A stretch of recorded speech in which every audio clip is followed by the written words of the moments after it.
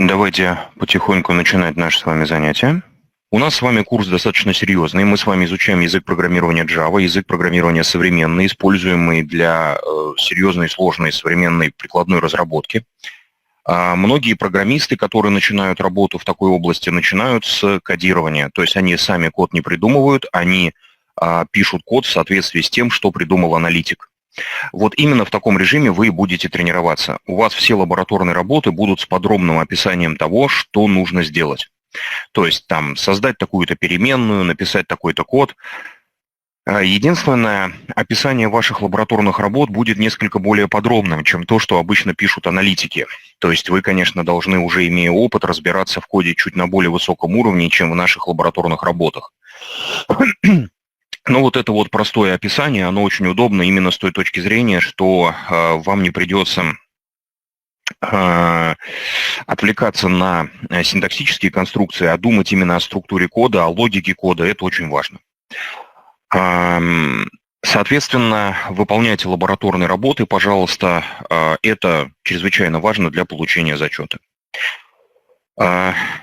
Так как у вас готовые есть описание решения задач и готовые прямо явно решения, прям готовый код, то, в общем-то, к концу курса выполнить все лабораторные работы большой проблемы не составляет. Но вы должны, естественно, разбираться в том, что пишете.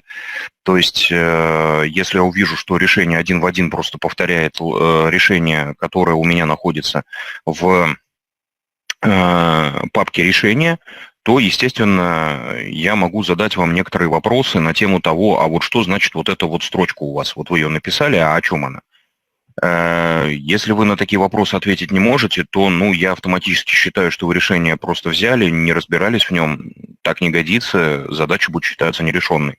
То есть нужно побиться, попробовать, порешать задачку, не получилось, можно подглядеть в ответ, но нужно разобраться, куда вы подглядели и что означают те или иные команды, которые в решении написаны. То есть мы с вами учимся не для галочки, не для оценки, как там, может быть, некоторые в школе учились, а для себя, для получения новых знаний. Это очень важно.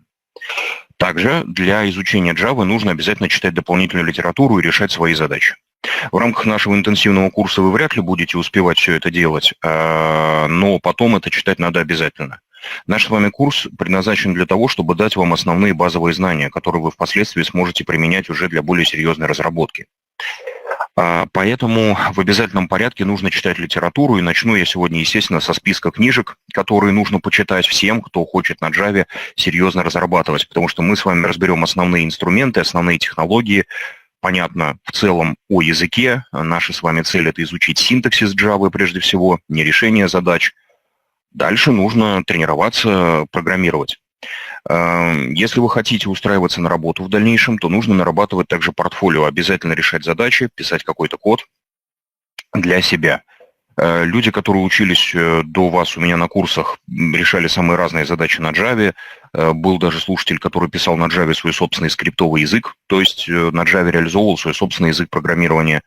Можно было загрузить код на этом языке в специальный модуль, программа его исполняла, то есть Java выступала в роли интерпретатора языка программирования, придуманного этим человеком. Кто-то начинал сразу разрабатывать под Android. Программирование под Android очень несложное, и там, условно говоря, Hello World у вас получится уже прямо в районе середины нашего курса, когда мы закончим изучать базовые технологии языка Java. Это будет в среду. Мы с вами разберем весь основной инструментарий, и можно будет уже пробовать решать свои задачки. Так как курс интенсивный, я, конечно, вас к этому не призываю. Если бы мы с вами учились там по вечерам или по выходным, то это было бы даже обязательно. Попробовать что-то порешать для себя. Но если у вас будут какие-то свои собственные задачи и будут какие-то по ним вопросы, вы мне их тоже присылаете на почту. Я, когда разберу основное домашнее задание, я на эти письма отвечу. Наверное, уже во время нашей с вами лабораторной работы, которая будет проходить в конце каждого занятия. Начиная уже с сегодняшнего дня, завершаться занятие будет лабораторной работой. Лабораторная работа в курсе рассчитана на 45-50 минут. Иногда удается чуть больше времени на лабораторку выделить, иногда чуть меньше. Если на лабораторную работу остается меньше времени, то решайте ее до тех пор, пока она не получится. Совершенно не обязательно успевать решать лабораторную работу во время отведенного в конце занятия. Можно продолжать это делать самостоятельно. Но пока вы решаете задачку во время лабораторной работы, я остаюсь в чате, я звук буду выключать, чтобы не мешаться вам. А вопросы можно будет мне задавать. Если что-то непонятно, я их, естественно, прокомментирую. То есть лабораторки нужно, конечно, обязательно начинать решать вместе со мной на занятия. Для этого у нас будет время отведенное. Ну, собственно, так курс запланирован Oracle, все рассчитано. Ну, вот так мы его и будем, этот курс, проводить, так как это рекомендует Oracle. Ну и, собственно, если уж речь зашла о рекомендациях Oracle, то напоминаю, кто не видел, если вдруг такие люди есть, что у нас на сайте это отмечено, и на сайте Oracle это сказано. Ну и кто учился на основах программирования, вспоминайте, что вам рассказывали. Изучение языка программирования Java возможно только если вы знаете язык программирования C. Я надеюсь, что среди присутствующих нет того, кто язык C не знает, поскольку есть вероятность, что если такие люди есть, что вам на этом курсе будет просто ничего не понятно. Наш с вами курс построен на основе авторизованного курса Oracle, официального, основного курса компании Oracle. Как вы знаете, фирма Sun, которая придумывала язык Java, была компанией Oracle куплена. И язык Java сейчас, он не сановский, а оракловский. Ну, официальные требования Oracle, то, что у нас на сайте написано, это знание языка C. То есть для изучения данного курса необходимо знать базовый синтаксис языка C. Не обязательно знать его прям очень-очень здорово, но хотя для понимания это знать полезно. Ну и напоминаю, кто забыл основу программирования, что для понимания языка Java, прошу прощения, также очень важно знать язык C++, больше понять ее инструментарий, скажем так, больше привыкнуть к технологиям языка программирования, то есть не просто научиться на нем программировать, понимать устройство кода, но и понимать, как изнутри язык Java работает, нужно, конечно, тоже, ну, хотя бы учебник Страуструпа по C++ почитать. Тем более, что у учебника Страуструпа есть новое издание. Кто C++ знает, тот знает, что у Страуструпа был ужасный учебник, старое издание в белой обложке. Есть новый учебник в синей обложке с лебедями летящими. Учебник очень хороший, его можно почитать просто для углубления своих знаний. Ну, простой пример. Вот очень часто люди спрашивают, когда речь заходит о полиморфизме, а как работают полиморфные методы? На этот вопрос я тем, кто не знает C++, ответить не смогу. То есть ответ здесь очень простой. Полиморфный метод – это указатель на функцию. Но кто, например, C только-только выучил, и, возможно, указатели еще в голове не улеглись, понять, что такое указатель, может показаться довольно сложно. А если вы знаете C++, то что такое, как работает инструмент полиморфизма, можно рассказать за 10 минут. Это абсолютно несложно, все очень прозрачно, понятно и ясно, как работает. Но опять же, если вот вы знаете фундаментальное программирование, почему вот везде пишут знания C, C++, это фундамент. Ну, C фундамент, C++ уже некая надстройка, но тем не менее. Поэтому всем рекомендую хотя бы учебники C++, а потом, не обязательно сейчас в рамках нашего курса, но вот начнете работать, решать задачи, программировать, обязательно почитайте учебники. Это реально очень полезно, реально очень здорово систематизирует знания, поэтому всем настоятельно советую. Вот это то, что касается организационных моментов нашего с вами курса. То есть про перерывы я рассказал, про лабораторки рассказал, про условия получения зачета рассказал. Ну, вроде все рассказал, если что-то забыл, я потом еще тогда вспомню, расскажу. Сейчас мы с вами разберемся с программным обеспечением, с литературой, с тем, что такое язык Java, и уже начнем потихоньку пробовать программировать. Есть ли какие-то вопросы по формальной части? Если вопросов нет, я представлюсь, и мы будем с вами начинать. По C++ давайте я напишу. Фамилия на самом деле очень простая у автора C++, его зовут Бьерн Страуструп. Фамилия в два слова Страус и труп. Вот. Это создатель языка C++. Его учебник, он не столько по тому, как программировать на C++, сколько о том, как устроен этот язык. Почитать этот учебник очень полезно для того, чтобы представить себе именно, как устроен язык Java. Потому что понятное дело, что, мы с вами об этом скоро скажем, что если создатели языка Java в интервью в каком-то 94-м или 95-м году сказали, что, когда у них спросили, а как вот вы придумали такой язык, который вот такую популярность набирает, все такое, они сказали, да, мы взяли язык C++ и выкинули из него все лишнее. Ну, потом, правда, выяснилось, что слишком много выкинули, но тем не менее. То есть понятно, что C++ знать полезно для изучения Java, для понимания Java.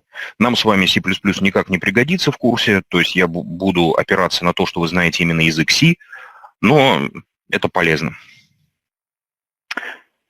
Еще вопросы есть какие-нибудь по формальным моментам?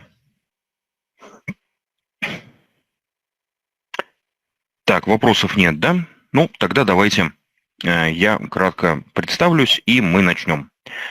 Зовут меня Игорь Вячеславович, я кандидат технических наук, ведущий преподаватель центра «Специалист», сотрудник Московского государственного университета на Воробьевых горах. Я работал с языком Java достаточно долго. Пришлось его выучить, потому что на одном из проектов, на котором я работал, оказалось так, что человек, который вроде бы был специалистом по Java и должен был все это разбирать, рассказывать, оказалось, что он Java не знает, и пришлось самому все это учить, разбираться, программировать, причем задачи были очень сложные, то есть как-то сразу пришлось очень глубоко залезать в этот язык, использовать в том числе native код. Ну, я расскажу сейчас вообще, что это такое все.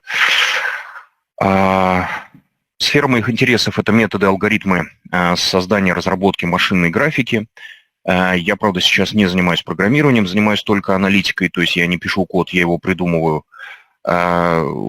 Собственно говоря, я являюсь одним из руководителей проекта по созданию тренажера для нейрохирургов при Институте нейрохирургии имени Бурденко. Также занимаюсь разработками различными в военной области. В бытность свою человеком военным я работал в российской конторе. Ну, если не знаете, что такое контора, это хорошо. Поэтому вот занимаюсь этими разработками по-прежнему, в основном связанными с визуализацией экспериментов, визуализацией различных графических данных. Ну, подробнее чем я занимаюсь, я, конечно, сказать не могу. В рамках нашего курса я постараюсь, так как мне пришлось с языком Java познакомиться очень-очень-очень из глубины, рассказать вам прежде всего о том, как Java устроена и как она работает. Ну, опять же, опираясь на те знания, которые у вас есть, на знания языка C, то есть не залезая глубоко именно в те области, которые C++ в Java наследованы. То есть мы с вами должны постараться не просто разобрать синтаксис, а попытаться понять, как он устроен, для чего он нужен. Вот, поэтому, естественно, вот эти все вопросы мы с вами обязательно в курсе разберем. Вот, собственно говоря, кратко обо мне. Начну я с того, что отмечу, с какой литературой, с каким программным обеспечением мы с вами будем работать. И затем мы уже будем разбирать, что такое язык Java, то есть давайте потихоньку начинать разбирать, начинать обсуждать насущные вопросы. Ну и начну я, конечно же, с литературы, потому что книги – это всегда для программиста очень полезно, для изучения каких-то дополнительных технологий, поэтому в обязательном порядке нужно книжки читать. И первая книга, которую я рекомендую прочесть всем, хотя она очень сложная, и, может быть, кто-то, кто ее читал, может, я думаю, подтвердить мои слова, достаточно непростая для чтения, но книгу эту прочесть должен каждый, кто собирается на Java серьезно разрабатывать, потому что эта книга рассказывает именно об устройстве этого языка, о технологиях языка, о том, как он устроен, что он из себя представляет. Вопросы эти очень важные, и, естественно, начинать нужно в обязательном порядке именно с нее. Автора книги зовут Брюс Эккель. Книга по-английски называется гораздо ярче и гораздо нагляднее, чем по-русски. По-английски название этой книги «Thinking in Java», то есть «Думая в стиле Java» или «Думая на Java», ну, по-русски этот учебник перевели «Философия Java». Этот учебник есть на русском языке, учебник очень известный, правда, Эккель очень серьезно, фундаментально подходит к вопросу, пишут учебники не быстро, а я думаю, многие знают, что Java в последнее время развивается очень активно. Прежде всего из-за конкуренции с языком C-Sharp. C-Sharp и Java всегда были конкурентами. C-Sharp появился позже Java и учел многие особенности этого языка сразу же. И на самом деле Java очень сразу оказалась в роли догоняющего языка. Сейчас Java, она догоняет технологии Microsoft. Язык C-Sharp современный, он мне изначально как-то не очень понравился, хотя я его на нем программировал и даже преподавал некоторое время. Но потом мне он просто разонравился. Особенно достаточно странными лабораторными работами. Многие спрашивают, а что вот это за странные лабораторки у нас такие на курсе, где все уже решено? Ну, собственно, у нас с вами курс интенсивный, и Oracle предполагает курс интенсивным, и курс предполагает изучение именно синтаксиса, технологий программирования, когда весь код за вас уже написан. Поэтому и лабораторки такие. Но вы еще не видели лабораторные Microsoft, где на первом курсе основа программирования C-Sharp. Вы скачиваете первую лабораторную работу, они все у Microsoft в онлайне, все официальные, все на сайтах Microsoft находятся. И там прямо в первом примере уже 50 готовых классов, и не дай бог вы спросите у Microsoft, а зачем они нужны? Потому что они вам, во-первых, не расскажут, а во-вторых, уточнят, а вы зачем интересуетесь? Вот у вас пример, вам зачем знать, как он работает? А лабораторка выглядит примерно так. Откройте файл такой-то, найдите 167-ю строчку, скопируйте туда вот этот текст, сохранитесь. Откройте файл вот этот, поставьте вот в этом месте галочку «Сохранитесь». Скомпилируйте, поздравляем, у вас все работает. Ну что, это изучение программирования, что ли? Нет, конечно. Поэтому я вот это как-то не особо полюбил, вот этот подход. У Java как-то все несколько посложнее, поинтереснее, поэтому, вот, собственно говоря, Java. Но действительно Java сейчас находится в роли догоняющей, поэтому, я думаю, ни для кого не секрет, что сейчас новые Java выходят раз в год, а то и чаще. 12-я, 13-я версия Java вышли в прошлом году. Но ничего хорошего в этой скорости нету.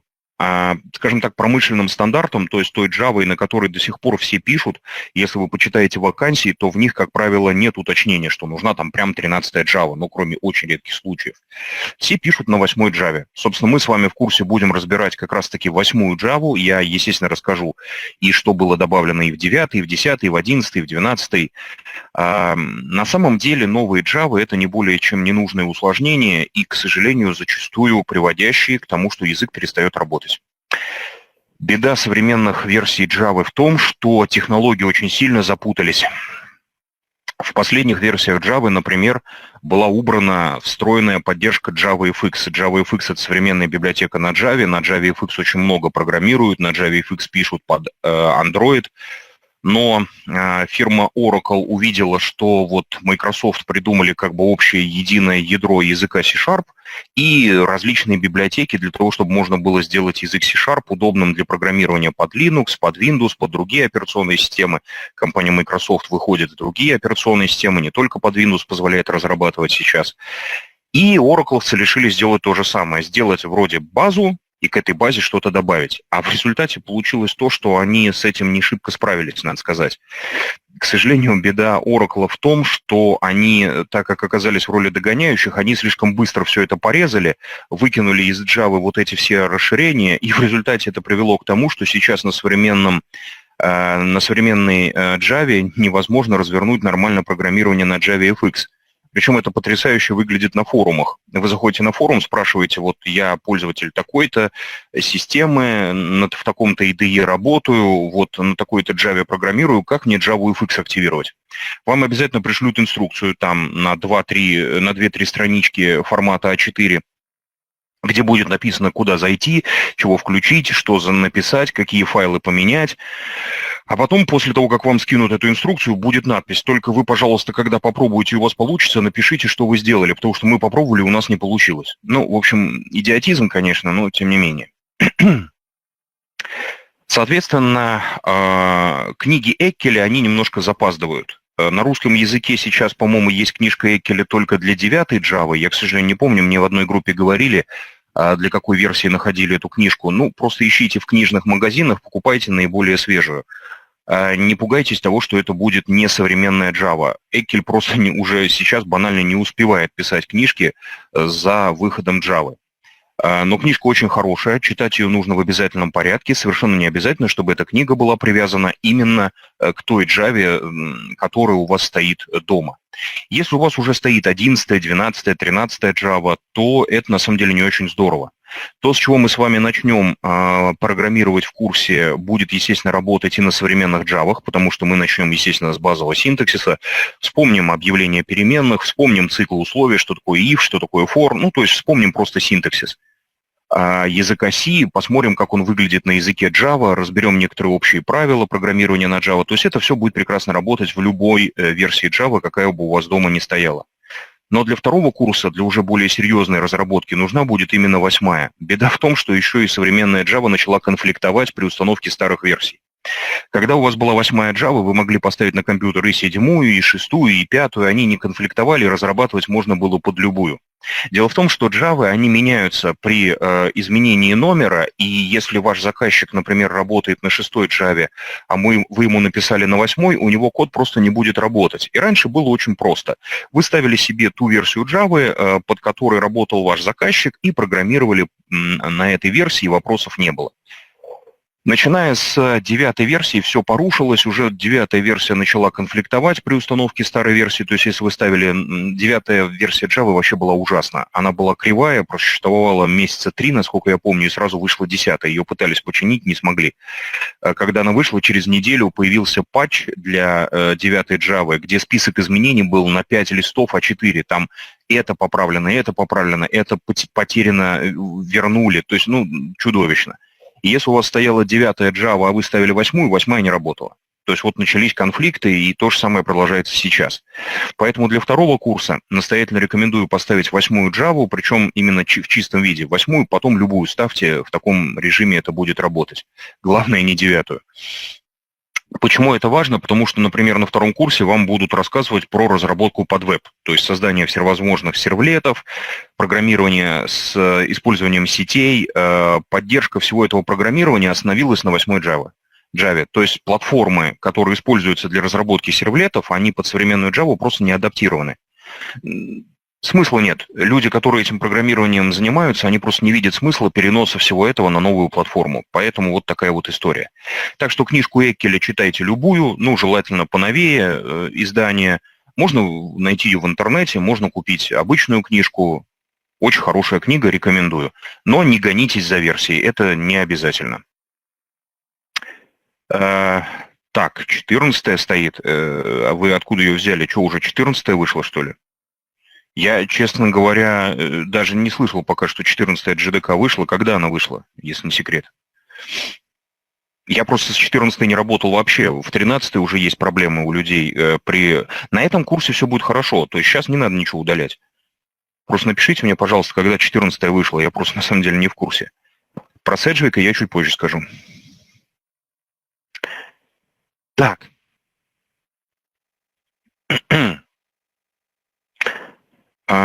Дальше идет, естественно, Герберт Шилд. Куда же без этого человека?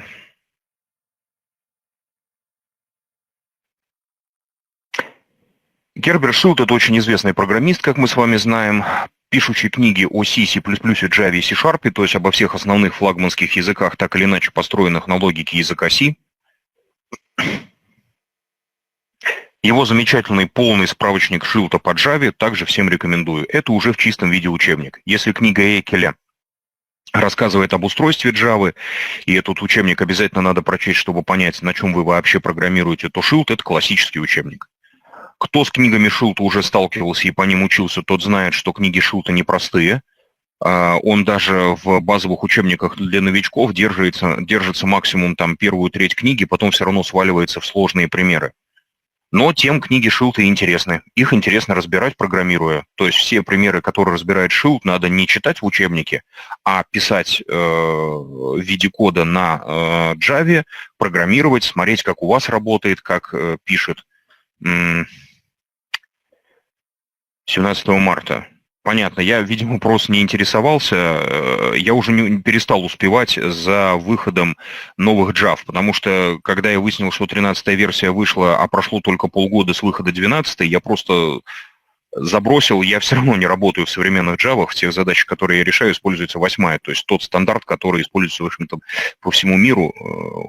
Так что я просто потерялся в какой-то момент, спасибо, буду знать. Надо будет почитать, чем она от 13-й отличается. Просто в 13-ю версию добавили, не в 13-ю, в 12-ю версию Java добавили, помимо незначительных внутренних изменений, просто ключевое слово из 3 букв, и все. Вот. 13-я версия, по-моему, от 12-й вообще ничем не отличалась, кроме, опять-таки, минорных всяких обновлений. Надо будет почитать, интересно, спасибо.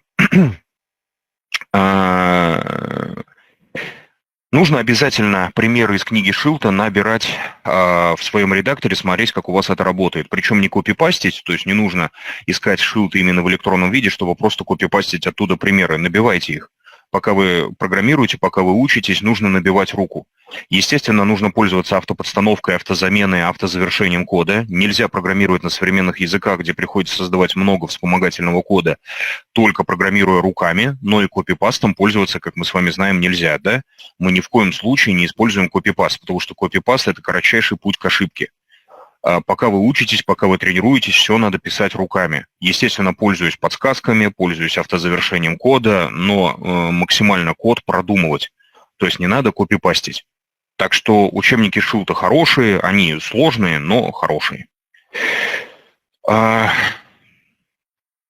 Есть и другие учебники по Java. Есть вот действительно отличный учебник Седжвика.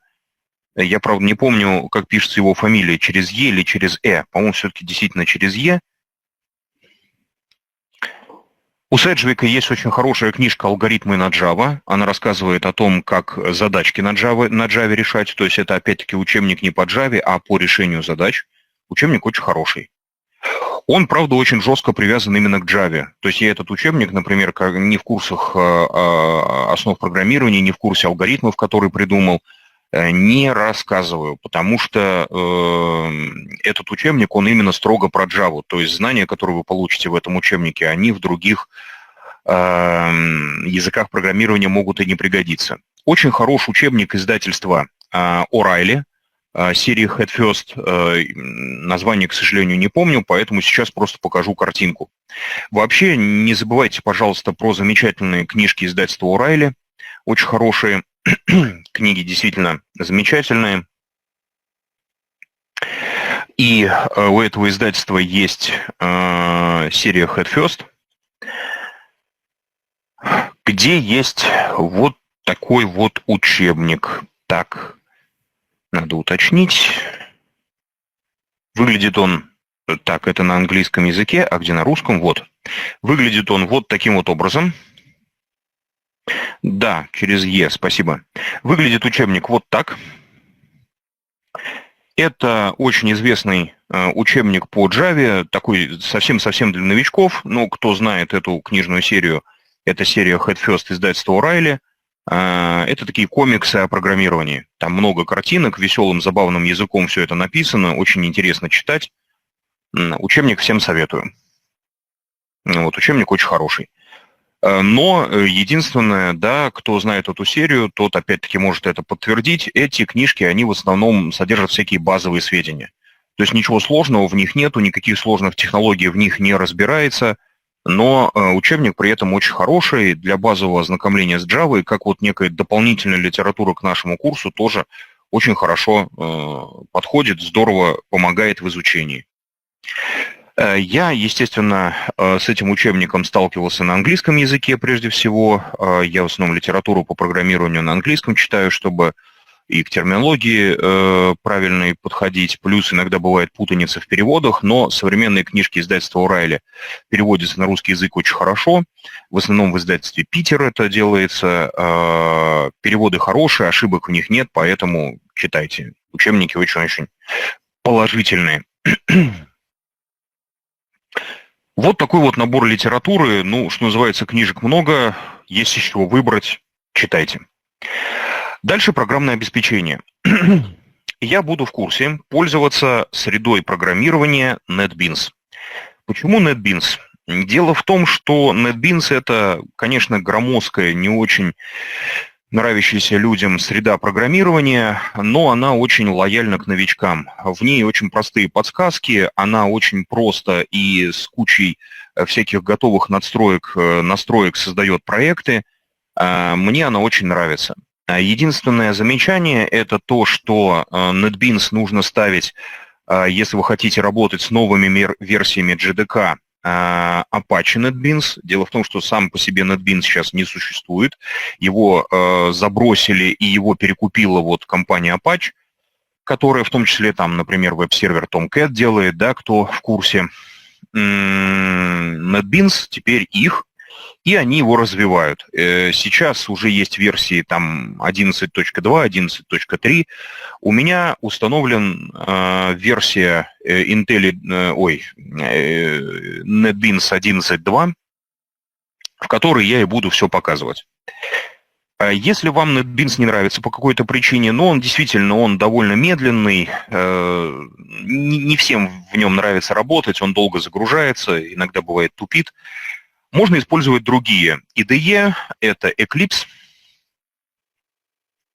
Но в Eclipse работать сложнее, эта штука изначально создавалась под Linux, ну и, как вы понимаете, как все, что под Linux изначально создается, достаточно сложна в использовании и эксплуатации. Проекты там создаются сложнее, многие настройки по умолчанию не выполняются, то есть с Eclipse надо уметь работать и работать очень аккуратно. Условно говоря, не думать о создании проектов, как в NetBeans, где вы просто пару раз кликнули мышкой и все само по себе создалось. В Eclipse нельзя. Так не получится. Ну и, естественно, можно использовать, да, Eclipse, никаких вопросов, и можно использовать идею. IntelliJ идею, сразу говорю, мне она не нравится, я впервые с ней столкнулся тогда, когда она была в виде бета-версии, она была чудовищная, там ничего не работало, все было кривое, глючное. Меня это жутко выбесило, я с тех пор IntelliJ идею просто терпеть не могу. Сейчас она стала гораздо лучше. Если вы собираетесь в дальнейшем разрабатывать под Android, то к идее надо привыкать. Я сам мобильной разработкой не занимаюсь, поэтому за что купил, зато продаю.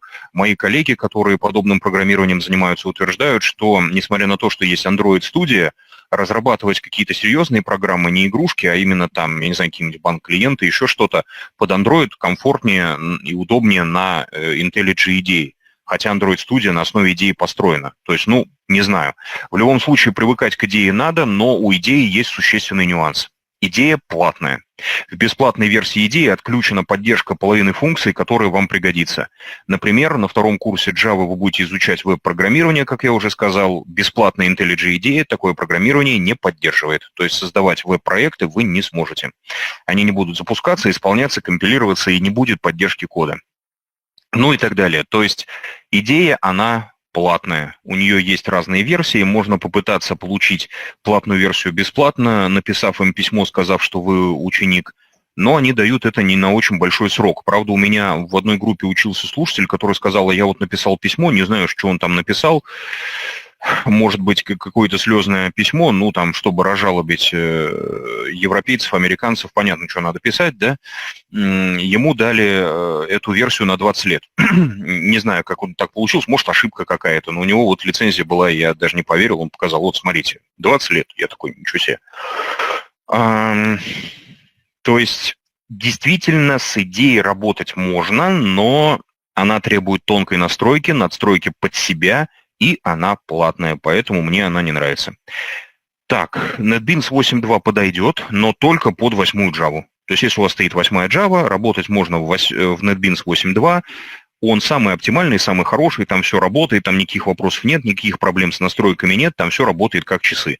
То есть вот есть, грубо говоря, стандарт. Вот те, кто C учили у нас в центре, вспоминайте, да, вам рассказывали, что есть различные стандарты языка C. Наиболее современный C11, но почему-то все программируют в стандартах C90, C99. Почему? Потому что они вот наиболее оптимальные. В C11, во-первых, добавили много лишнего, во-вторых, не во всех компиляторах поддержка C11 есть. Поэтому если у вас 8-я JDK, 8.2 NetBeans идеально сочетается, у вас вообще никаких вопросов не будет. Поэтому работайте в той среде, которая вам нравится, никаких ограничений. Мне нравится NetBeans, я буду все на NetBeans показывать, но, опять же, это работает и в других средах. Горячие клавиши для автозавершения, автоподстановки кода, для того, чтобы нам с вами не терять время и писать код быстро, нужно будет в своих средах просто выучить, ну, это в интернете везде все описано, где какие горячие клавиши есть в Eclipse, в идее. Естественно, про NetBeans я все расскажу, тут на самом деле не так все сложно.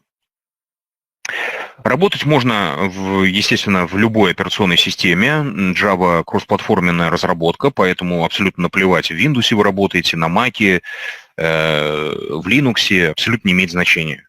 То есть работаете на том компьютере, в той операционной системе, которая вам удобна. У нас все читается на Windows, поэтому вот у меня Windows, мне он самому не нравится, я в основном в Linux работаю, ну вот я буду под Windows показывать.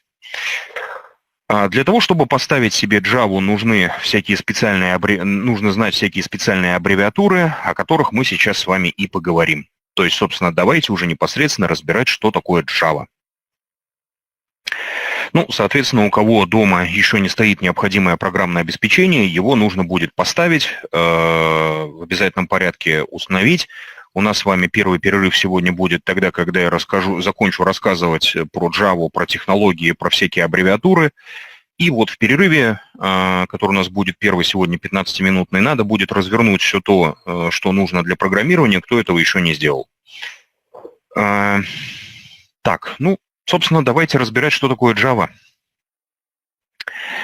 Для этого давайте просто пробежимся по тому, что представляет из себя Java как технология, и разберем, отметим некоторые моменты Java и некоторые особенности ее изучения. Почему важно знать там тот же самый язык C, почему нужно знать классику. Ну, то есть вот давайте просто поймем, что такое Java. Для этого я хотел бы просто отметить, что представляет из себя язык программирования Java. Итак, первая тема нашего сегодняшнего занятия – это язык Java, основы языка.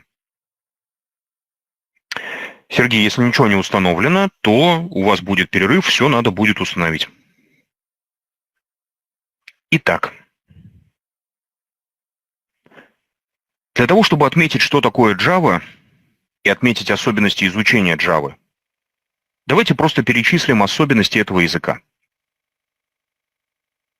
Итак, первое. Язык программирования Java задумывался как простой язык программирования. Есть такая известная фраза, которую писали в первых спецификациях документации и учебниках, что Java is easy.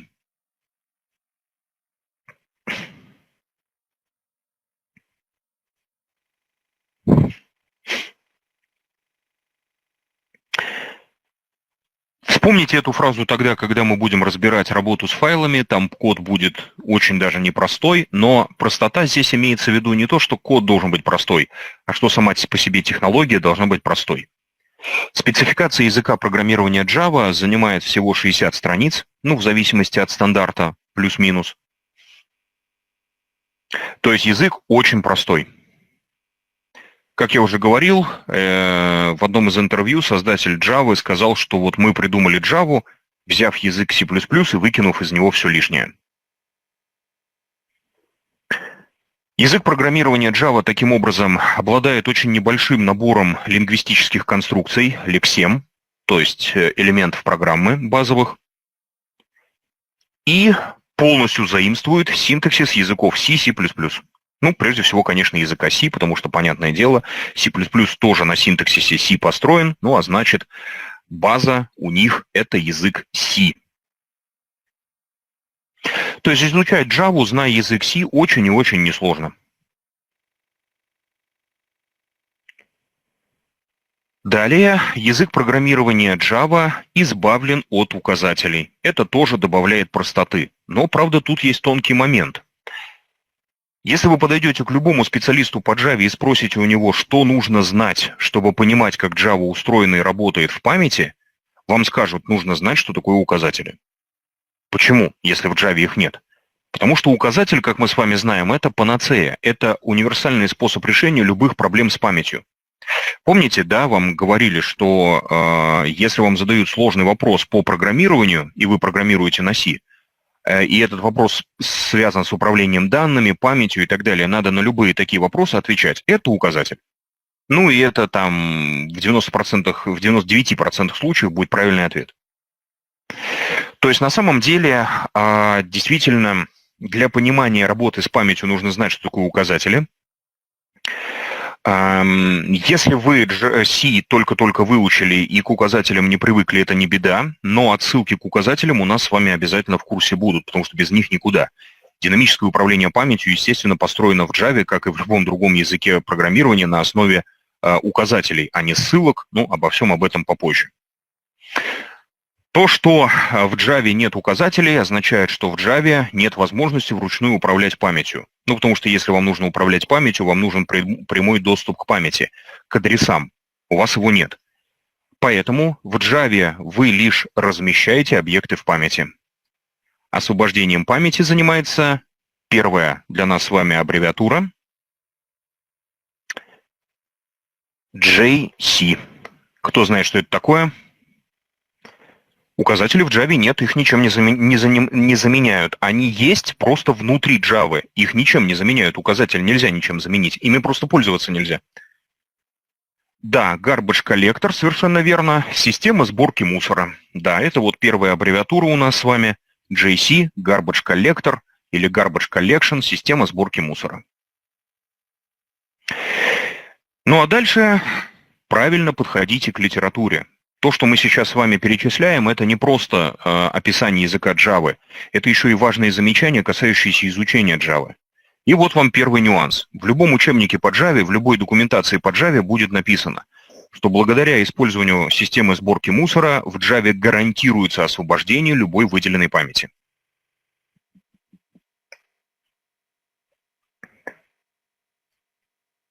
Это действительно так. Вот только если вы откроете учебник и прочитаете его чуть дальше, а не впадете в эйфорию от фразы, что язык Java гарантирует освобождение памяти, и вроде как думать ни о чем не надо, да? То дальше есть фраза «но память можно потерять». Давайте вспомним язык программирования C. Что будет, если я на языке C запрограммирую список, ну, например, линейный однонаправленный, размещу динамический список в памяти и потеряю голову списка? Ну, то есть я разместил данные в памяти, создал список там размером в 1 гигабайт, и голова у меня потерялась. Ну, я не знаю, я взял и указателю на голову списка присвоил null. Я смогу с этим списком дальше работать?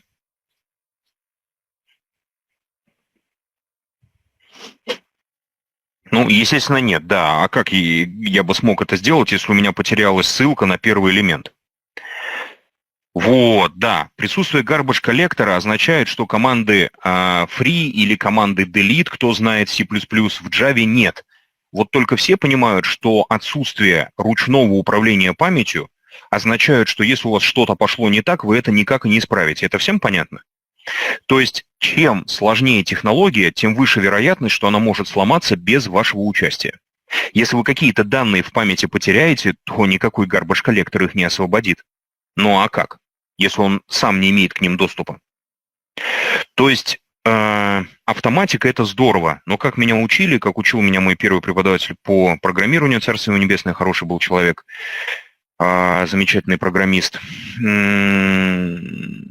как только программист перестает думать, как только в коде появляется автоматика, именно в этом месте кода у программиста, скорее всего, и появятся ошибки. Потому что пока вы вручную за всем следите, да, это сложно, но вы можете гарантировать, что если вы все грамотно продумали, если вы все грамотно написали, у вас все будет работать как надо. Система сборки мусора действительно гарантирует освобождение любой выделенной памяти. Это действительно так. Закрытие любых ресурсов, освобождение любых ресурсов — это в самом деле так. Вот только если код у вас написан неправильно, никакой garbage коллектор вас не спасет. Все понимают, что если вы пишете кривой код, то он будет всегда кривой, вне зависимости от того, какие у вас там технологии есть. Если бы кривой код работал надежно в современном языке, если бы современный язык мог исправлять кривой код, программист был бы не нужен. Поэтому garbage коллектор — это система, гарантирующая освобождение памяти только в правильно написанной программе. Это всем понятно? То есть, когда мы говорим о всяких бонусах современной разработки, там, о системе перехвата исключительных ситуаций, сейчас мы это отметим, и так далее, это не означает, что все эти технологии приводят к тому, что любой современный язык начинает работать надежнее классики. Это ниоткуда не следует и, естественно, никак к этому ко всему не привязано. Ни в коем случае.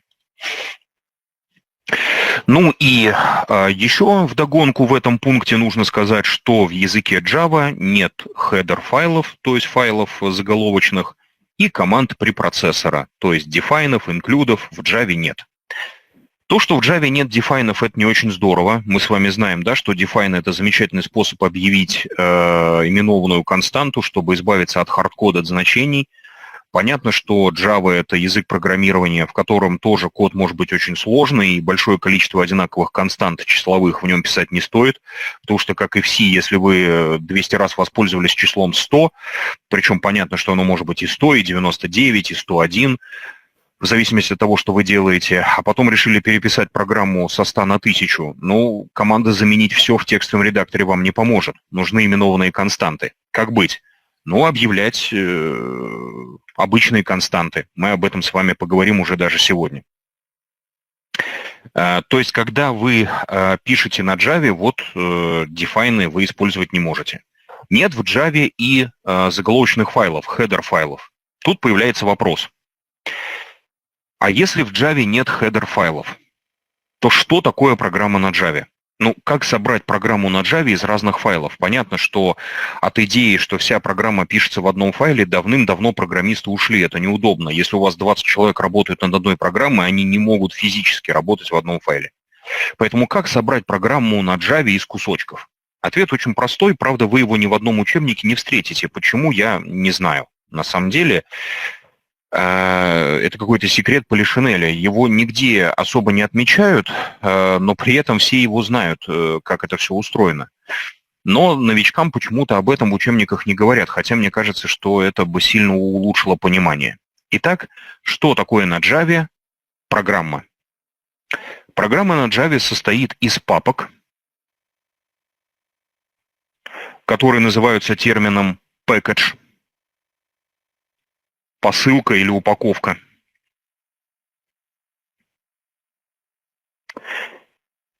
Папки могут быть вложены, ну, как обычно в файловой системе, в любой операционной системе.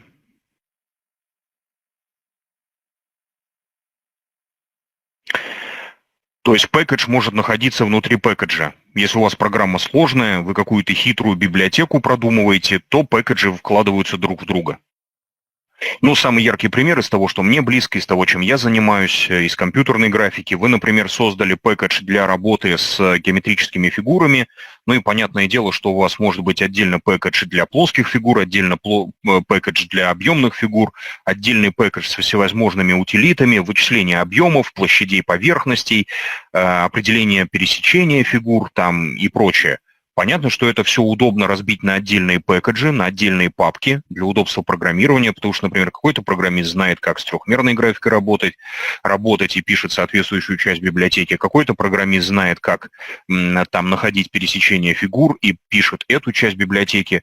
Ну а все вместе это можно поместить в один общий пэкэдж, в одну общую папку с каким-нибудь там названием graphics, да? Ну, а в конечном итоге в пэкэджах хранятся файлы с расширением .java. Они представляют из себя файлы исходного кода на Java, содержащие классы Java. То есть программа на Java разбивается на папки и файлы. Папки называются пэкэджами, файлы — классы. Если одну маленькую незначительную вещь пропустить, мы к ней завтра вернемся, то в одном файле Java может быть только один класс. Это почти аккуратная фраза, кроме одного незначительного нюанса. Если мы смотрим снаружи, то она вообще правильная. То есть один файл — это класс. Так как программа на Java — это комбинация папок и файлов, то название пэкэджей и классов должно совпадать с названиями папок и файлов. С точностью до регистра. Кто работает только в Windows и никогда не встречался с операционными системами Unix-образными, со всякими Mac'ами, Linux'ами всевозможными, тот не понимает, в чем фокус. Но кто работал с этими операционными системами, тот знает, что в Unix операционных системах регистрозависимыми являются даже имена папок и файлов. Наш с вами язык программирования Java, так как он построен на синтаксисе C, тоже регистрозависимый, то есть большие и маленькие буквы различаются, а значит название пэкэджей и файлов, если они совпадают с названиями классов, должны быть также регистрозависимы. То есть если вы назвали класс в коде вот таким образом, а потом поместили его в файл вот с таким названием, у вас программа не скомпилируется. Это понятно почему?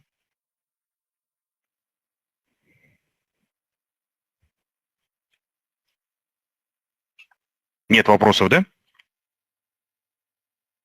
Вот. Соответственно, пожалуйста, создавайте проекты таким образом, чтобы у вас не было путаницы в названиях файлов и папок. Это одна из причин, почему мне нравится NetBeans. NetBeans сам за вас будет за всем очень внимательно и аккуратно следить. А в том же Eclipse, например, по умолчанию, когда вы создаете простейший проект на Java, он размещается в так называемом пэкэдже по умолчанию, то есть теряется папка.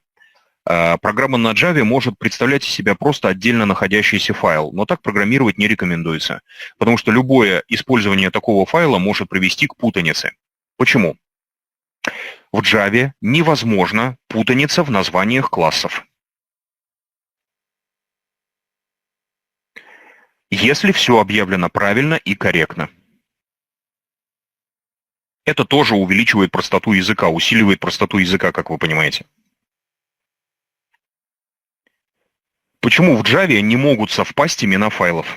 Имена классов, прошу прощения. То есть, фактически имена файлов. Почему в Java не может быть двух классов с одинаковыми названиями? Почему в Java все всегда универсально? Напоминаю фразу, которую я часто буду говорить в нашем курсе, которую я постоянно на всех курсах повторяю, которую от меня, кто у меня учился, уже много раз слышал, что в программировании все следует из четкого знания и понимания понятий и определений. Программирование вещь очень простая, нужно только знать фундаментальные законы программирования. Так, собственно говоря, почему в Java не может быть двух классов с одинаковыми названиями? Такого просто не может быть.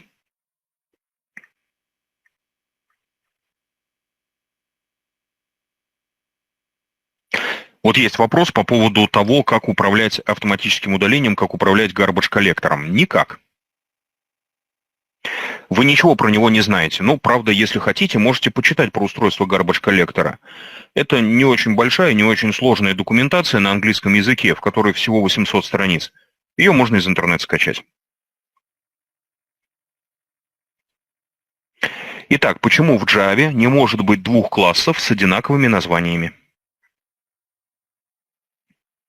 Учитывая все вышесказанное, почему? Это простой вопрос.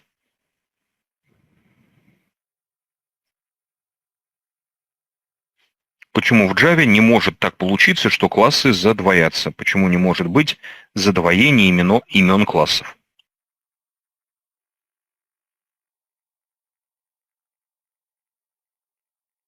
Включайте логику, вопрос не очень сложный.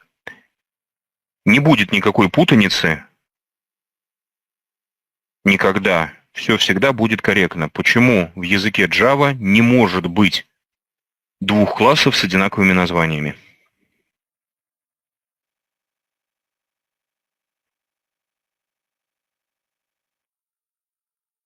Почему? Я же только что рассказывал, как язык программирования Java устроен, как устроена программа на Java. Не может быть двух файлов в смысле, у вас на компьютере всего один файл? Да, хранятся как файлы, и что из этого следует? Одинаковых, правильно. Смотрите, что такое программа на Java? Это комбинация файлов и папок. Чтобы обратиться к файлу, к классу, нужно указать полный путь. Когда вы к файлу обращаетесь, если вы находитесь не в директории, где находится этот файл, вы обязаны указать к нему путь, правильно? Может ли в одной папке храниться два файла с одинаковыми названиями? С одинаковыми названиями. С точки зрения операционной системы, с точки зрения файловой системы. Ни в коем случае. А значит, в программировании на Java всегда можно сделать так, чтобы различать один класс от другого. То есть у вас, например, есть папка какая-нибудь вот такая, и в ней находится какой-нибудь класс. И есть другая папка, в которой находится класс с таким же названием. Это будут два разных класса. Нужно только не забывать указывать путь к классу. Путь к классу, обращение к классу указывается в программировании на Java через точку. Вот так, как я сейчас показал. То есть это то, что мы пишем внутри программы. То есть если вам нужно отличить в программе два класса с одинаковыми названиями друг от друга, просто пишите полное их имя, полный путь к этим файлам, со всеми пэкэджами и со всеми промежуточными папками, и никогда не запутаетесь. То есть в Java не нужно думать о том, как вот назвать новый класс, не будет ли путаницы. Путаницы не будет никогда. Все продумано. Вот это вот первая особенность языка программирования Java. Идем дальше. Вторая особенность языка программирования Java – это то, что этот язык объектно-ориентированный. Что значит объектно-ориентированный язык программирования? Это значит, что, во-первых, язык Java не является гибридным, как C++. Напоминаю, что в C++ можно программировать и структурно, и объектно-ориентированно. Вспоминайте основу программирования. Язык C++ гибридный. Правда, тут есть тонкий момент. В Java сохраняется понятие дата-типов. Дата-тип – это стандартные типы данных типа int, float, char, double. Они в языке программирования Java все записаны как обычные типы данных, они классами не являются. То есть с формальной точки зрения в Java все-таки есть кусочек, не являющийся объектно-ориентированной конструкцией. А зачем это было придумано? Java появилась в середине 90-х годов, компьютеры, кто это застал, помните, были не шибко быстрые, и необходимо было экономить в скорости работы программы. Соответственно, Java пыталась ускориться где только можно, а работа с обычными дататипами, конечно, проще, чем работа с классами. Поэтому в языке программирования Java вот это и было придумано, что есть дататипы.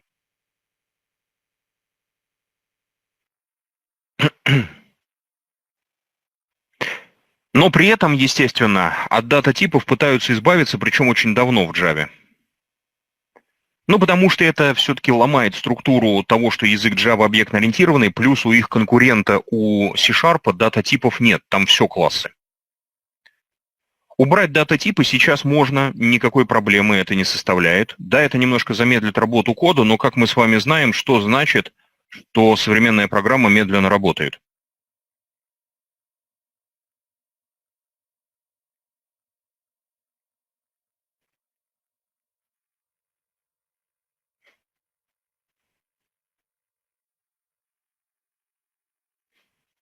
Почему можно избавиться от дата-типов? Почему небольшое замедление современной программы не имеет значения? Что значит, что современное прикладное приложение медленно работает?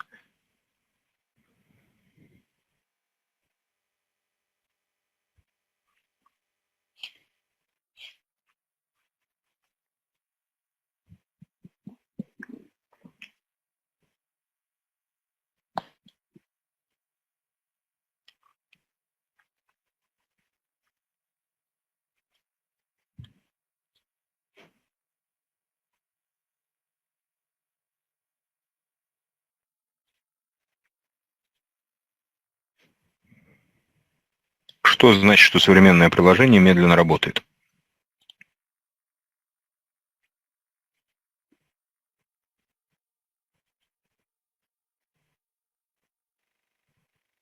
Это простой вопрос, вспоминайте. Вам об этом еще на основах программирования рассказывали.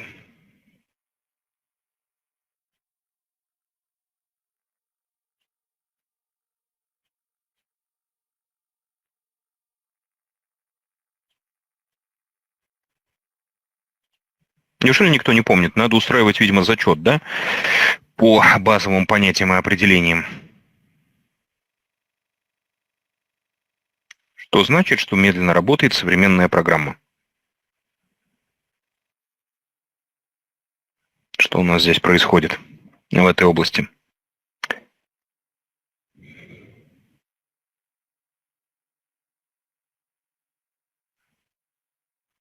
Неужели никто не помнит или меня не слышно?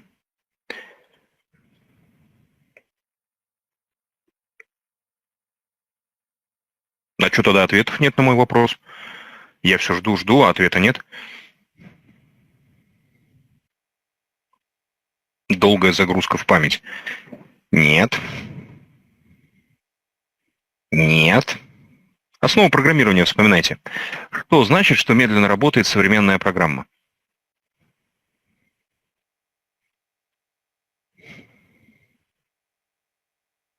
Почему мы можем на это совершенно смело не обращать внимания?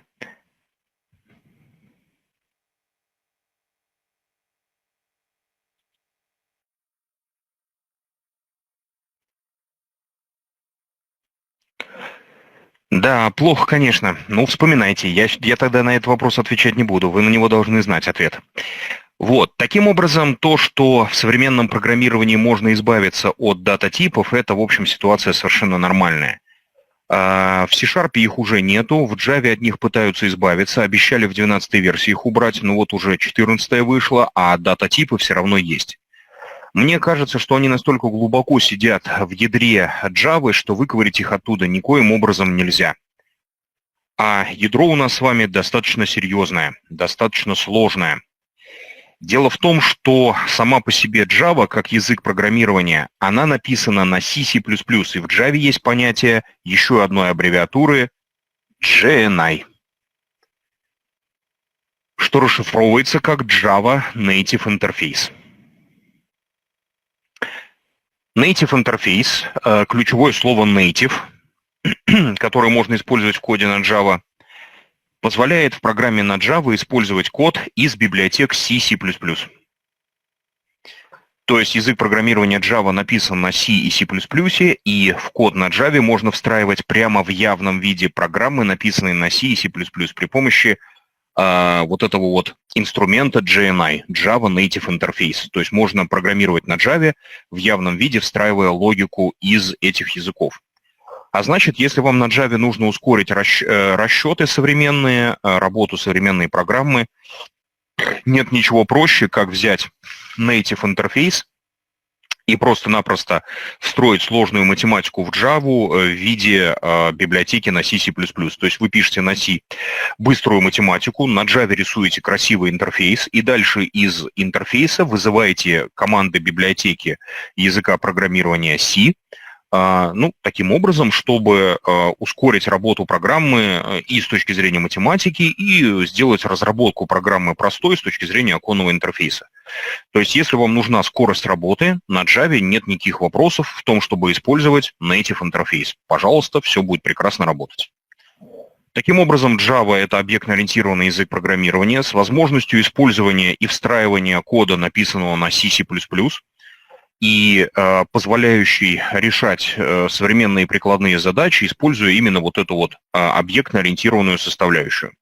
Естественно, Java поддерживает все законы ООП. Это 3 ключевых закона: инкапсуляция, наследование, полиморфизм, о которых мы будем говорить с вами завтра и в среду. У нас с вами будут занятия, посвященные сначала инкапсуляции, потом наследованию и полиморфизму. То есть мы это разберем. Причем в Java абсолютно все является объектом, кроме дата-типов. То есть если вы работаете на Java, создаете новые классы, используете существующие библиотеки, вы работаете с объектами. То есть в Java практически все на самом деле является объектом. Это означает, что в Java невозможно объявлять отдельно стоящие переменные или функции. Вообще понятие функции в Java не принято, говорят метод. Все, что вы пишете, находится внутри классов. Переменные, которые вы объявляете, являются полями классов. Функции, которые вы пишете и используете, являются методами классов. То есть в Java нельзя программировать гибридно. В Java собирались ввести понятие глобальных переменных, функциональный интерфейс. Пока вот не ввели, надо посмотреть, может быть, в 14-й версии что-то добавилось. Зачем они пытаются это сделать, понятно. Когда Java создавали, функциональные интерфейсы и возможность объявлять глобальные переменные убрали, потому что такая возможность, на самом деле, как считается, нарушает инкапсуляцию, хотя при правильном программировании ничего не нарушает на самом деле. А потом оказалось, что, убрав эти технологии, они получили достаточно сложный инструментарий по работе с подобными объектами. Вот такая вот история. То есть в Java нельзя говорить слова переменная и функция, принято говорить поле и объект. Поле и метод, потому что все является объектом. Третье. Язык программирования Java распределенный. Это означает, что язык программирования Java можно использовать в разных платформах. То есть этот язык программирования кроссплатформенный изначально.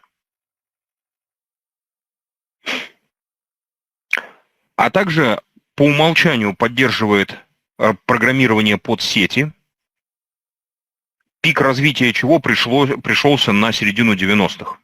Вот Java создавалась на рубеже 94-96 годов, Что одновременно с Java развивалось вот в середине 90-х?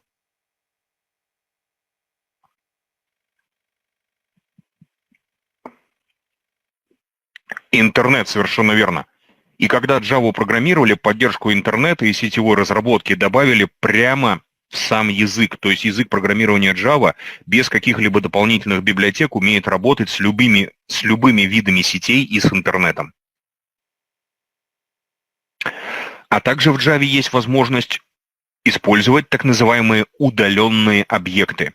Объекты, находящиеся где-то на удаленном сервере. В Java есть такой инструментарий, который позволяет делать следующее. Вы берете и на сервере размещаете код на Java, на мощном, серьезном, сложном сервере, который быстро работает. На клиентской машине размещаете только эхо результаты работы этих классов. То есть результат работы отправляется клиенту. Сам класс исполняется на сервере. Сам код, сама сложная математика исполняется на сервере.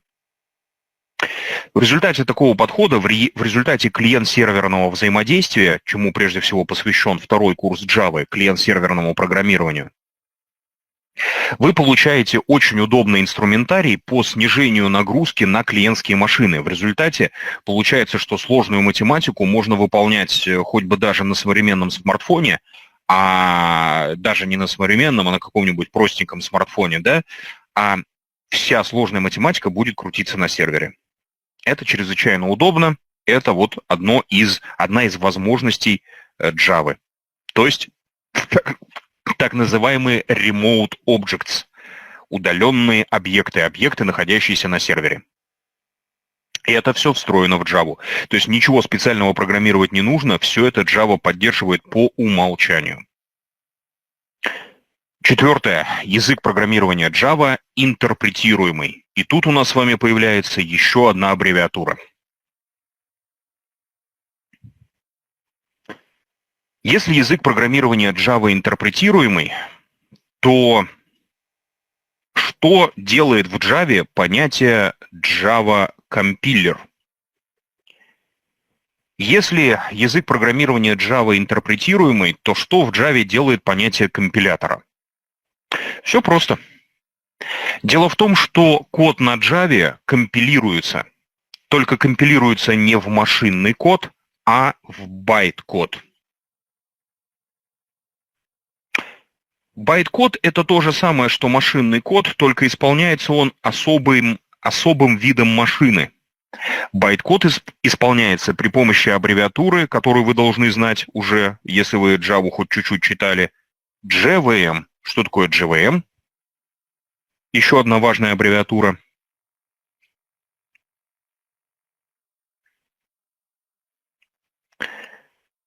Да, Virtual Machine, Java Virtual Machine, виртуальная машина.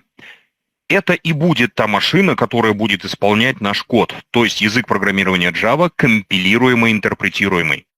Почему во всех учебниках в документации написано, что Java интерпретируемый? Потому что важнее, что Java интерпретируется. Да, она компилируется, но вы как программист на это влиять не сможете. Процесс компиляции кода на Java для программиста абсолютно прозрачен. То есть вы не видите ни результата, ни того, как это работает, это и не нужно. Это все за вас делает сама Java. А Java Virtual Machine – это технология, которая исполняет код на Java.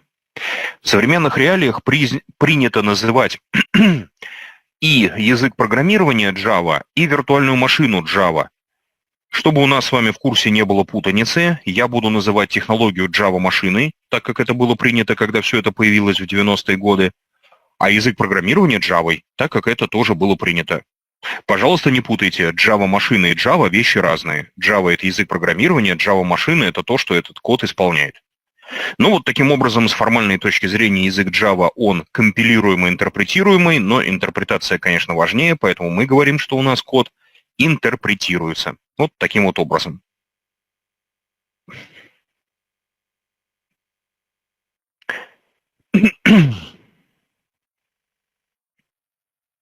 Это четвертая особенность языка программирования Java.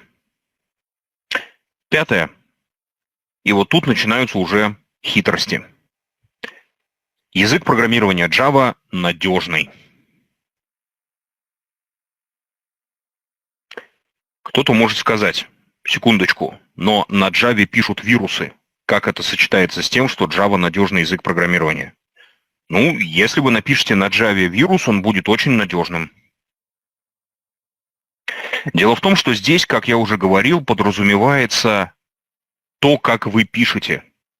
Если вы пишете красивый, аккуратный, четкий код, то он будет работать надежно. Java гарантирует, что корректно написанная программа сама по себе не развалится. Для этого, например, в Java существует понятие обработки исключительных ситуаций. Мы об этом обязательно поговорим, но не раньше четверга. Пока нам это все не нужно, но к этому мы еще обязательно вернемся. Обработка исключительных ситуаций не всегда связана с ошибками. Иногда она связана с обработкой каких-то текущих событий в программе. Ну и, как я сказал, тут начинаются проблемы. Да, в Java есть система, обеспечивающая корректность работы кода, обеспечивающая надежность работы кода за счет обработки исключительных ситуаций. Если в вашей программе что-то пошло не так, вы, например, вышли за пределы массива, то у вас программа не вылетит, как в обычном языке программирования, а вам об этом сообщат. Это можно обработать и избавиться от подобной проблемы. Но, как вы думаете, это вопрос на самом деле сродни тому, что вам задавали, когда вы даже на основах программирования учились, а даже не C изучали? Можно ли на языке программирования Java написать такую программу, которая бы обрабатывала все исключительные ситуации?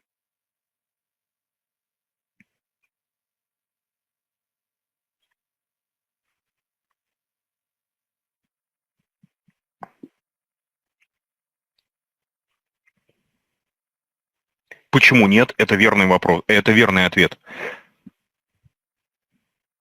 Вы на самом деле об этом уже знаете, надо только основу программирования вспомнить. Почему невозможно написать программу, которая бы все исключения ловила?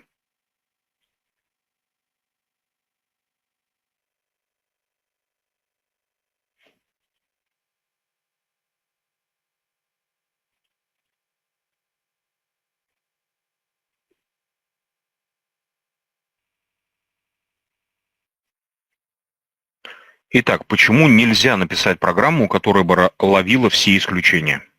Ну, вспоминайте основу программирования.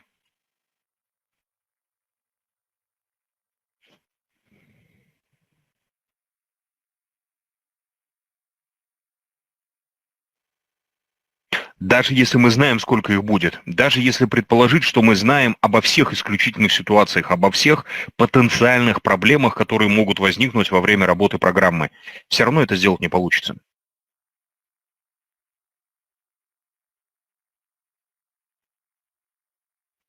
То есть даже если мы все знаем, даже если все предусмотреть, почему такой код написать не получится? Вспоминайте основу программирования, вам об этом рассказывали.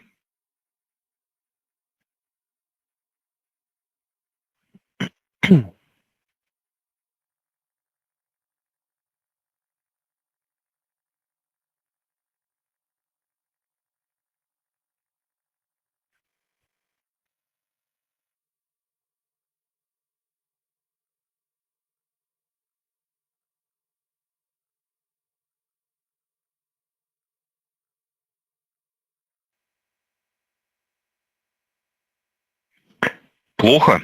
Как-то очень все забыли то, что вам рассказывали раньше. Это очень печально, и это все больше и больше укрепляет меня в желании провести все-таки зачет теоретический на знание основных понятий определения курса основ программирования.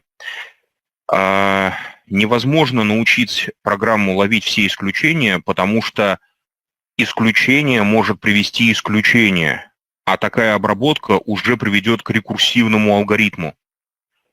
Вопрос здесь есть очень известный и очень простой. Что если во время обработки исключения появилось исключение? Что если в тот момент, когда программа ловила какую-то ошибку, произошла еще одна ошибка прямо в процессе обработки? К сожалению, написать программу, которая бы ловила все исключения и гарантировала работу корректную с исправлением всех ошибок, мы не можем. Поэтому, опять же, то, что Java — это надежный язык программирования, это не то, что он сам по себе надежный, А то, что если вы код напишете правильный, аккуратный, то, соответственно, эта программа, таким образом написанная, будет у вас всегда корректно работать. Если вы пишете заранее с ошибками, то программа работать не будет. Есть такой нюанс, например, что запрещается встраивать в логику программы обработку исключений. То есть исключения не могут быть частью логики программы. Их можно обрабатывать на всякий случай, но их нельзя ждать. Нельзя создавать код, который заранее нацелен на получение ошибки. Мы ко всему этому с вами вернемся, но это именно проблема языка Java. Java очень современный язык, и на нем хочется писать быстро, легко, но так делать не получится. Без серьезных фундаментальных знаний в области программирования на Java у вас это не выйдет. Какой у нас там пункт? 6, да, по-моему? Язык программирования Java безопасный.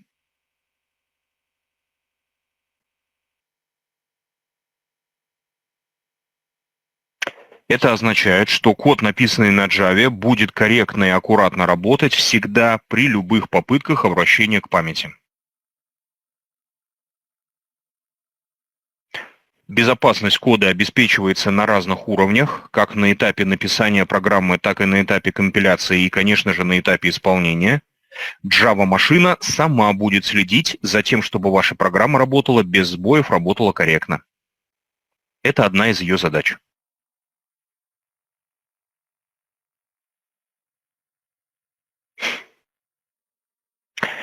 Седьмое.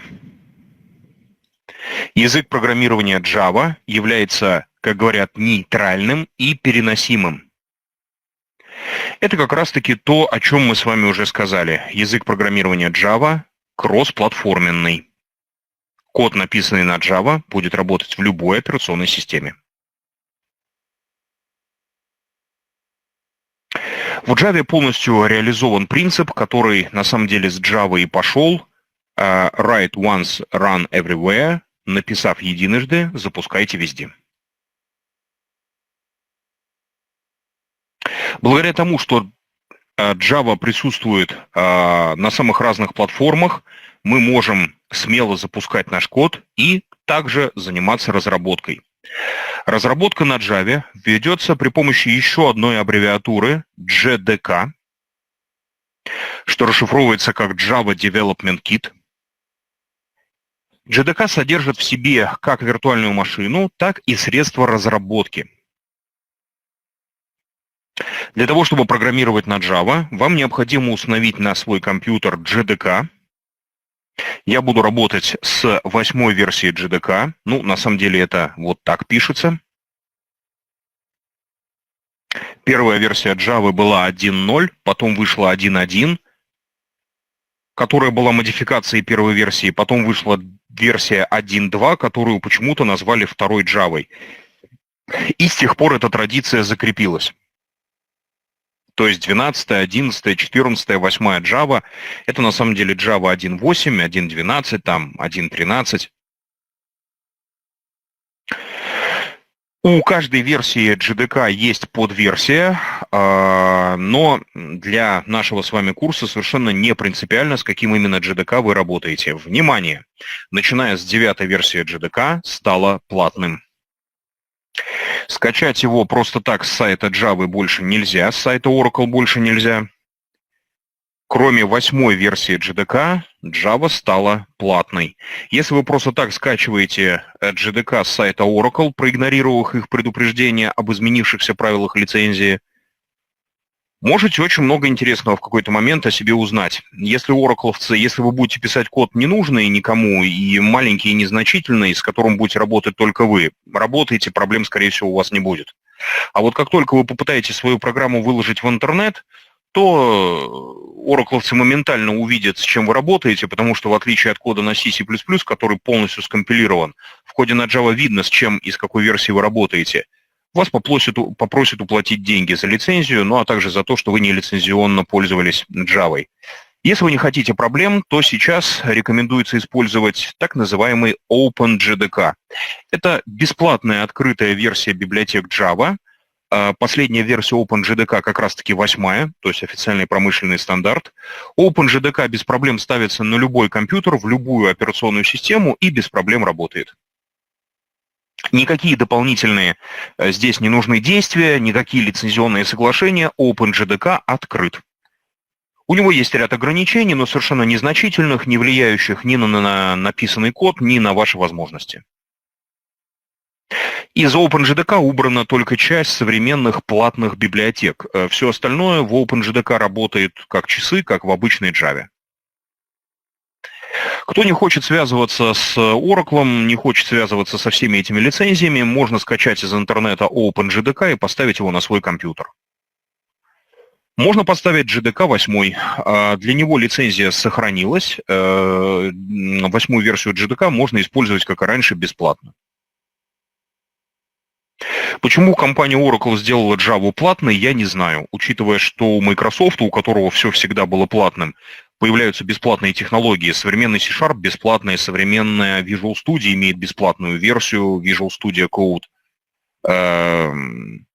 Java почему-то вот пошла по другому пути. Черт его знает, непонятно. Но пока эта популярность языка Java не мешает, он по-прежнему самый популярный язык программирования в мире. Для того, чтобы программировать на Java, нужно установить у себя JDK и любую среду программирования. Я работаю в NetBeans, вы можете поставить любую, какую хотите. Это нужно будет сделать сегодня во время нашего с вами перерыва, который будет уже очень скоро. Так, какой у нас там пункт? 8 или 7? 7, по-моему, да? Что-то я уже запутался во всем. 8, да, спасибо. Язык программирования Java производительный. И вот тут начинаются уже совсем серьезные проблемы. Да, язык программирования Java производительный. Это означает, что код на Java будет работать очень быстро. Вот только за счет чего? За счет множества факторов, в том числе за счет так называемой за счет так называемого native кода, да, за счет того, что он написан на C. То есть за счет native вставки, за счет аббревиатуры код на Java достаточно быстро работает. Но это не единственная причина скорости работы, большой скорости работы кода на Java. Дело в том, что байт-код, который мы с вами используем, постоянно оптимизируется. Как говорят специалисты, для того, чтобы получить оценку реального времени, реальной скорости, реального качества работы вашей программы на Java написанной, необходимо запустить программу несколько десятков раз, 40-50 раз, и взять среднюю оценку последних 5-6 запусков. Тогда вы получите полное представление, полную картину о работе программы на Java. Байт-код оптимизируется на лету. Код на Java может оптимизироваться прямо во время исполнения. И вроде это здорово и красиво. Это действительно здорово и красиво, но только если вы умеете этим пользоваться и знаете классические законы языков программирования. Например, в языке C, как мы с вами знаем, есть понятие немодифицируемых переменных, ключевое слово const, и переменных, гарантированно изменяющихся переменных, по которым запрещена оптимизация, это ключевое слово volatile, которым вы, скорее всего, программируя на C, не пользовались, потому что в курсе C это слово не нужно. Если кто-то C знает уже давно, возможно, вы писали какой-то системный код, и это ключевое слово вам встречалось, и вы знаете, для чего оно нужно, а так просто его, конечно, встретить нельзя. В чем проблема ключевого слова volatile? Проблема тут вот какая. Представьте себе, что мы с вами пишем на Java многопоточное приложение. Многопоточность – это очень важное направление в современной разработке, ключевое понятие в изучении современных языков, без которых программа ваша будет, просто ужасной. Многопоточность – это возможность в современном программировании в одной программе запускать одновременно несколько задач. То есть вы написали одну программу, но она работает не как одна программа, а как 2, 3, 4, 5 программ. То есть одновременно пытается решать разные задачи. О многопоточности вам прежде всего расскажут на втором курсе Java, прямо в самом начале курса. Основная тема, основное, о чем говорится во втором курсе в клиент-серверном программировании, это многопоточность. Но уже сейчас мы с вами можем сделать очень важное замечание на эту тему, которое вам пригодится как раз на втором курсе. Я всегда показываю пример на втором курсе, что называется, проверяю, кто меня внимательно на первом курсе слушал, где я пишу программу многопоточную, которая абсолютно нерабочая получается. Задаю вопрос, почему она не работает, ну и, как показывает практика, еще ни в одной группе никто не вспомнил, что это из-за пропущенного вот этого ключевого слова volatile.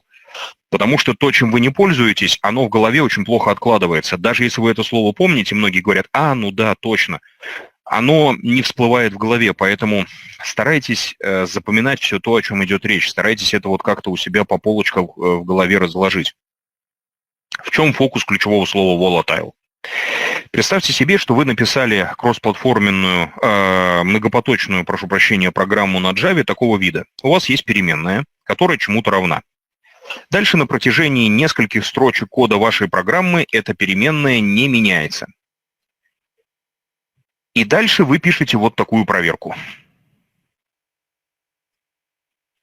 X меняется в другом потоке, а в вашем коде X не меняется. Это, кстати, одна из причин, почему отлаживать многопоточные программы практически невозможно. Отладка многопоточных программ невозможна. Можно отладить по отдельности каждый из потоков, а вместе все это отлаживать почти нельзя, потому что потоки работают независимо, и в какой момент что и где у вас будет чему равно, непонятно. И это тем более непонятно системе оптимизации байткода. Она очень простенькая, она серьезная, здорово оптимизирует программы, код на Java реально достаточно быстро может работать, но она очень простенькая. И она логику сложных программ не видит. Если вы вот в этих строчках не меняли значение x, не трогали x вообще, то с точки зрения системы оптимизации байткода, вот эта проверка, она дурацкая. Здесь написано, что x равно 10, здесь написано, что x надо сравнить с пятеркой. Вопрос. А где написано, что x меняется? Ну и дальше система оптимизации кода, оптимизации байткода сделает вот так. Ну а зачем писать if, когда x никогда не может стать равным пятерке? Это произойдет не сразу, а может быть и сразу, в зависимости от того, насколько у вас серьезно включена оптимизация.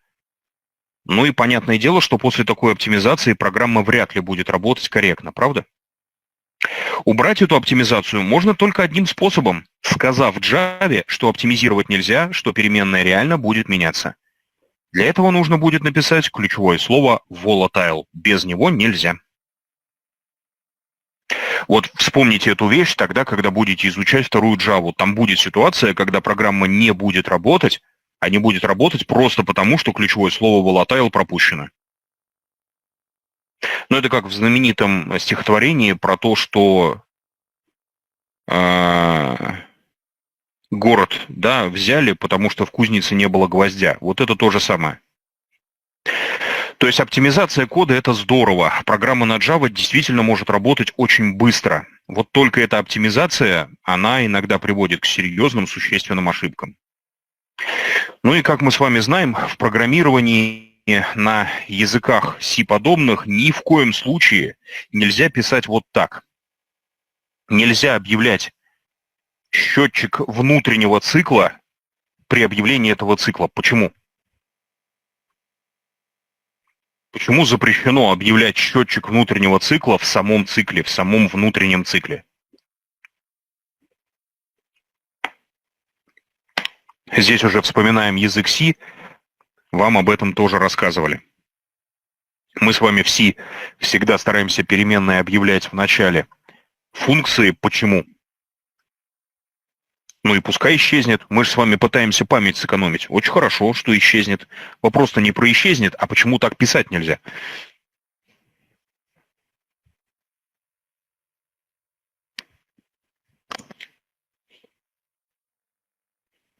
Ну, вспоминайте курс программирования языка C. Почему так писать нельзя?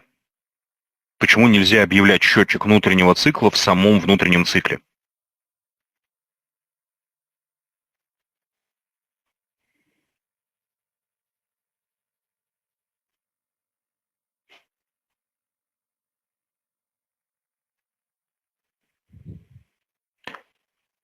Да, выделяется память. И чем это плохо? Совершенно верно, будет выделяться память. И почему это плохо? Угу, да. Почему это плохо?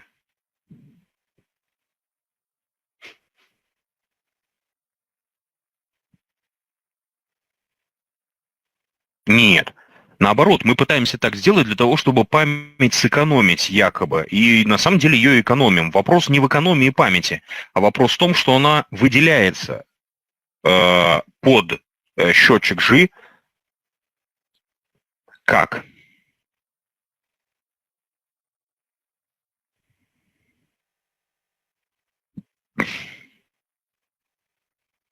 Совершенно верно, много-много раз. Если у вас внешний цикл по I совершает миллион шагов, то цикл по G будет каждый раз на каждом миллионе шагов по первому циклу заново запускаться. То есть переменная G будет миллион раз сдаваться и миллион раз уничтожаться. Все понимают, что 2 миллиона адресных операций, это даже на весы не ставится по сравнению с экономией там всего лишь навсего 4 байт памяти, если у нас 32-битный компилятор под переменную G. А именно столько мы сэкономим, если вот объявим ее внутри цикла. 2 миллиона операций, 4 байта памяти. Ну, несравнимые вещи. Поэтому, например, байткод Java любит выполнять оптимизацию. Он смотрит, что у вас первый цикл выполняется много раз, и счетчик G постоянно создается, уничтожается. В какой-то момент оптимизация сработает, и счетчик G перестанет уничтожаться. Ну, в самом деле, что 2 раза ходить, если вы все равно используете переменную постоянно? Код соптимизируется, переменная G перестанет уничтожаться. А что, если ваша программа была привязана к логике того, что G каждый раз заново создается? Ну, вы там как-то с памятью работали, ну, мало ли, не знаю. В Java это, может, и не получится, это скорее вопрос к C++. Все. То есть оптимизация – это здорово, но имейте в виду, что после оптимизации программа может прийти в нерабочее состояние. Поэтому есть понятие тестирования. Тестирование на Java, чаще всего простое, проводит при помощи JUnit-тестов. Мы это, естественно, в курсе разбирать не будем, к нашему курсу это отношение не имеет. Но без тестирования серьезную программу на Java написать нельзя. Еще раз обращаю ваше внимание, что реальную картину работы программы можно получить, только запустив ее там пару десятков раз и взяв среднее последних 5-6 запусков. Так что в Java код производительный, работает быстро, все здорово, есть оптимизация, в общем, сплошная красота, но пользоваться этим надо очень аккуратно. И последнее, 9, да, язык программирования Java динамичный. Мало того, что код на Java постоянно оптимизируется, его еще и можно менять прямо во время выполнения программы. В отличие от программирования на каком-нибудь C++, где при изменении кода надо перекомпилировать код, заново запускать программу, если она у вас в фоне работает, код в программе на Java можно менять, ну, естественно, не весь целиком, а кусочками, блоками, прямо во время работы программы. То есть Java поддерживает динамическую связь кода прямо во время выполнения программы. То есть вы не удовлетворены, как работает какой-то модуль вашей программы, поменяли его и прямо в реальном времени заменили.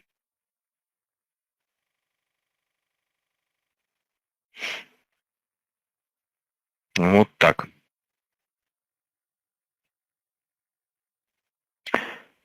Ну, таким образом, что вам нужно будет сделать сейчас? Программировать мы с вами будем простейшие консольные приложения, используя на Java JDK и любую среду, которую вам хочется. Сейчас у нас с вами будет перерыв, во время которого нужно будет установить на свой компьютер JDK и NetBeans. JDK, кто еще на компьютер не ставил, ставьте 8-ю версию. Ее вам и для... Ее вам хватит и для 2-го курса. Вот.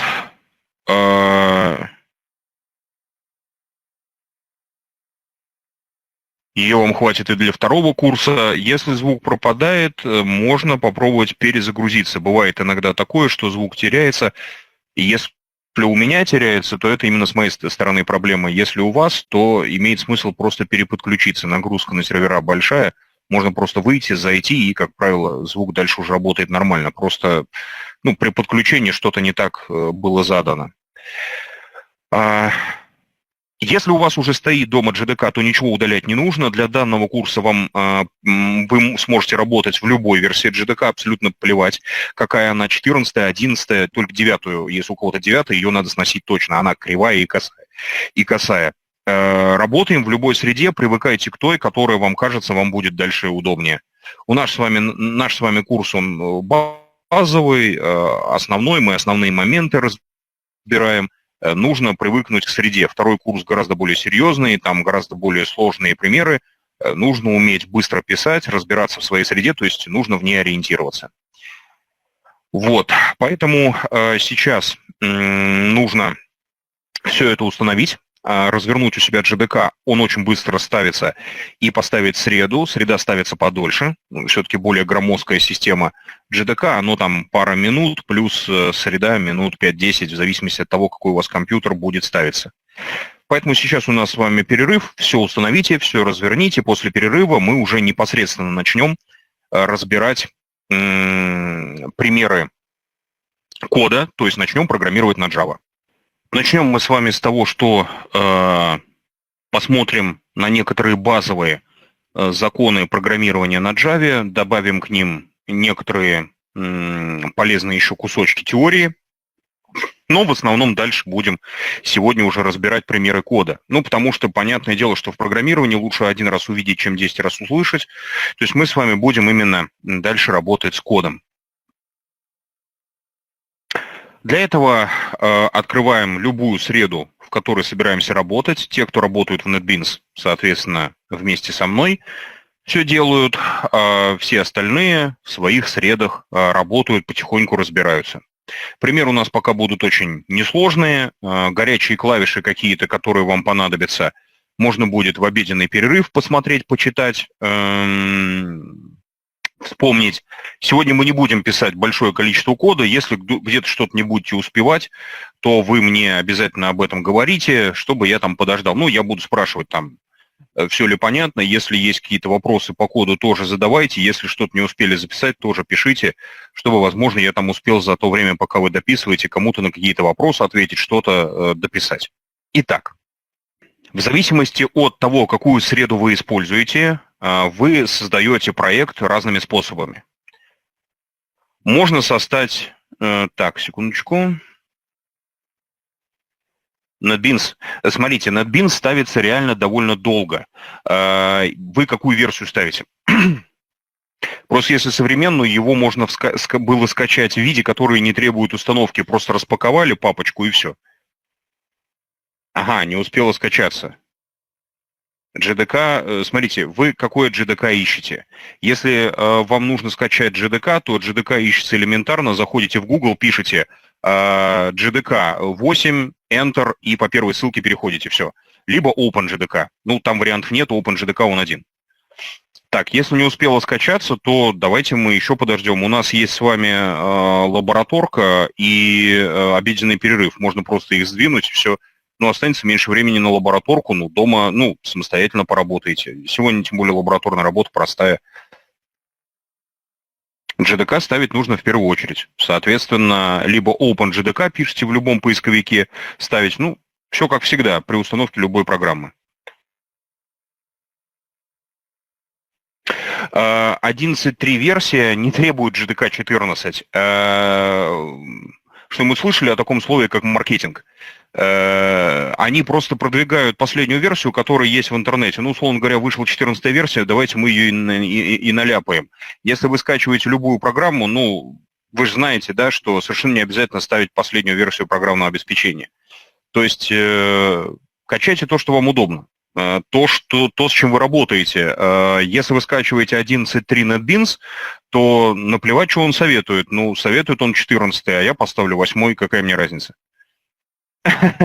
Ну, дело здесь даже не в этом. Дело в том, что просто-напросто они, грубо говоря, ну, раньше у NetBeans вообще был прямой контакт с Oracle.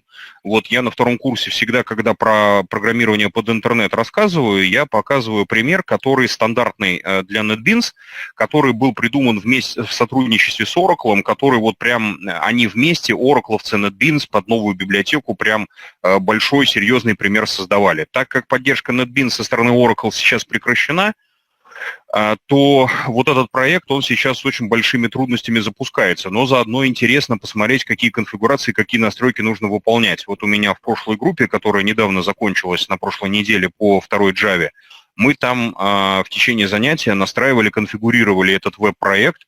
Ну, потратили мы на это где-то часа полтора. На конфигурирование, на настройку. Ну, таким программированием тоже нужно заниматься. Хотя меня оно жутко бесит. Я поэтому не веду третий курс Java. Я люблю рассказывать логику, принципы работы. А когда нужно просто сидеть, искать в интернете, где какие галочки поставить, меня это жутко раздражает. Но так тоже надо уметь делать. То есть ставьте то, что вам больше нравится. То есть совершенно не обязательно привязываться к каким-то конкретным технологиям. Да, там может быть рекомендация, что поставьте вот это и так далее. Не обязательно. То есть ставите тот JDK, который нравится, ставите ту среду, которая нравится. Сначала JDK, потом среду. Можно в обратном порядке, но тогда придется ее настраивать. Она может сразу Java не увидеть. То есть, в принципе, современные среды, им все равно, в каком порядке вы что ставите. Вот. Иногда бывает так, что Java теряется. Ну, если вы NetBeans, например, первым поставили, а потом JDK, то в NetBeans есть меню Tools и дальше Java Platforms. Выбираете этот пункт меню, ну, просыпайся. Вот. И здесь будет список платформ. Сюда просто подключаете то, с чем работаете, и вперед. Но есть нюанс. Если вы сначала поставили современную Java, а потом восьмую, современные Java, они какие-то странные, они могут заблокировать переключение на старую Java. То есть если у вас вот здесь вот в списке, например, 11 Java и 1.8, то обратите внимание, что у вас на 11 Java написано Default. А если вы пытаетесь переключить платформу на 1.8, то надпись не переключается. То есть по умолчанию он будет все равно использовать современную. Ну вот ерундистика какая-то. Но лучше ставить сначала JDK, потом, соответственно, среду, NetBeans или любую другую. Кстати, современные среды, Eclipse, идеи, они лучше совместимы с современными JDK. То есть в них проблем меньше, настройки чуть быстрее выполняются, но сами настройки самих сред сложнее. То есть если у вас все настроено, под вас все заточено, вам будет работать очень комфортно, легко и просто. Если нет, могут пойти всякие проблемы.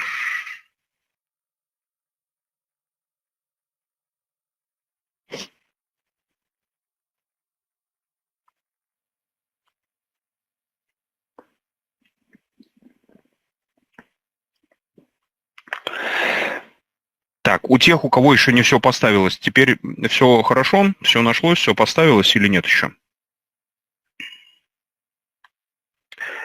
NetBeans не ставит Java. Java это, соответственно, платформа плюс язык программирования. NetBeans это среда. Вы на основах программирования были, Сергей? Плохо.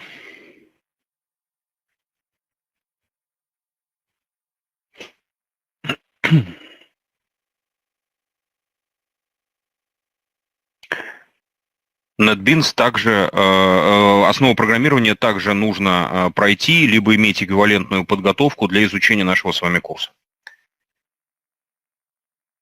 Какой JDK вы скачиваете? Или вы про NetBeans спрашиваете, Максим?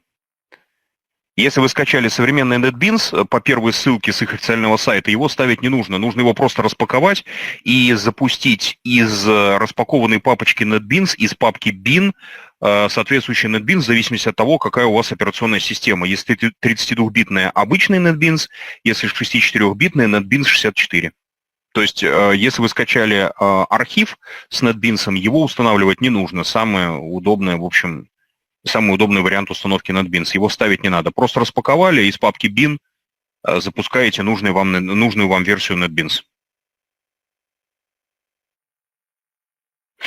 Ставить его не нужно. Единственное, он при первом запуске попросит выкачать библиотеки. Ну, пока не будут выкачиваться, послушайте то, что я буду рассказывать. Ого. Да, Светлана, смотрите, это возможно, что у вас просто из-за того, что интернет довольно медленный. Ну, тут смотрите, какая штука. Мы сейчас будем разбирать примеры кода. Я рекомендую их записать просто тогда в текстовом редакторе, посмотреть, как они будут исполняться у меня, и потом у себя это выполнить. Выписать те рекомендации по горячим клавишам, которые я буду делать, ну и, соответственно, в перерыве все это за мной повторить.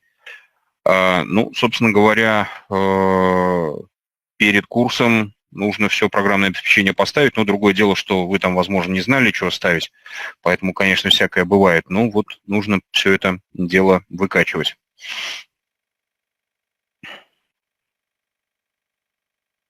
Вот.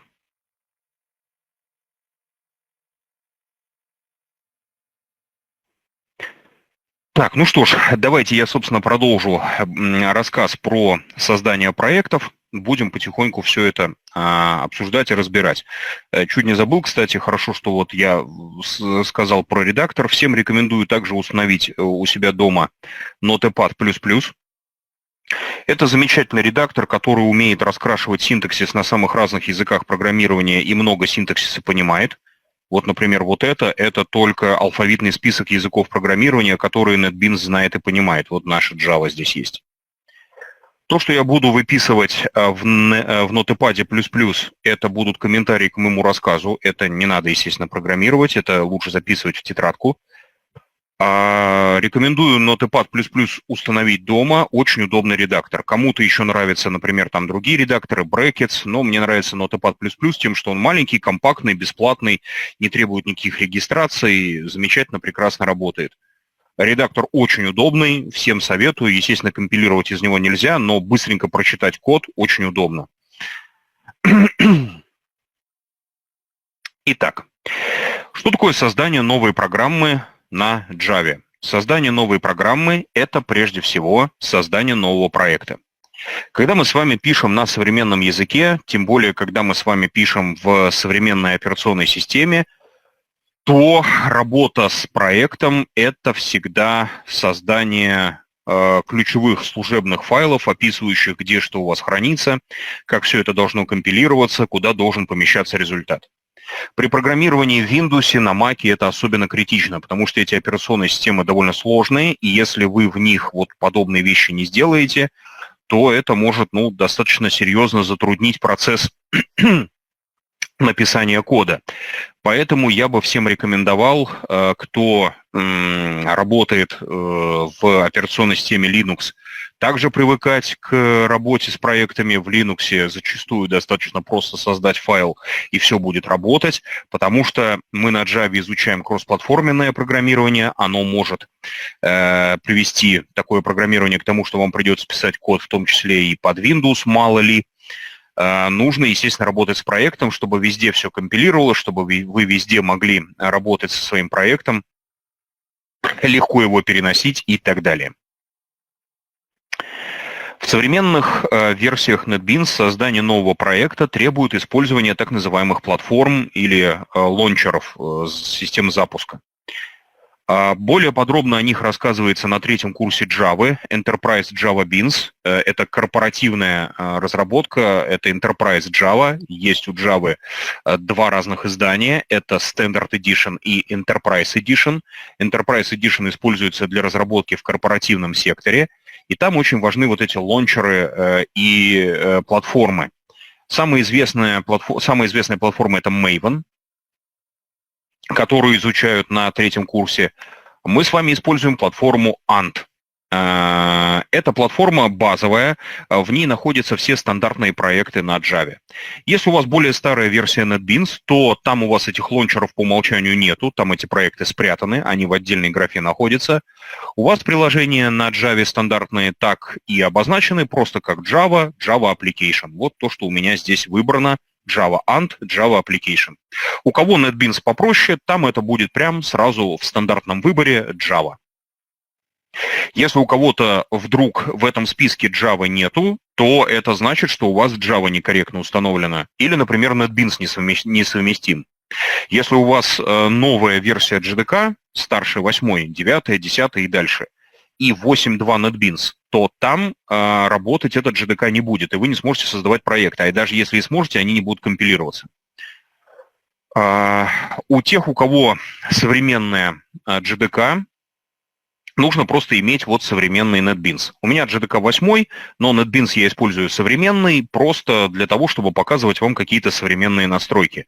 Потому что в 8.2 NetBeans все гораздо проще, на самом деле, все быстрее и логичнее работает, но если вы хотите переходить на современные Java, мало ли, я не то что говорю, что они плохие, просто они, реально для реальных задач мало используются, потому что там есть свои заморочки, сложности и все прочее, то вот мы с вами выбираем вот эти все настройки. Maven использовать здесь в нашем курсе нельзя, потому что большая часть настроек, которая вылезет неминуемо при использовании Maven, нами с вами разбираться не будет.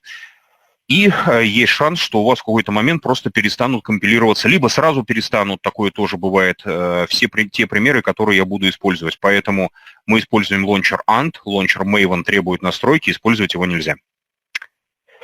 После того, как вы выбираете Next, первое, что сделает ненастроенный NetBeans, это предложит вам выкачать библиотеку под названием NB, что-то там, я полностью название не помню. Это набор плагинов для NetBeans, который позволяет заниматься стандартной разработкой на Java, то есть используя Standard Edition Java, Java SE. Выкачивается он достаточно быстро, там нужно просто нажать «Далее», и он сам скачается, и у вас сразу станут доступны проекты на Java, то есть вот появится такое же окошечко, как у меня. Если вдруг у вас NetBeans попросит перезагрузки, старые версии NetBeans после установки этого пакета требовали перезагрузки, то нужно просто согласиться на перезагрузку, перезагрузиться. Название проекта. Название проекта в Java, в C#, в современных языках – это уже вещь серьезная. В отличие от C, C++, где мы могли с вами файл назвать как угодно, хоть бы даже по-русски, здесь название проекта – это вещи уже серьезные. Дело в том, что название проекта в любой среде, в IDE, в Eclipse, в NetBeans, будет взято в качестве имени главного класса. В качестве имени главного класса. Поэтому, если вы напишете его по-русски, Java поддерживает по умолчанию Unicode, и в Java можно программировать по-русски, но так никто не делает, потому что большая часть кода пишется на английском языке, получится очень странный код. Если вы, например, допустите в названии проекта точки, пробелы, управляющие символы, все это неминуемо полезет в код. Полезет в код очень странным образом. У вас, скорее всего, не будут компилироваться проекты. Потому что напоминаю, что программа на Java – это папки и файлы. Для того, чтобы программа на Java корректно работала, название папок должно совпадать с названиями пэкэджей, название файлов должно совпадать с названиями классов. Поэтому название проекта должно быть идентификатором. То есть английские буквы, знаки подчеркивания, цифры, без пробелов, точек и прочих управляющих символов. Чтобы потом не было проблем. Также обратите внимание, что в NetBeans есть полезная опция «Создать главный класс». То есть это тот класс, с которого будет запускаться, начинаться наш проект. Обратите внимание, что его имя длинное, но состоит из названия проекта и такого же названия, только написанного маленькими буквами. Это package. Почему я точно уверен, что это package? Потому что в Java есть традиция именования переменных. К этому мы вернемся тогда, когда до переменных доберемся, поэтому мы это еще обязательно обсудим. По умолчанию NetBeans все здорово, сам настраивает, вообще ничего даже трогать не нужно, чем он мне не нравится. То есть он максимально дружествен к новичку. По умолчанию проекты сохраняются в моих документах в папке NetBeans Projects. Вы можете выбрать любую другую папку, она запомнится, и дальше все последующие проекты будут создаваться в этих папках. Я обязательно перед каждым примером буду говорить, что мы с вами будем разбирать в примере, поэтому кто хочет, может придумывать какие-то специальные названия для своих проектов. Я этого делать не буду, я буду просто использовать нумерацию Java Application 3, 4, 5 и так дальше. Потому что я буду рассказывать в процессе создания проекта, чтобы не отвлекаться, я не буду менять названия проектов. Вы, если хотите, можете их менять. Ну и первая программа, которую мы сегодня разберем, это, понятное дело, Hello World. Кто хочет, может название проекта поменять. Я нажимаю просто финиш. При открытии редактора он изначально будет очень с мелким шрифтом. Если шрифт вам мелковат, если у вас особенно маленький монитор, читать это, может быть, будет не очень комфортно и удобно, можно размер шрифта отрегулировать. Не знаю почему, но почему-то в NetBeans очень странная регулировка. Ну, возможно, это связано с тем, что NetBeans писался на Java и изначально под Unix-системы. Здесь изменение шрифта не как везде Ctrl колесико, а Alt колесико. То есть если вы Ctrl нажмете, он у вас изменять шрифт не будет. А вот если нажмете Ctrl колесико, то без проблем.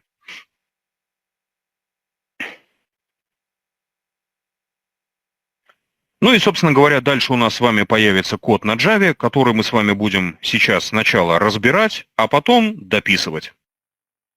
Поэтому у кого еще что-то не до конца установилось, устанавливайте, потом по моим рекомендациям создавайте проект и будем с вами писать код. Первое, что мы с вами видим, это вот эту вот конструкцию. Что это такое? Давайте просто вспомним язык C и будем потихоньку программировать. Да, это комментарий. Такой комментарий называется, как я думаю, вы помните, блочным. И в нашем с вами случае просто содержит служебную пояснительную информацию по созданному нами проекту. Естественно, этот комментарий нам не нужен, удаляем его смело. Я вообще во всех примерах буду удалять комментарии. Вы, если хотите, не удаляйте их. В общем, абсолютно все равно, есть они или нету. Мы не будем пользоваться комментариями в этом курсе, потому что нам есть чем заняться и без комментариев. В частности, здесь есть вот такая вот интересная штука. Что это такое? Кто-нибудь раньше встречал комментарии с 2 звездочками в начале? Вот, это не просто так. Это обозначение. Кто-нибудь знает, что это за комментарий?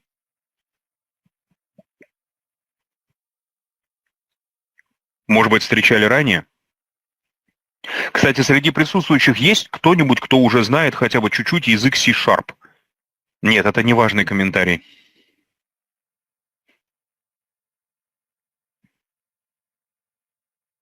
Так, C# никто не знает, да? Ну, в общем, и ладно. Ну, значит, скорее всего, с такими... Ага, Виталий, а вы не видели вот таких вот комментариев с 2 звездочками? Не встречались они вам? Они просто в C# тоже есть. Они есть даже в современном C, но только их обычно никому не показывают. Понятно. Ну, тогда смотрите, запоминайте, эта штука называется документирующим комментарием. Или Java doc комментарием.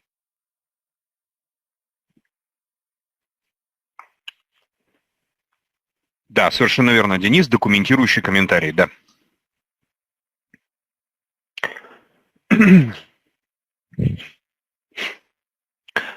Зачем такие комментарии нужны? Дело в том, что когда вы будете писать код и пользоваться всевозможными подсказками, помимо самой подсказки,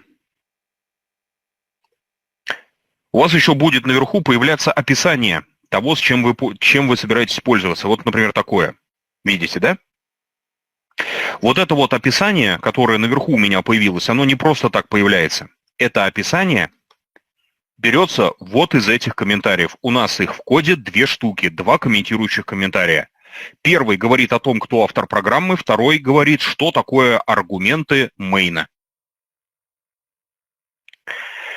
Кто хочет, может самостоятельно почитать дома на досуге о документирующих комментариях и при желании ими пользоваться. Я ими, естественно, пользоваться не буду в курсе. Внутри комментариев документирующих используются вот такого вида аннотации, которые задают параметры документирующего комментария.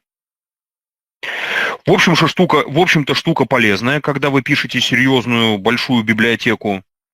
Наша с вами задача научиться их просто писать, поэтому комментарии мы писать, конечно же, не будем. Поэтому документирующие комментарии я также удаляю. От их наличия мне не будет ни жарко, ни холодно, я все равно обращаться к ним не буду. Вы, опять же, можете их оставлять, можете почитать, какие еще бывают документирующие комментарии при желании пользоваться ими, но в курсе они нам не потребуются. мы с ними работать не будем. Ну и дальше есть еще вот такая вот строчка. Это что такое? Ну, это все, опять же, должны знать. Это и в C используется. Собственно, в C это впервые появилось. Это что такое?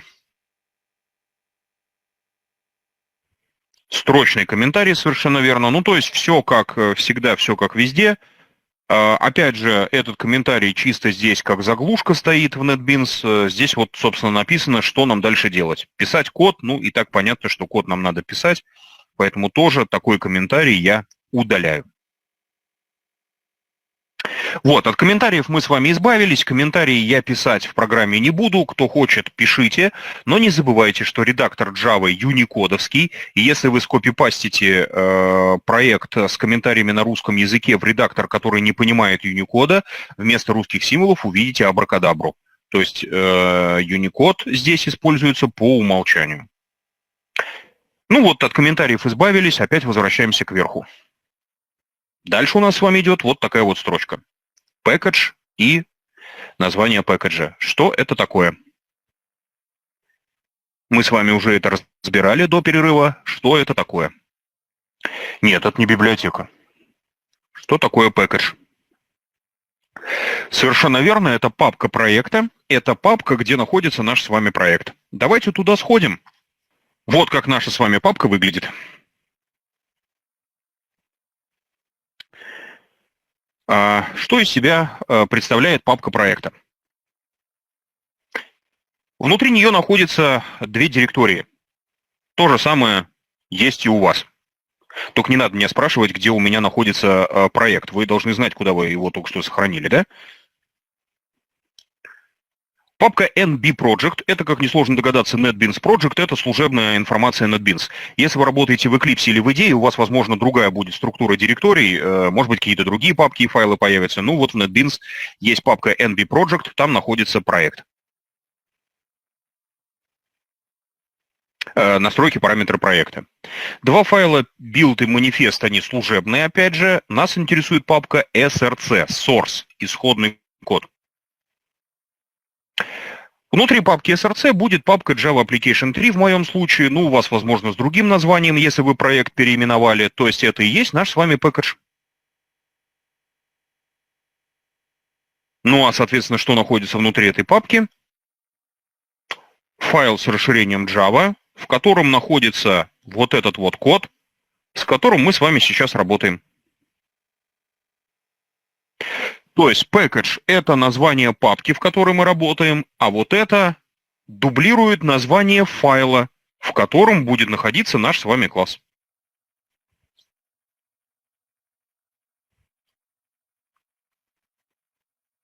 Обратите, пожалуйста, внимание, что название файла также с точностью до регистра совпадает с названием класса.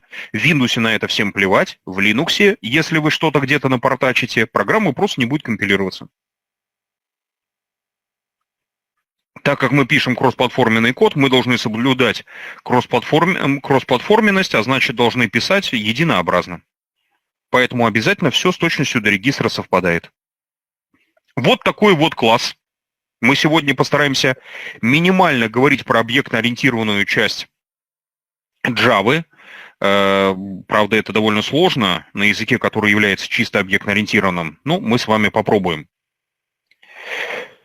В языке программирования Java вот такой вот класс может быть только один. Его название совпадает с файлом, ну и понятное дело, что класс, название которого совпадает с файлом, может быть только один. Так что то, что я говорил до перерыва, что один файл – это один класс, это, ну, почти правда, за одним маленьким незначительным исключением, но об этом уже завтра. Просто не смотреть на эту строчку. Без нее просто код работать не будет. Ну, считайте это просто еще одним оформлением нашего с вами мейна, который идет чуть ниже. Что такое main? Дефайнов здесь нету, потому что в Java нет команд препроцессора. Мы об этом говорили до перерыва.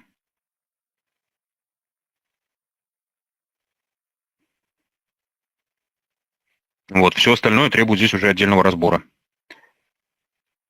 Да, это точка входа, совершенно верно. Main – это точка входа, как в любой программе, которая на основе C построена, как в C++, как в C#.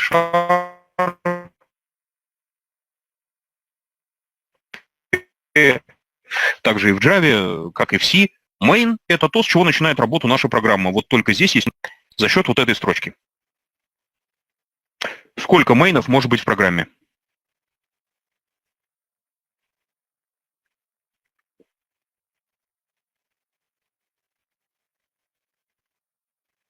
Один.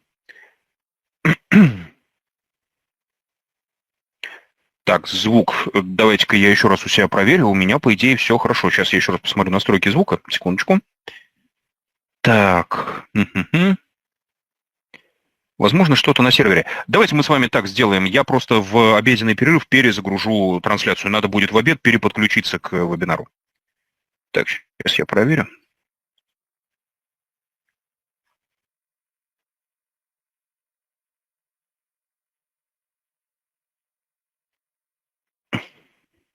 Так, ну, с моей стороны вроде все хорошо, то есть в записи со звуком должно нормально. Возможно, просто трансляция идет таким образом. То есть у меня все хорошо, у меня с каналом все отлично, соединение на максимум. Возможно, просто в вашу сторону с сервера трансляции идут какие-то вот задержки. В записи все будет все равно хорошо.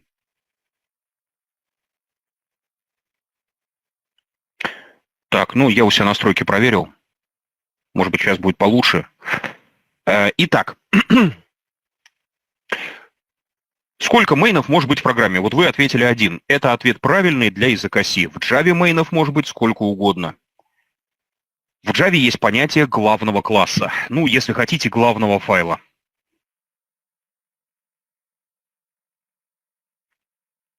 Что такое главный файл? Главный файл или главный класс – это файл в проекте, который обязательно содержит main, из которого начинается исполнение программы. То есть в отличие от C, где main может быть только один, в Java мейнов может быть несколько, но главным остается тот main, который находится в главном файле.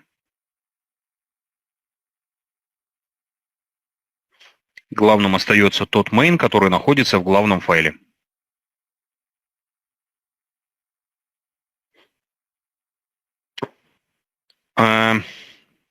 Зачем это было сделано? Дело в том, что при тестировании библиотек вам нужен main для проверки того, что написанный вами код работает. Так как мы с вами собираемся в том числе научиться создавать библиотеки, и прежде всего библиотеки, мы с вами в основном мейном будем пользоваться как раз-таки для таких случаев. То есть исключительно для проверки, что все работает. Представьте себе, что вы написали библиотеку и забыли выкинуть из нее main. Можно ли такую библиотеку подключить к другой программе, где у программиста main уже есть? Можно. Это не приведет ни к каким конфликтам, потому что программиста, который вашу библиотеку использует, будет начинаться с его мейна. У него же выполнены настройки, указано, какой главный класс главный. А ваши файлы использоваться, соответственно, не будут. То есть main у нас по-прежнему исполняется только один, но написано их может быть сколько угодно, просто все остальные мейны игнорируются. Понятное дело, что, как и в случае с языком C, не вызвать мейны нельзя, не обратиться к ним нельзя. Main — это main. Но чтобы было удобно добавлять библиотеки к другим проектам, у нас с вами есть вот эта вот традиция, что есть главный класс, есть main, при этом можно сохранять мейны в других частях программы, все равно будет всегда хорошо работать.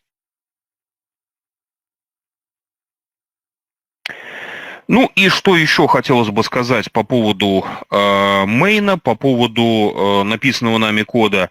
Опять-таки, обратите внимание, что main у нас с вами void. Что значит void? Это значит, что тип возвращаемого значения main пустой. Все помнят, да, что если у функции возвращаемое значение void, то это означает, что оно у нее есть, просто оно пустое. В языке типа C возвращаемое значение void используется, потому что корректность работы кода проверяет сама технология, сам язык C. поэтому нам нужно интовое значение, чтобы понять, как у нас программа отработала.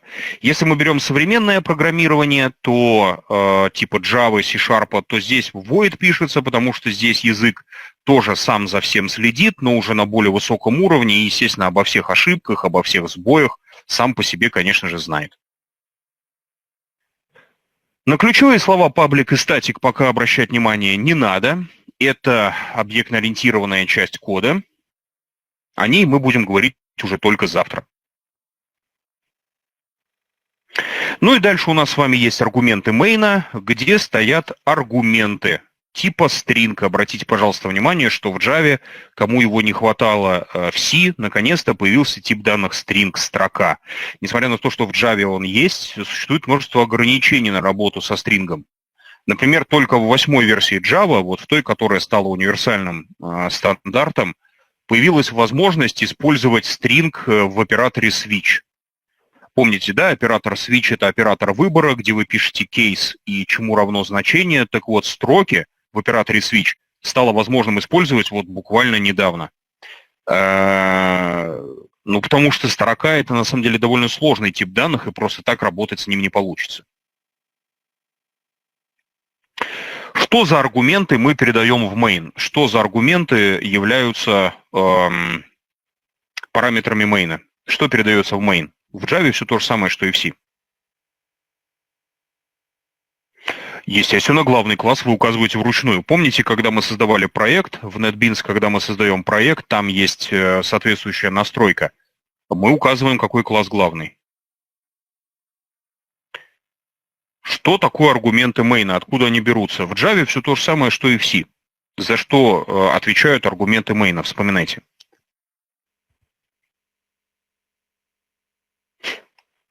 За что отвечают аргументы main?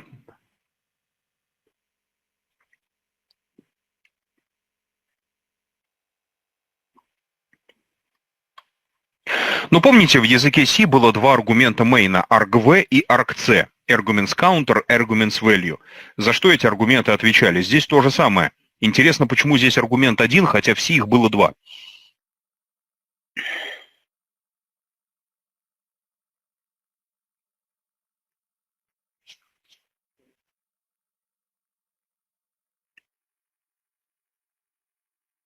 Не-не-не, понятно, что можно обращаться по индексам, это массив. Вопрос в том, что это за аргументы. Я спрашиваю, за что они отвечают, что в них передается и откуда. Просто мы с вами должны понять, что Java это то же самое, что C. Ну просто для этого надо C хорошо помнить, да?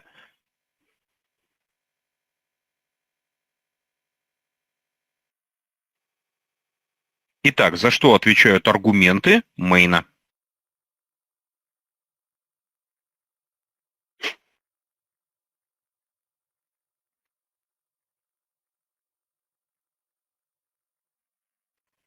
Те, у кого еще устанавливалось, уже все установилось или еще идет установка? Напишите, пожалуйста. Итак, за что отвечают аргументы main? Не, какой же вывод? Сейчас не зачет по C поставлю. При создании проекта заходите в New Project, выбираете платформу Ant, выбираете Java Application, и дальше он автоматически предложит вам скачать библиотечку. Все надо установить. Максим, соответственно, тот же самый комментарий. Запускаете NetBeans, запускаете New Project, выбираете Ant, выбираете Java Application, выполняете настройки, и все создастся. Вы не сильно от нас отстали, мы все пытаемся вспомнить, что такое ARCs. Но что такое ArcV, ArcC в C. В NetBeans 8.2 Anta нету, просто Java. Да, в NetBeans 8.2 удобнее всего работает, там никакой лишней ерунды нет, там просто все в лоб делается. Вся вот эта вот ерунда с Антом, Maven, это современное изобретение, новодел такой. В классике этой всей ерунды нет. У вас и работать будет быстрее. Так, ну, давайте так. Кто не помнит, что такое ArcV, ArcC, в чат напишите, я вам сейчас не зачет за C порасставлю.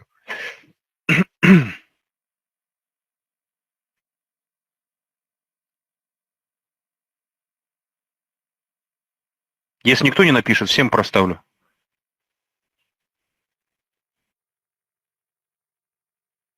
Что такое ArcV, ArcC? Как вы собираетесь изучать Java, если вы C забыли?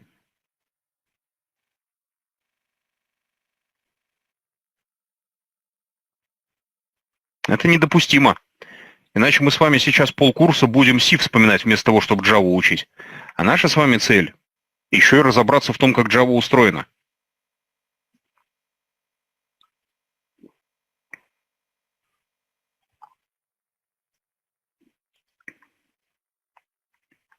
Итак, что такое аргументы мейна?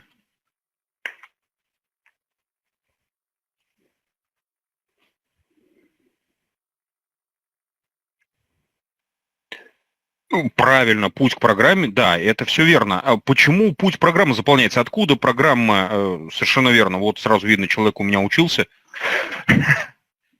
что-то помнит. Вспомните только одну вещь. Все верно, вы говорите. Откуда берутся эти аргументы? Что это за аргументы? Как они передаются в консольную программу? Откуда? Мы с вами это делать не будем, естественно, но у нас с вами будут в лабораторных задачки на эту тему. Уже завтра вам этот ARCS понадобится. Поэтому надо вспомнить, что это такое, иначе откуда вы узнаете, о чем вас завтра в лабораторной спрашивают.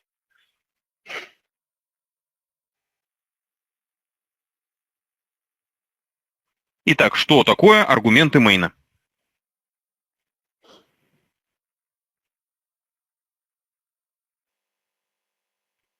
Счетчик и аргументы командной строки, верно. Значит, аргументы мейна, как и в языке C, это аргументы, передаваемые в консольную программу из командной строки. Не забывайте, пожалуйста, да, что консольными приложениями мы управляем не через диалог с пользователем, не при помощи сканфов, а используя управление через командную строку. То есть в Java, на которой тоже можно создавать консольные приложения, и мы с вами с них и начинаем. Изучение программирования всегда идет и начинается с консольных приложений, Windows приложения, оконные приложения. Мы пишем только в самом конце. Соответственно, аргументы мейна – это аргументы командной строки. То есть, когда вы вызываете консольное приложение из командной строки Windows, из командной строки Linux, неважно, вы передаете в программу аргументы, это они и есть. Почему в языке Java аргумент всего один? Почему в C аргументов было два, счетчик и аргументы, а здесь он один? Потому что, в отличие от языка программирования C, в Java нам известен размер массива. Он хранится в самом массиве. В отличие от языка программирования C, где размер массива узнать невозможно, ну, кроме тех ситуаций, когда его узнавать и не надо, то есть эта формула дурацкая никогда не работает, в языке Java размер массива хранится в самом массиве. Очень удобно. Так, не создается проект. Это может быть по следующим причинам. Значит, нужно посмотреть, какая версия JDK у вас установлена. Нужно посмотреть, какая версия NetBeans у вас установлена и как вы создаете файл проекта. Дальше при создании проекта он должен автоматически все выкачать.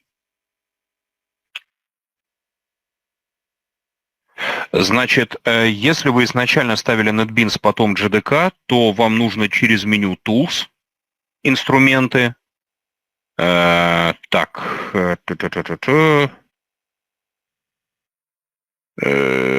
Вот, просто, да, новые настройки. Выбрать опцию Java Platforms и дальше указать установленный NetBeans.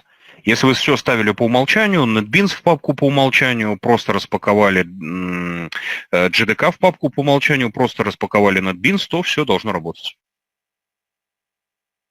Вот. Ну, собственно говоря, нам с вами осталось чуть-чуть. Все остальное мы будем разбирать уже после обеденного перерыва. Если вдруг что-то не получится, вы можете позвонить по телефону, который на самом верху в чате вам предлагали, менеджерам, они вас свяжут с инженером, он вам поможет все это поставить. Все ставится, в общем-то, по умолчанию, но если совсем уж не будет работать, то там просто идея в том, что сначала JDK, потом NetBeans, и все будет работать. Итак, аргументы мейна – это аргументы командной строки. В Java этот аргумент один, потому что в массиве его размер уже хранится. Очень удобно. Ну что же, вот мы с вами разобрали все основные конструкции, которые есть в стандартном примере на Java, то есть все основные ключевые слова, кроме вот этих и вот этих. К этим словам мы вернемся потом. Что такое package? Это просто папка. То есть на это название особо отвлекаться не надо. Это просто папка, в которой хранится наш проект. Все. Ну а мы с вами давайте, собственно, закончим то, на что изначально нацеливались. Я хотел бы, чтобы наша программа печатала в консоль надпись Hello World. Привет, привет, мир. Как это сделать? Давайте вспоминать C и писать вместе. Это все вы уже знаете, поэтому давайте писать просто вместе. Итак, что мне писать? Начнем, наверное, с самой константы, да? Как записываются строковые константы в языке C? Не-не, я пока не знаю system.out.println. Это я пока не знаю, что это такое. Я пока C вспоминаю, а вы мне какую-то ерунду предлагаете. С чего я должен знать, что есть какой-то system, еще out какой-то? Что это вообще такое?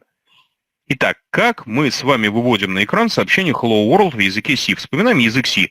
Мы же с вами сказали, что printf, нет, подождите, printf это правильно. Я пока спрашиваю про то, как выглядит строковая константа. Я вот хочу Hello World вывести. Что мне написать?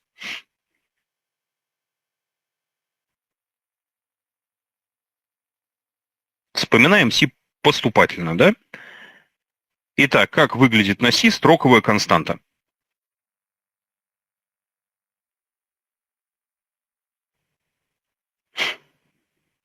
Ну, есть такой язык программирования C, да? Как в нем строковые константы записываются?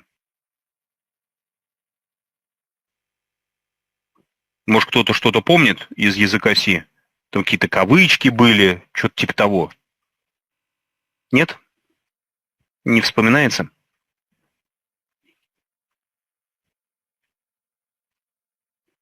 Не-не-не. Нам нужны не чары и проценты, нам нужна строковая константа. Чар с квадратными скобками – это объявление переменной, а мне нужна константа. Что такое константа в программировании?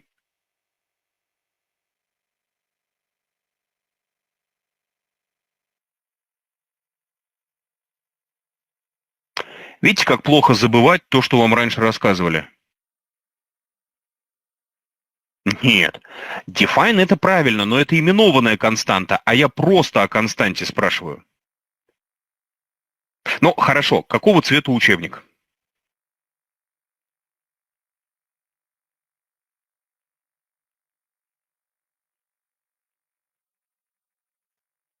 Так, ладно. Как меня зовут? Это как в анекдоте советском, да? Вот валит.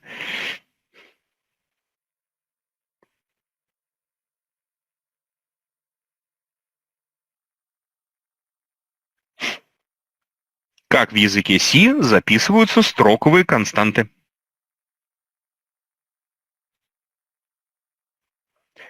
Ура! В двойных кавычках. Супер. Это вы вспомнили или в интернете посмотрели? За то время, пока я ждал ответа, можно было уже в интернете ответ найти.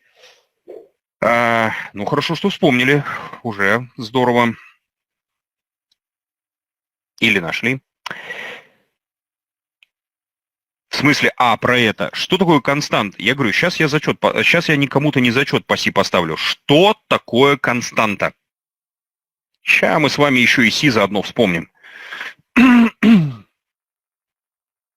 А как можно не понять вопрос, если его конкретно спрашиваю? Что такое строковая константа? Что такое константа в программировании? Все в программировании следует из точного знания и понимания понятия определений. Если вы их не будете знать, вам будет очень тяжело понимать, чего вы вообще пишете. Вот у вас будут лабораторные работы, в них решения, в ответы можно не подглядывать. В них решения уже написаны. Ну, например, у вас написано «объявите константу целого типа, равную вот этому». Вы что писать будете, если вы не помните, что такое константа, что такое Кстати, Не, значение переменных – это все фигня. Что такое целый тип? Вот сейчас мощный вопрос. Просто интересно, кто на него ответит. Что такое целый тип? Int. Хорошо, это помните. А теперь вопрос второй, мой любимый. У меня есть много вопросов, если я не хочу человеку ставить зачет, но я вижу, что он на тройку тянет, а мне не хочется ему тройку ставить, надо поставить 2 балла. У меня много таких вопросов. Итак, правильно, целый тип – это int. Вопросов нету, согласен с вами. О чем прежде всего говорит то, что переменная целого типа?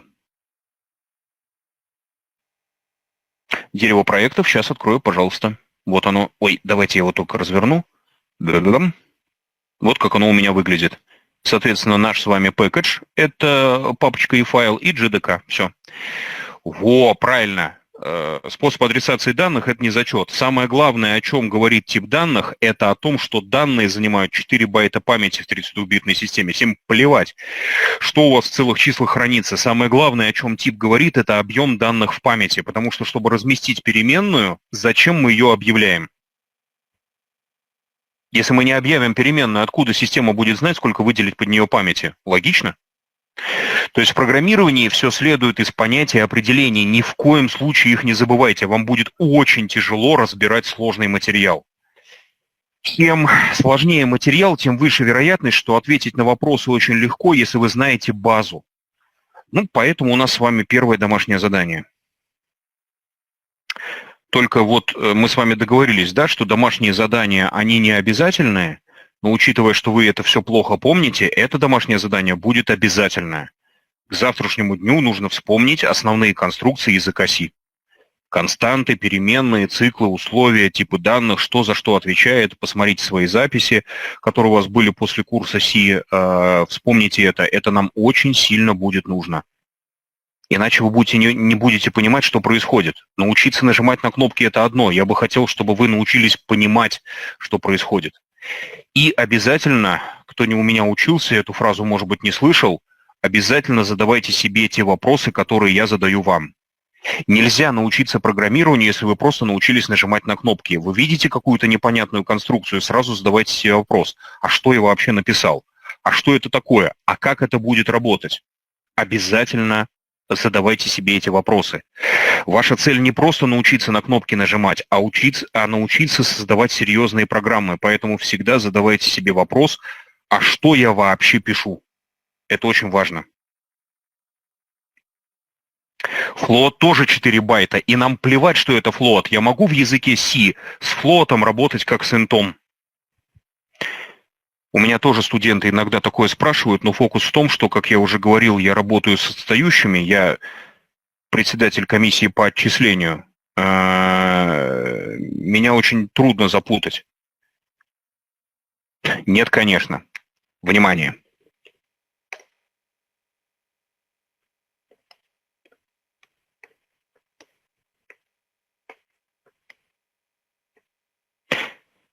Как вы думаете, какого типа вот эти данные?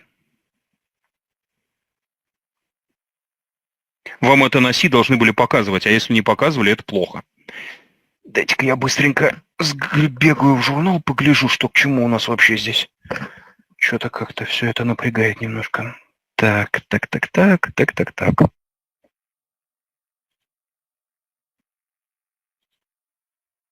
Итак, какого типа звездочка А?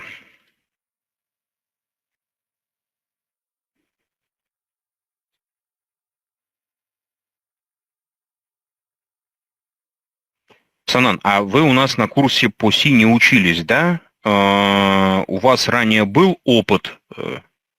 Это не указатель типа integer на float. Указателя типа integer не бывает. Давайте я вам все-таки за C, вы, правда, у нас не учились на C, но я вам авансом не зачет поставлю. Значит, какого типа указатель?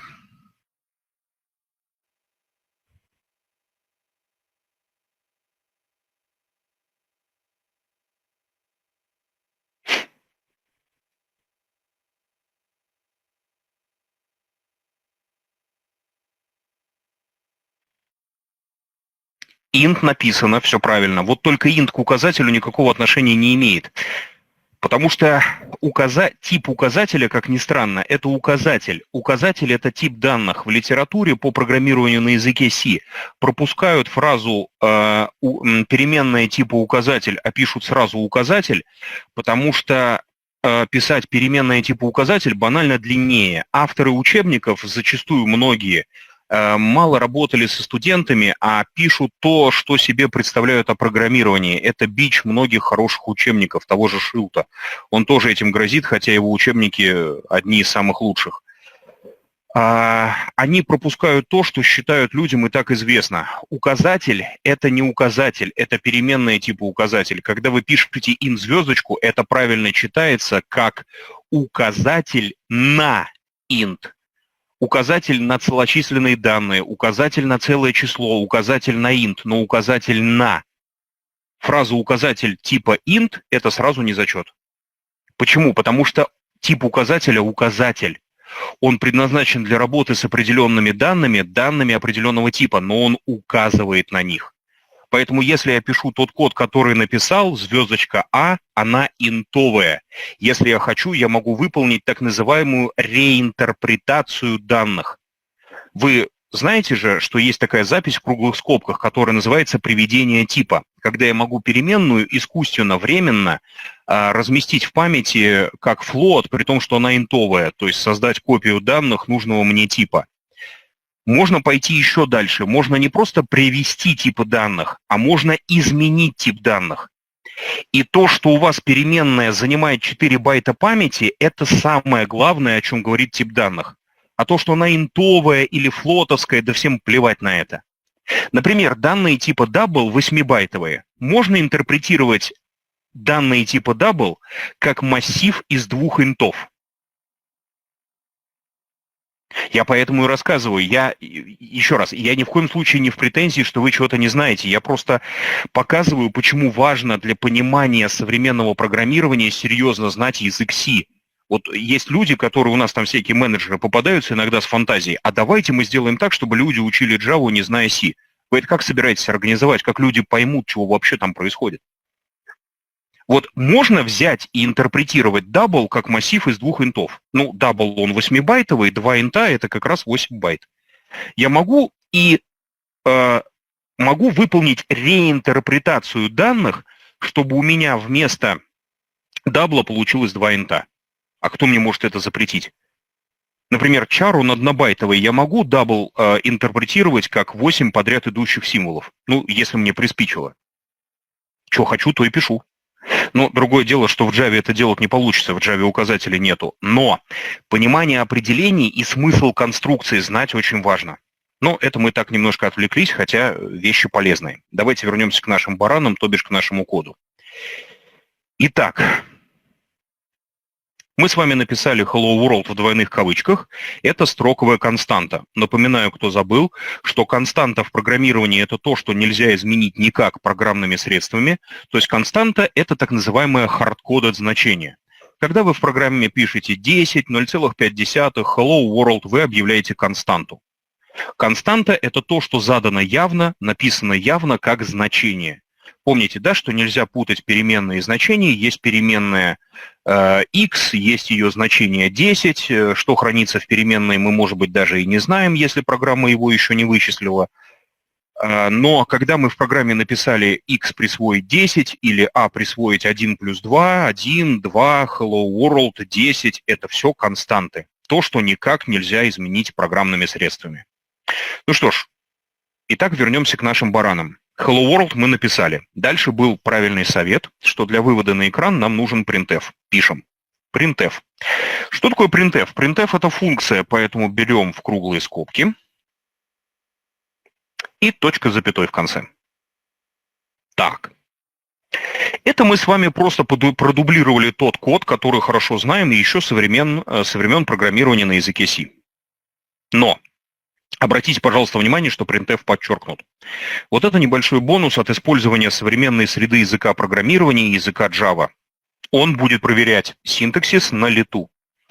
То есть, если, когда я читаю курс C, я могу задать вопрос слушателям, будет ли это компилироваться, чтобы они подумали, представили себе, как вот компилятор устроен, то в такой среде я уже ничего подобного у вас спрашивать не смогу. Ну, потому что понятно, что если у нас красным подчеркнуто, да еще вон лампочка появилась, это компилироваться не будет. Давайте посмотрим, что в лампочке написано. Подводим сюда курсор, по лампочке кликать не надо, достаточно просто, курсор подвести. Что написано в лампочке? Не могу найти символ. Нету такого метода printf у нас с вами. Что значит метод? Метод – это современное название функции, давайте к нему потихоньку привыкать. Почему printf у нас с вами нет? Потому что в Java, как я сказал до перерыва, все привязано к классам, правильно? То есть, если я хочу использовать функцию, она должна быть накрепко привязана к классу. Ну вот здесь я уже буду писать сам, хотя логика, она, в общем-то, вам известна. Куда printf на самом деле отправляет текст? Куда на самом деле printf отправляет выводимое нами сообщение? Он же ведь выводит его не сразу в консоль, да? Не напрямую на экран. А куда передает printf данные?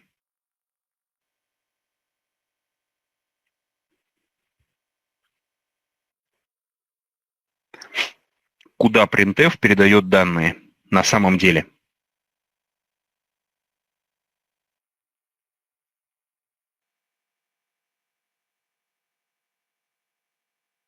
Ну, вспоминайте. Помните, у нас с вами было в C такое понятие потока. Куда printf передает данные на самом деле? Так работает любой язык, Java в том числе, и нам с вами очень важно это вспомнить, потому что как только мы это вспомним, сразу будет понятно, что дальше писать.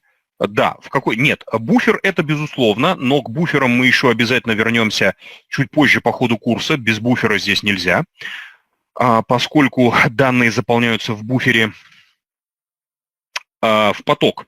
В какой поток? Куда printf отправляет данные? У нас же с вами с любой программой всегда по умолчанию ассоциировано минимум 2 потока. В какой поток printf отправляет данные?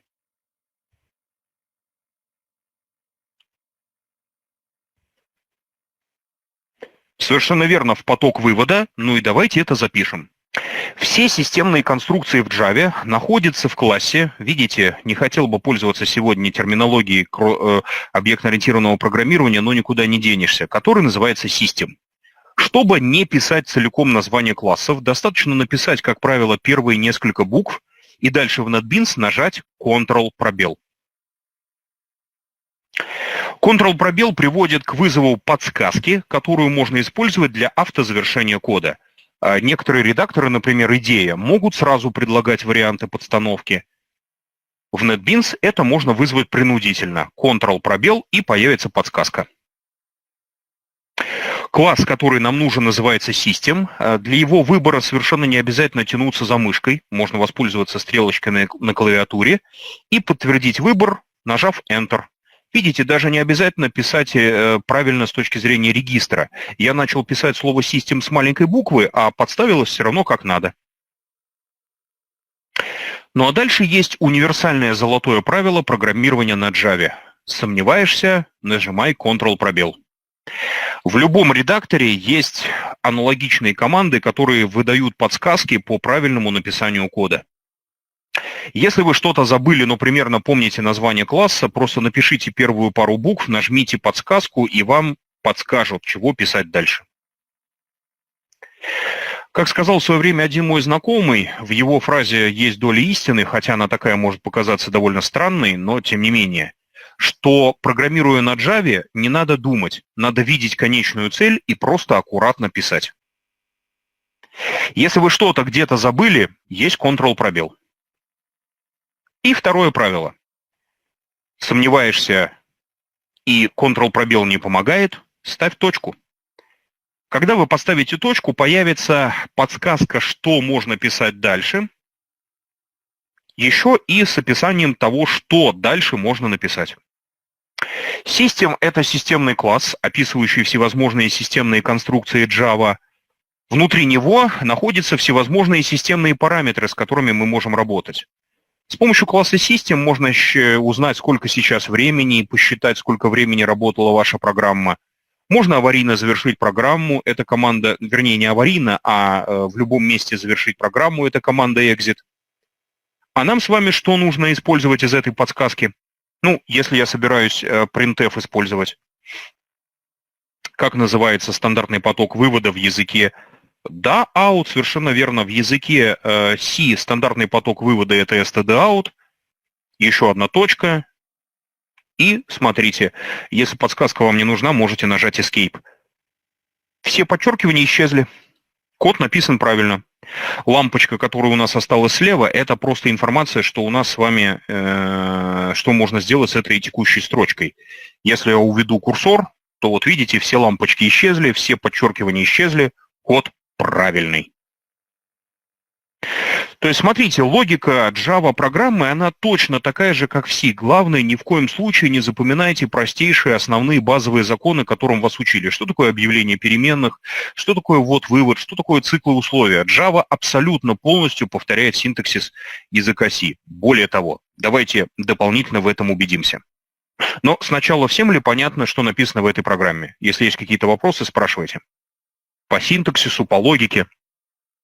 Мы сейчас с вами эту программу запустим, но пока что всем понятно, как она должна работать и как она написана. Это можно было бы написать и быстрее, все. Но вот я просто хотел проиллюстрировать, что C и Java — это реально очень-очень родственные языки. Ну что же, вопросов нет? Тогда давайте эту программу запустим. В NetBeans для этого есть вот такая замечательная кнопочка со стрелочкой, кнопка Play, нажав на которую проект отправится на компиляцию и исполнится. Первый запуск может быть довольно длинным, потому что NetBeans довольно громоздкая среда. Ну, просто надо подождать. Нажимаем кнопочку, внизу появится запуск, такой прогресс-бар. Ничего не торопитесь, не дергайте, не трогайте. Вот у меня уже запустилось, у кого не запустилось, подождите еще чуть-чуть, сейчас запустится. И вот такой появится вывод. Несложно догадаться, что надпись Build Successful, выделенная зеленым цветом, была добавлена автоматически. Почему она приклеена к восклицательному знаку?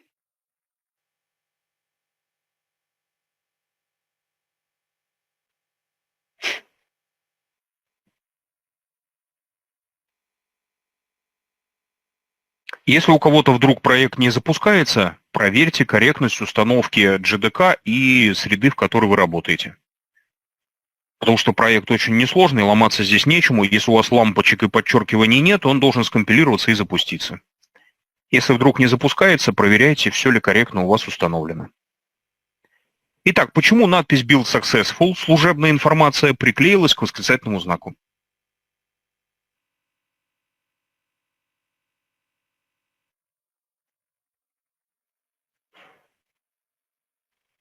Перевода строки нету, да, совершенно верно, ну, мы бэкслэш n потеряли.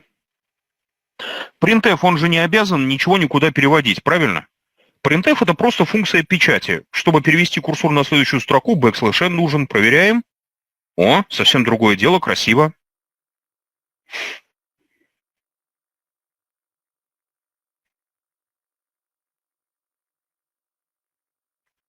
То есть, как видите, все то же самое, что и в языке C. Например, если у меня есть интовая переменная, чему-то равная, и я бы хотел вывести на экран, чему она равна.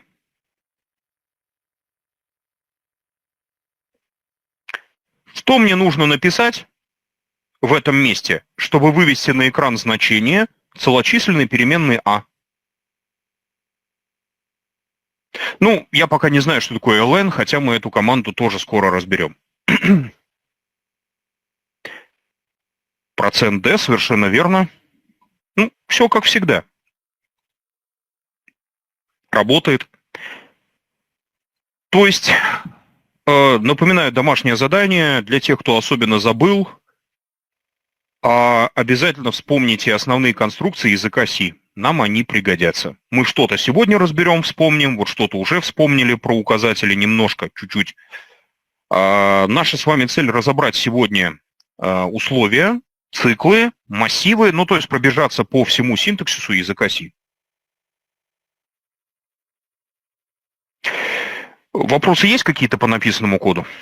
Если что-то непонятно, не забывайте спрашивать, потому что если вопросов нет, я считаю, что все понятно, мы просто идем дальше. Материала у нас много, поэтому спрашивайте. Нет вопросов. Замечательно. Тогда как все это можно было написать быстрее?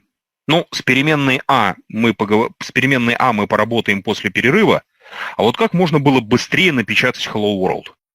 В NetBeans есть не только горячие клавиши для завершения кода, но и возможность вызвать подсказку при помощи сочетания горячих символов. Да, совершенно верно. Сейчас, кто знает C++, очень сильно порадуется. Ну, правда, в C++ и cout здесь примерно то же самое, но только немножко иначе выглядит. Пишем sout, ничего пока не трогаем больше. Если вы нажмете какие-то другие символы, это, скорее всего, не сработает. И нажимаем табуляцию.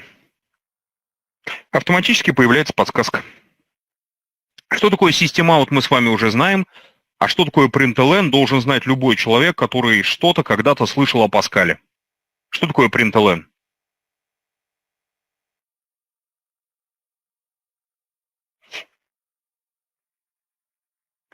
Printline, да, line new, это вывод на печать с автоматическим переводом курсора на, да, с автоматическим переводом курсора на новую строку, совершенно верно.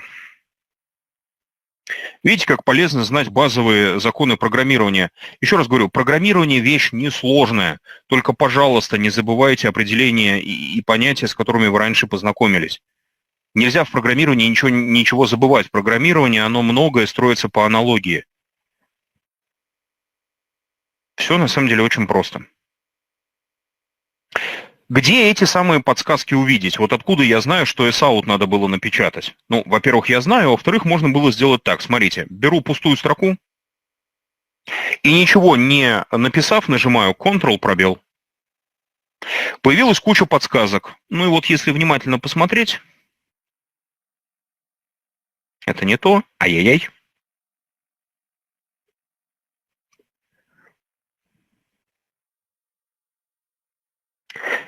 Видите, вот она подсказка с println, а вот если вы внимательно посмотрите в правый столбик, то там как раз и написано sout.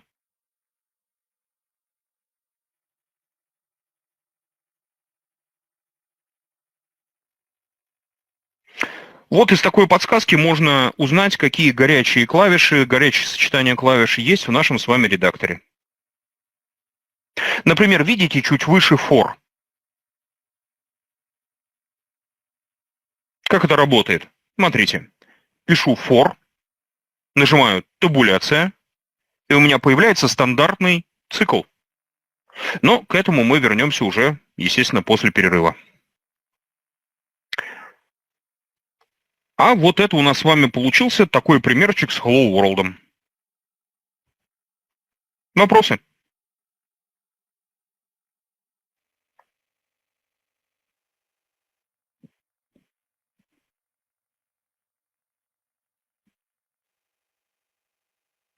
Ну что же, вопросов нет. Этот пример мы с вами закончили. Пример с Hello World, он не может быть очень сложным, а мы его и так уже усложнили. У нас не только printf, но и println какой-то вылез, еще переменная вдруг откуда ни возьмись появилась. Все это мы с вами будем разбирать уже, естественно, после перерыва. После перерыва нам нужно посмотреть, как язык Java работает с переменными стандартными, как устроены стандартные операторы и все прочее. Ну и плюс, естественно, так. Package нельзя убрать. Еще раз, программа на Java – это package плюс класс. В Eclipse пэкэджа нету. По умолчанию он не создается. Но это такой признак дурного тона. Нельзя ни в коем случае не писать package. Дело в том, что на Java не бывает программ, состоящих из одного файла. Ну, если только вы не просто чисто учебным программированием занимаетесь. Любая более-менее серьезная программа на Java – это обязательно папка и файл. Поэтому package нужен обязательно, если только вы не хотите потом полпрограммы переписывать. Так что без пэкэджа нельзя. В Eclipse он не создается, ну, просто потому что Eclipse, он, ну, так, немножко, ну, не знаю, побезалабернее, что ли, относится к коду. Ну, черт его знает. Нет, package нужен. В данном примере не нужен, но так как у нас структура проекта – это папка, файл, как только вы package уберете, у вас перестанет компилироваться. Нет, запуск программы здесь не F11, здесь F6. F11 это в другом редакторе у нас с вами было. Горячие клавиши разные в разных средах. То есть вот здесь есть меню Run. И вот он. Run Project F6. Еще вопросы? Да. в разных средах, к сожалению, горячие клавиши разные, поэтому я и говорю, выбирайте ту среду, с которой дальше будете работать, и привыкайте к ее горячим клавишам, сочетаниям, подсказкам. На самом деле специалист должен по Java уметь работать в любой среде, ну там в Eclipse, в IDE точно, ну плюс NetBeans знать, потому что в NetBeans есть всякие фишки, которых в IDE и в Eclipse нету. Но опять-таки об этом вам на втором курсе расскажут. Поэтому тренируйтесь в разных, но привыкайте к какой-то одной, в которой вы будете в основном работать. Еще вопросы?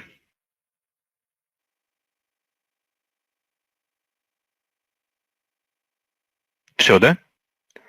Ну что же, проект сохраните. Кто работает в NetBeans, неиспользуемые проекты можно закрывать. Вот просто close all projects. Дело в том, что NetBeans, он еще и выполняет фоновое сканирование проектов.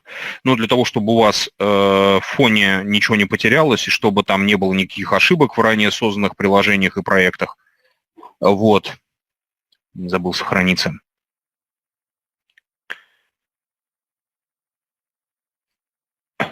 Так.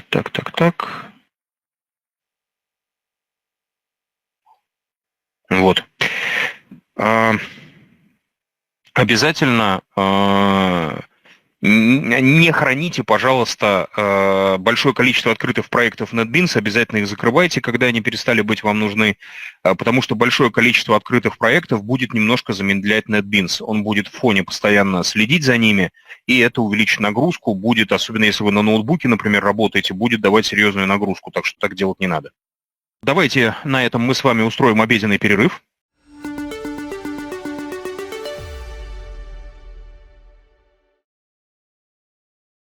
Так, ну что ж, давайте продолжать. Мы с вами просто сейчас вспомним некоторые конструкции языка программирования C, чуть более сложные, чем просто команду вывода сообщения. Прежде всего, это то, что касается операторов. Вспомним, что такое условия циклы, ну и обязательно разберем, что такое функции и массивы, потому что с функциями, с методами, да, давайте привыкать к правильной терминологии, нам придется работать очень много. Поэтому вот давайте это все разбирать. Второй пример, который мы с вами сегодня посмотрим, будет иллюстрировать работу в Java с стандартными операциями.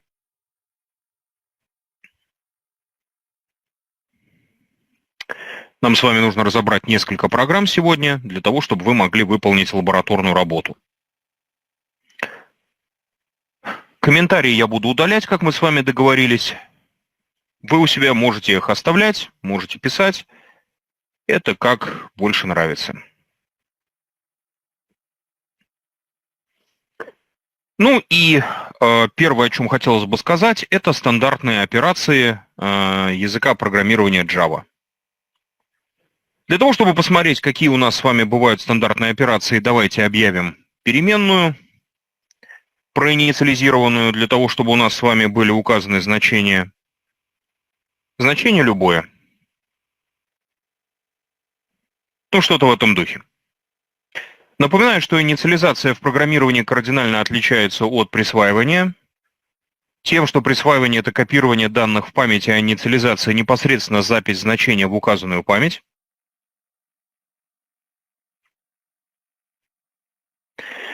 Ну и операции, которые мы с вами с этими переменными выполняем, они тоже типовые, такие же, как в C.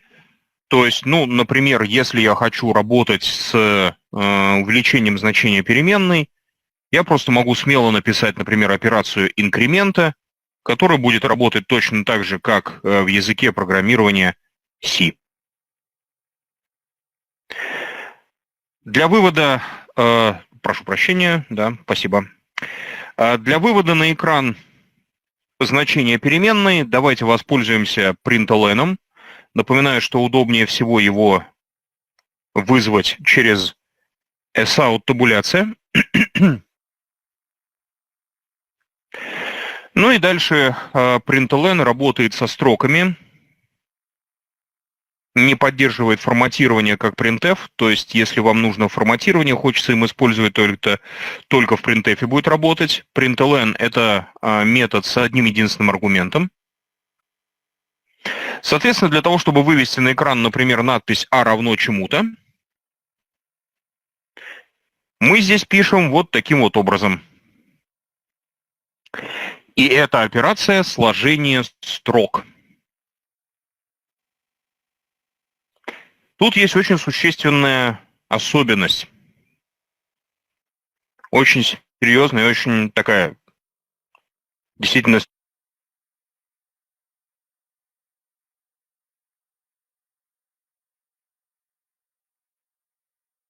Дело в том, что при сложении строк в языке Java создаются лишние строки.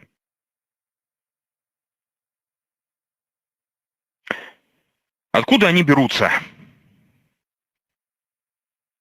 Как мы с вами знаем, в программировании все обычные стандартные операции, типы данных устроены одинаково и работают тоже одинаково.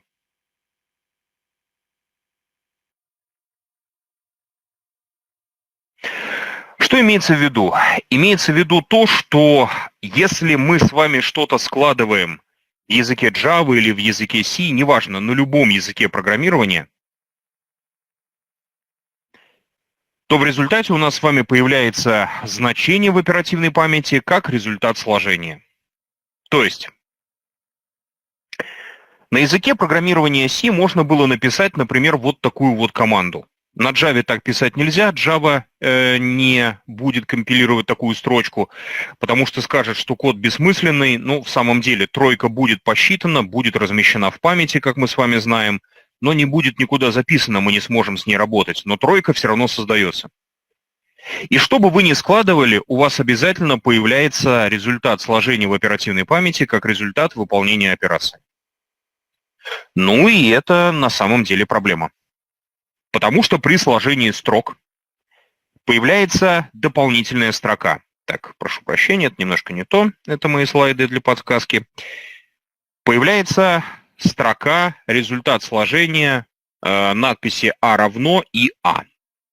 То есть если мы с вами запустим эту программу, мы на экране, конечно, увидим А равно 6, то есть все здорово, все замечательно, операция плюс-плюс работает, надпись на экран выводится, но для работы вот этого println было создано 2 лишние строки. Почему 2 лишние? Давайте считать. Складывать строку можно только со строкой. Значит, прежде чем язык программирования Java приплюсовал значение переменной А к надписи А равно, он эту А преобразовал в строку. То есть, на самом деле, это первая строка. Временная строка, в которой хранится числовое значение А. А затем в результате сложения, в результате всей вот этой операции была создана еще одна, вторая строка, которая была размещена в памяти и которую мы реально увидели на экране, когда увидели надпись А равно 6. Эти временные строки, они типа string. В языке Java строковые значения, хранящиеся в переменных, это уже не char с квадратными скобками, хотя можно в Java работать и так, это данные типа string. А строка — это чуть более сложный тип данных, чем инты, флоты и прочее. Дело в том, что в программировании на языке Java, как я уже сказал, есть понятие дата-типов и чуть более сложных ссылочных типов данных, то есть уже непосредственно классов. Эту схему можно не рисовать. Все эти слайды, вот, которые я у себя держу для того, чтобы не забыть вам все, что надо рассказать, у вас будут. Ссылку на учебные материалы я чуть позже пришлю в чат, чтобы вы сейчас на это не отвлекались. Так что это рисовать не надо. И для того, чтобы работать с более сложными с классами, с более сложными типами данных с классами, были придуманы ссылочные типы данных. Для того, чтобы работать с обычными дата-типами, как с классами, было введено понятие оберток. То есть над любым типом данных есть обертка. Над интом есть integer, он прям так и пишется, обязательно с заглавной буквой, сейчас поймете почему. И любой дата-тип можно упаковать или распаковать из обертки. String, строка, это ссылочный тип данных, это уже класс. Ну, а объекты классов создаются и управляются уже только под управлением garbage коллектора. То есть, если вы хотите в оперативной памяти разместить строку, то вы можете сказать, что вам ее нужно создать, но вот уничтожена она будет уже только garbage коллектором. Если простые типы, дата-типы Java обрабатывает так же, как в общем язык C, это обычная статическая память, нужна переменная создается, не нужна уничтожается, все в полностью автоматическом режиме, естественно, то со строками, с обертками, с классами, которые мы с вами вместе уже начиная с завтрашнего занятия будем создавать, создается в памяти при помощи команды new. Мы ее с вами сегодня увидим, когда будем работать с массивом. И вот такая память уже очищается garbage коллектором системы сборки мусора, которая очень своеобразна. Она работает тогда, когда ей удобнее. Поэтому в нашей с вами вот этой вот строчке были созданы две временные строки со значением А и результат склейки. Все операции работают одинаково, при сложении появляется что-то третье, у нас тоже третье появилось. Но вот вопрос, а в какой момент будут уничтожены эти две лишние строки? То есть понятно, что их уничтожит garbage коллектор, мы не имеем права управлять памятью. Но когда?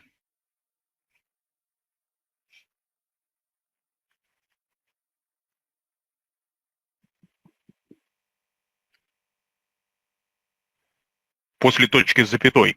Нет.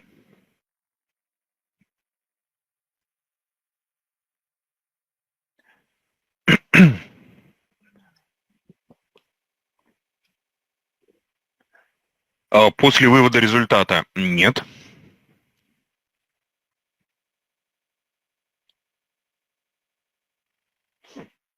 Вы называете правильные места, но это с точки зрения логики, где бы мы с вами это писали, да? По завершению это обязательно. Когда main закончится программа, память будет гарантированно освобождена. То есть в этот момент мы точно эти лишние строки потеряем. Но может это раньше произойдет?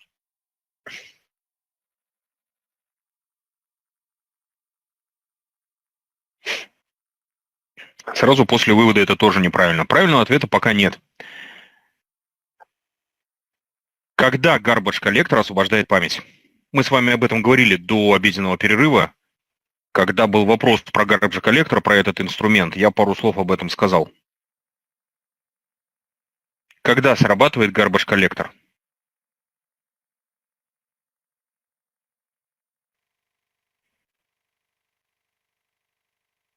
Ну, мы с вами об этом говорили пару часов назад, вспоминайте.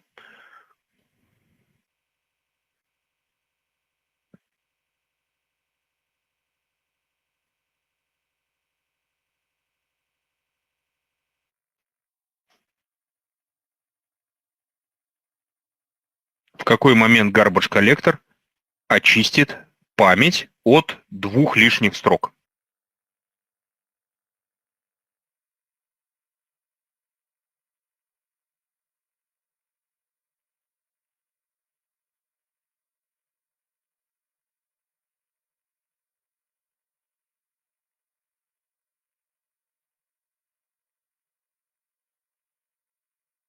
Да, когда программа закончится, память гарантированно будет освобождена. Я уже это прокомментировал. Это совершенно верно. То есть, когда программа закончится, это точно выполнится. Но, может быть, раньше это произойдет? На самом деле, не обязательно, что именно когда программа выполнится, это может и раньше произойти.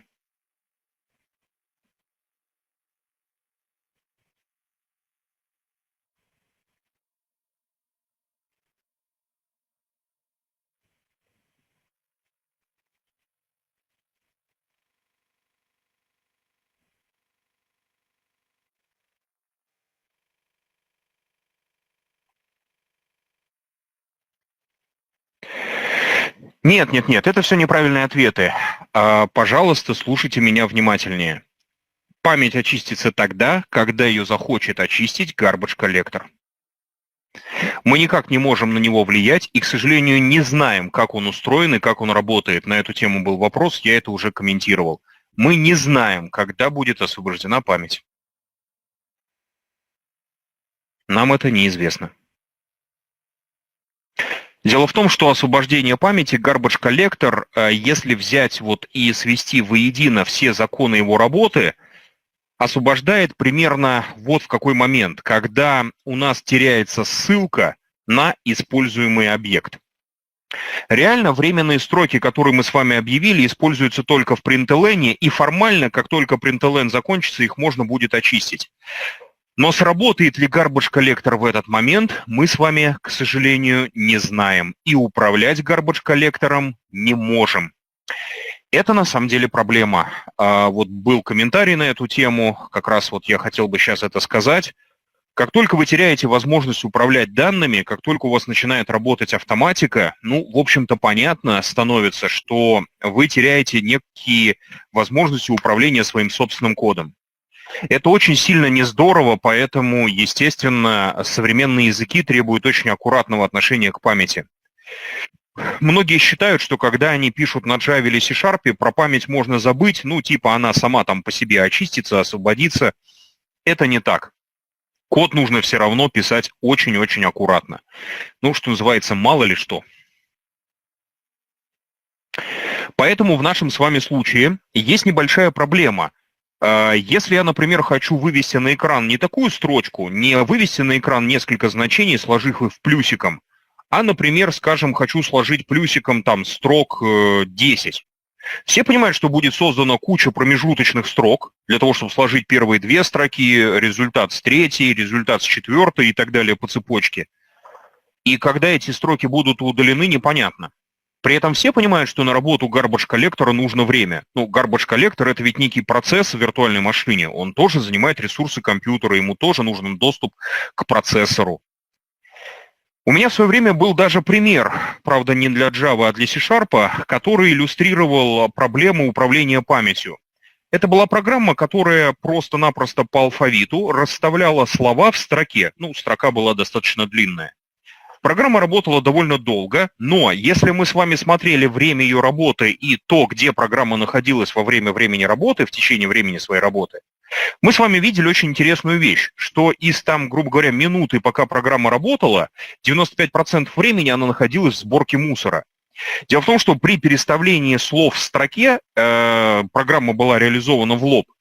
Эти строки постоянно склеивались, то есть образовывалось огромное количество лишних временных строк, которые в какой-то момент просто garbage коллектор начинал освобождать, он просто включался, а если компьютер был слабый, то на основную часть алгоритма ресурсов уже не хватало. Поэтому есть, естественно, другие способы работы со строками, но это уже классы. Мы обязательно сегодня в конце занятия разберем пример работы со строчкой, чтобы ее сложить. Немножко посмотрим на то, как устроена работа с классом, чуть-чуть, для того, чтобы вы могли спокойно все это применять в лабораторной работе. Вот в остальном, вот вывод на экран у нас устроен точно так же, как в C, операции такие же. То есть вот я подал команду плюс-плюс, на экране А равно 6, ну так и должно было быть. Ну, понятное дело, что любые другие операции, которые я буду выполнять, также будут приводить к соответствующим действиям, там, ну, чего-нибудь, не знаю, ну давайте вот такую какую-нибудь штуку напишем. И, понятное дело, значение у нас с вами опять изменится. Вот. То есть все стандартные операции, все прекрасно работает. В языке Java поддерживаются все стандартные операции языка C с некоторыми специфическими особенностями самого языка. В языке Java есть некоторые нюансы работы с бинарными операциями. В сегодняшней лабораторной работе будет лабораторка, посвященная бинарным операциям. Кто их не знает, не помнит со школы, что такое двоичное представление числа, лабораторку можно будет решать в лоб. Я расскажу, как, не используя бинарные операции. Ну, а потом почитать решение. Это интересно. На самом деле, нужны ли бинарные операции программисту, это вопрос растяжимый. Все зависит от задач, которые вы решаете. Чаще всего программист не использует бинарные операции, если код какой-то стандартный, типовой, простой. Есть в языке Java некие даже странности. Самая известная странность языка Java – это операция процент. Как мы с вами знаем, операция процент в языке C – это операция чего?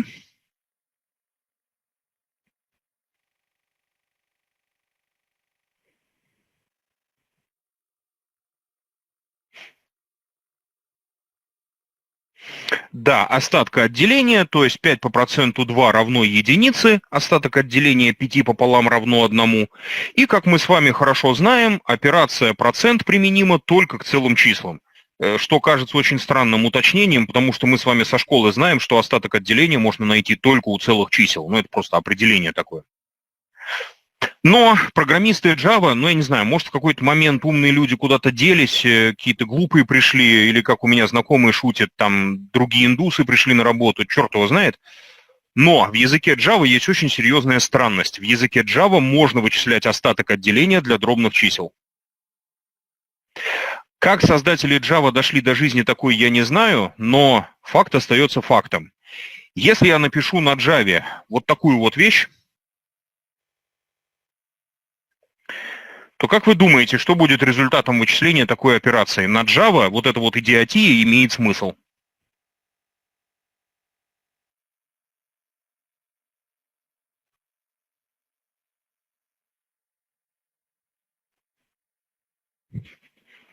Да, вот самое удивительное, что это будет равно 0,2. С чего это должно быть равно 0,2? Ну, понятное дело.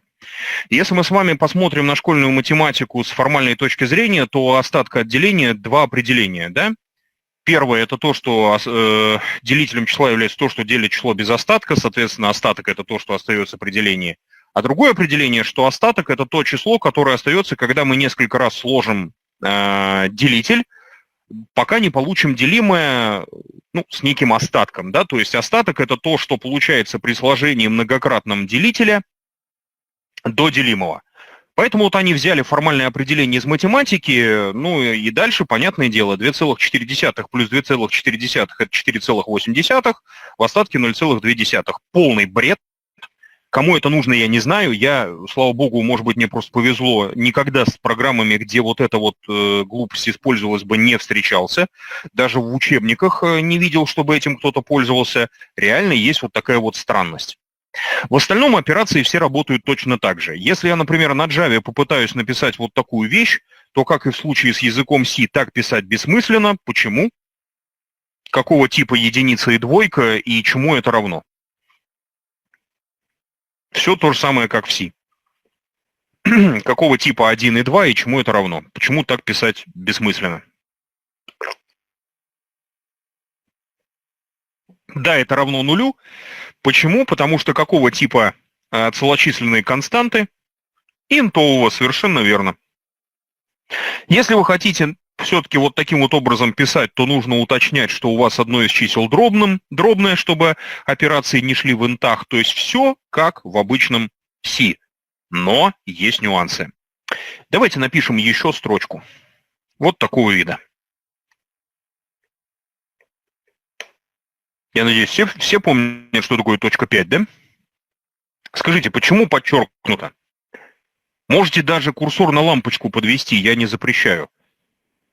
В C я обычно всех прошу не пробовать то, о чем я спрашиваю. Если я спрашиваю, скомпилируется ли, то компилировать не надо. Здесь, пожалуйста. Все равно и так понятно. Если нет ошибок, значит скомпилируется. Если подчеркнуто, значит не скомпилируется. Можете даже почитать, что в лампочке написано. Вы пишете верно, не хватает F в конце. Почему? Если вы прочитаете надпись в лампочке, там написана потрясающая штука. Мы дабл записываем во float, и Java это не нравится. Ну, почему не нравится, я сейчас расскажу. А с чего она взяла, что вот это дабл? Зачем писать F в конце?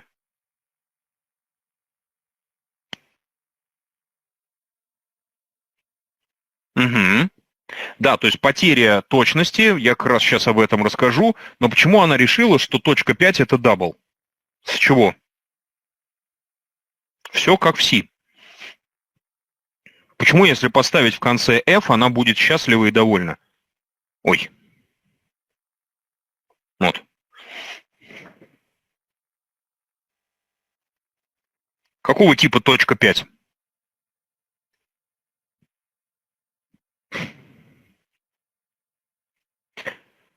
Нет, все проще. Дабл не имеет приоритет. Опять же, вспоминаем C. Не любой дабл может быть флотом. А в Java это не так. Сейчас я вам даже табличку покажу на эту тему. Да, когда мы добавляем f, данные становятся типа float. Почему точка 5 это double? Ну, забыли опять, плохо. По умолчанию числовые константы в C и в Java то же самое, естественно, целые типа int, дробные типа double. По умолчанию выбраны именно так. Соответственно, точка 5, она типа double. Ну а дальше Java просто не нравится, когда вы записываете данные большей точности в контейнер меньшей точности. Double — это данные 8-байтовые, мало того, что 8-байтовые, еще и большего диапазона, чем float. И что вам написала Java в лампочке? Потенциальная потеря данных при записи. Можно ли double во float записать? Ну, только если значение в этот самый float влезает. Поэтому есть, например, вот такая вот табличка. Это что, куда можно записывать. Ну и хорошо видно, что в этой табличке слева нет дабла. То есть дабл записать можно только в дабл, его нельзя никуда автоматически преобразовать. Float можно записать в double, он там гарантированно поместится. Int можно записать в long, float, double, потому что int всегда меньше по диапазону, чем эти значения. Но double можно записать только в double. Поэтому мы с вами в курсе в нашем будем использовать либо интовые переменные, либо double переменные, чтобы вот с этой ерундой не возиться. Если вам очень хочется с флотами работать, то писать надо либо так, и данные становятся типа float, либо вот так. Что, как мы с вами знаем, является явным приведением типа.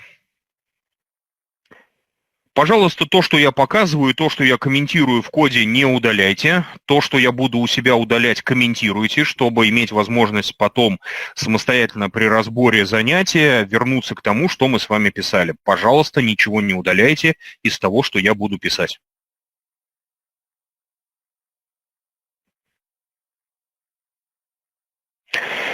Ну а дальше, опять же, все то же самое. Ну, к сожалению, так как у нас с вами современный редактор, я не могу у вас спросить, скомпилируется ли это. Видно, что ошибок нет, а значит скомпилируется. Поэтому я спрошу несколько более сложную вещь. Ну, хотя, опять же, вы ее должны знать, на C все то же самое. Почему нам не пишут, что у нас здесь проблема? Почему ничего не подчеркнуто, почему нет лампочки?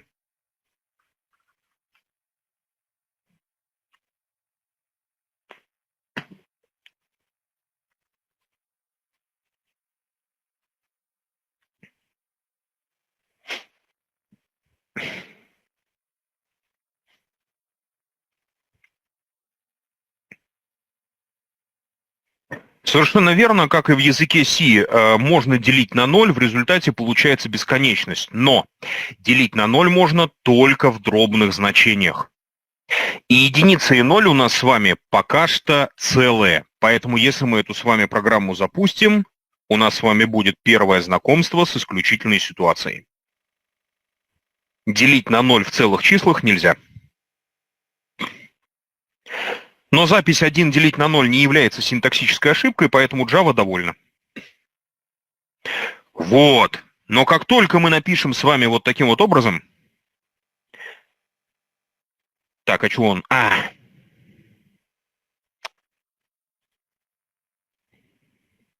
Угу. То смотрите-ка, ошибка исчезла. А давайте попробуем увидеть на экране, чему b равно. S out.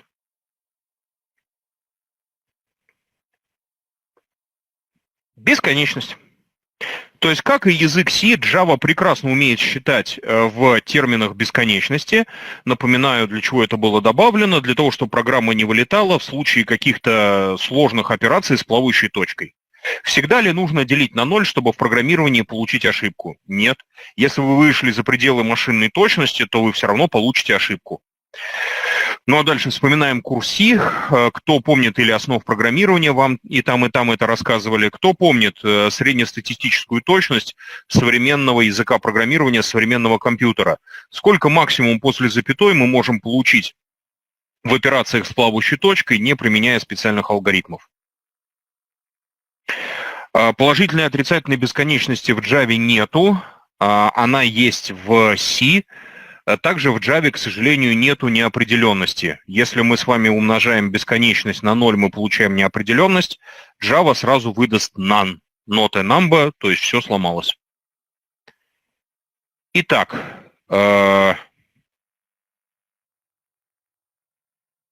кто-нибудь помнит, какова точность среднестатистического компьютера при сложных дробных операциях? Не помните, да? Ну, это, в общем, не беда, это такие уже вещи, касающиеся математики.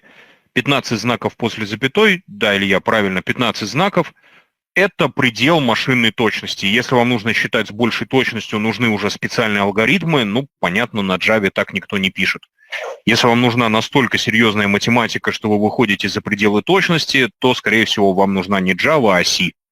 Java может писать и может работать со сложными расчетными задачами, но все-таки точность выше 15 знаков после запятой – это очень специфические задачки, там прогнозирование погоды, еще что-то. В обычной бизнес-логике, в логике обычных прикладных программ это все не нужно.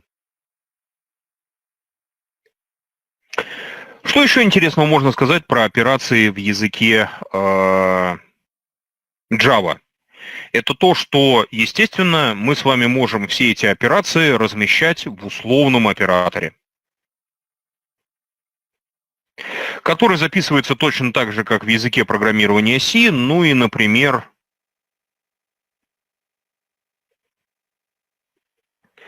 скажите, увижу ли я на экране надпись «Ок» при такой проверке?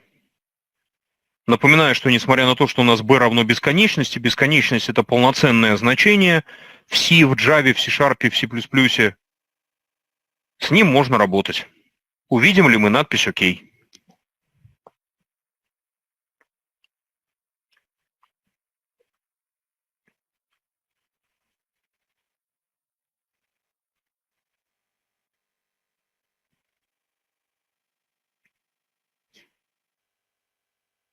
Так, ну давайте тогда опять вернемся к базовым вопросам. Что такое if?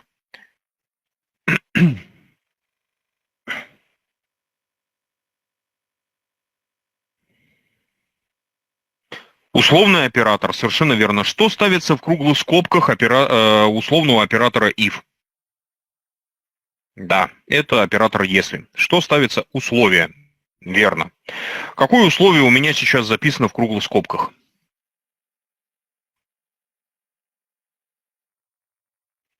Да, если А меньше Б, то напечатать ОК. А в моем примере меньше, чем Б?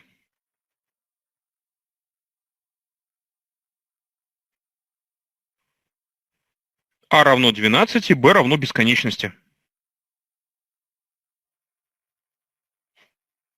А меньше, чем Б.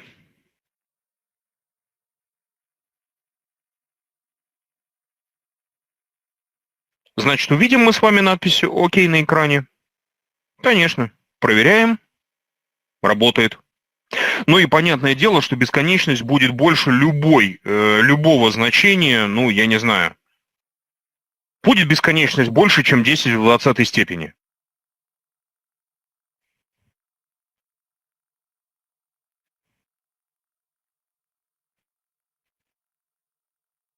Естественно, проверяем. Работает. То есть точно так же, как и в случае с языком программирования C, все операции выполняются точно так же, есть понятие бесконечности, все стандартно. Условный оператор, как видите, тоже работает. Естественно, понятное дело, у него есть часть else, но else здесь нам особо некуда добавлять. В рамках нашего с вами курса мы с вами будем разбирать только вывод на экран. Дело в том, что наша с вами цель – это научиться создавать библиотеки на Java. Учиться пользоваться классами большого ума не надо. Помните, я уже даже сказал два замечания. Сомневаешься, нажимай Ctrl-пробел, ничего не получилось, ставь точку, да? Мы сейчас с вами чуть позже это правило попробуем на практике, работает ли оно. Можно ли программировать на Java, ничего про Java не знаю. Можно, на самом деле. Просто нужно узнать английский язык и уметь пользоваться подсказками. Ввод с клавиатуры нам будет не нужен. Для того, чтобы проверить, что библиотека работает, надо будет просто в мейне передать в библиотеку параметры, получить от библиотеки ответ, убедиться, что все работает правильно. Но если кому-то хочется, то какое у нас получается? Второе, да, домашнее задание. Первое было вспомнить язык C, второе домашнее задание. Если кому-то хочется узнать, как можно сделать так, чтобы вот поставив сюда курсор в отладочную консоль, вы могли бы что-то здесь напечатав, вводить значение в программу, нужно найти, как это сделать на языке Java. Существует как минимум 3 способа это сделать. Правда, один из них у вас работать в Windows не будет. Ну, вернее, будет, но только при запуске из командной строки. В Linux там с этим попроще.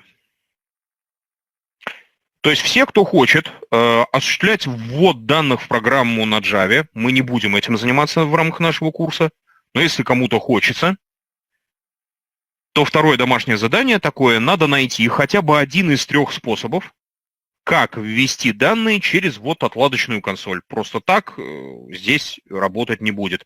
Сразу скажу, что здесь немножко ломаются и правила того, что в Java все то же самое, что и в C. Метода scanf здесь нету. То есть printf есть, а scanf нет. Причина очень простая. Scanf небезопасен. Помните, да? Можно ли при помощи scanf прочитать в строковую переменную длиной 10 символов 20 символов? Можно, потому что нет ограничения. Поэтому функции scanf здесь нет. Кто хочет, можете найти, как это вводить. Мы этим пользоваться не будем. Ну, соответственно, кто найдет как, присылайте на почту, я посмотрю, чего вы нашли. Кто не найдет, не имеет значения. Нам это не пригодится. Таким образом, вот так у нас с вами устроены стандартные операции Java, то есть очень похоже на C, такой же точно условный оператор, в общем, все то же самое. Есть, конечно, некоторые нюансы, но они на самом деле не такие серьезные. Ну вот как, например, то, что операция процент работает для дробей. Ну, работает и хорошо, правда, зачем, непонятно. Ни разу этим не пользовался. Даже не знаю, для чего это нужно. Ну, возможно, у меня просто примеры другие. Если мы с вами пишем вот подобный код, то есть вопрос. Как этот самый код у нас с вами исполняется? Исполняется он, собственно говоря, в виде байт-кода, исполняется виртуальной машиной. При этом все данные, естественно, хранятся у нас с вами не просто в памяти, а в памяти, которой управляет виртуальная машина Java. Это замечание на самом деле важное, потому что чуть позже, уже завтра, мы с вами разберем понятие класса своего собственного, будем учиться их писать, эти самые классы. Ну и надо будет обязательно нам с вами посмотреть, как чего здесь в памяти хранится. Ну, пока мы этого делать не будем. Дальше нам с вами нужно разобрать, что такое оператор for, оператор цикла, массивы и обязательно функции. Потому что функции нам с вами понадобятся уже сегодня, а также завтра. Программирование на объектно-ориентированных языках – это прежде всего функции. Мы их будем вызывать, мы к ним будем обращаться по-разному. Поэтому что такое функции, тоже нужно будет вспомнить. Ну, соответственно, цикл мы с вами попробуем вместе с массивом. Где еще пробовать цикл, если не в массиве? Самое оно работать с массивом. Ну и еще, естественно, нам сегодня нужно с вами пару слов сказать о более сложных данных, о строках, ну и разобрать, почему на самом деле, если мы пользуемся готовыми классами, то изучение программирования сводится просто к чтению документации. Есть ли какие-то вопросы по насписанному проекту? Массив, конечно, указатель, только мы этого указателя не увидим. В Java указатели есть, но нам их использовать запрещено. А массив, конечно, указатель. Массив является указателем в любом языке программирования. Если кто-то уже что-то где-то, может быть, случайно читал про язык Java, то ответьте себе на вопрос, можно ли в Java вывести на экран массив без цикла. Вот. Если вы отвечаете себе на этот вопрос положительно, вы просто что-то в Java не заметили. Конечно, указатель. Так, ну что ж, вопросов по примеру нет, это очень хорошо. Давайте тогда разберем пример с массивом.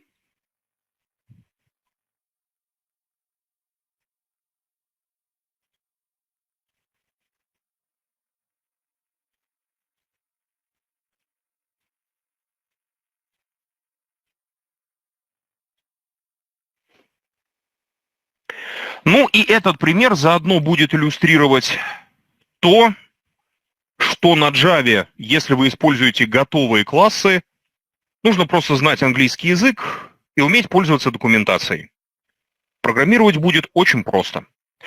Давайте напишем следующий код. Я бы хотел, создав массив, отсортировать его и вывести отсортированный массив на экран.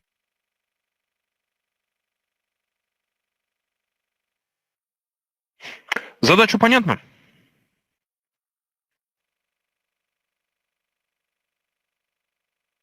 Нет вопросов, да? Давайте эту задачу решать. Первое, что мы с вами сделаем, это объявим массив. Для того, чтобы не возиться с вводом значений, давайте мы его сразу же проинициализируем. Массив, который объявляется без инициализации, у нас с вами появится чуть позже, мы его просто отдельно запишем. Пусть для простоты у меня будет массив из целых чисел. Как мы с вами объявляем массив? Ну, мы с вами привыкли либо к такому объявлению, но указателей в языке C нет, либо к такому объявлению, правда?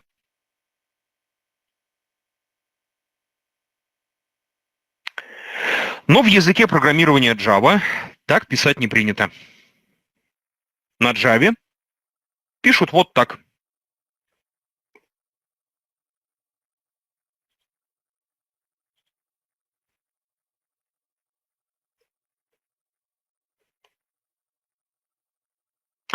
Что значит эта запись? А вот эта запись значит то, до чего можно, в общем-то, догадаться. Ну, или нужно читать учебники. И вот подобные вопросы очень часто задают на сертификационных экзаменах по языку программирования.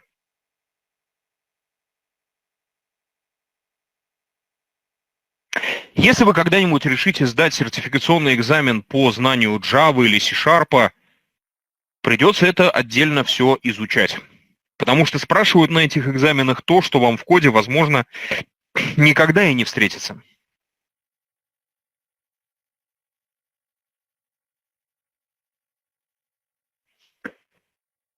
На эту тему, на тему вот этого обозначения, где квадратная скобка стоит перед буквой М, а не после нее, как мы привыкли, у меня есть любимейший вопрос. Он как раз из сертификационного экзамена по Java.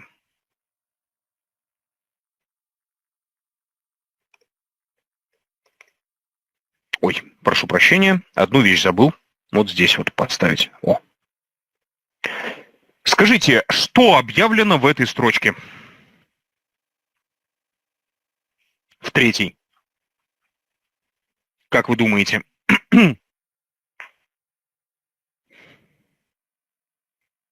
Вот такая вот запись.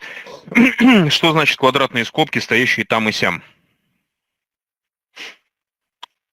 Простой тип int, простой тип UB и массив A. Это неправильно.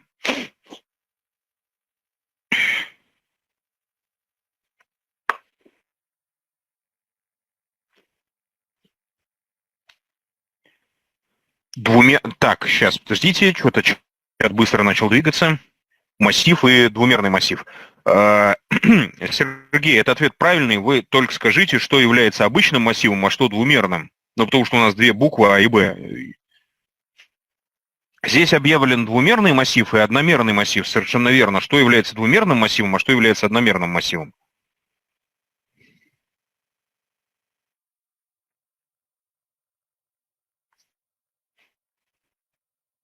Это правильный ответ. Нужно только понять, что здесь что. Ну, исходя из записи, в общем,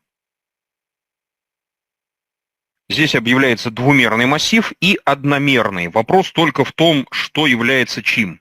Чем?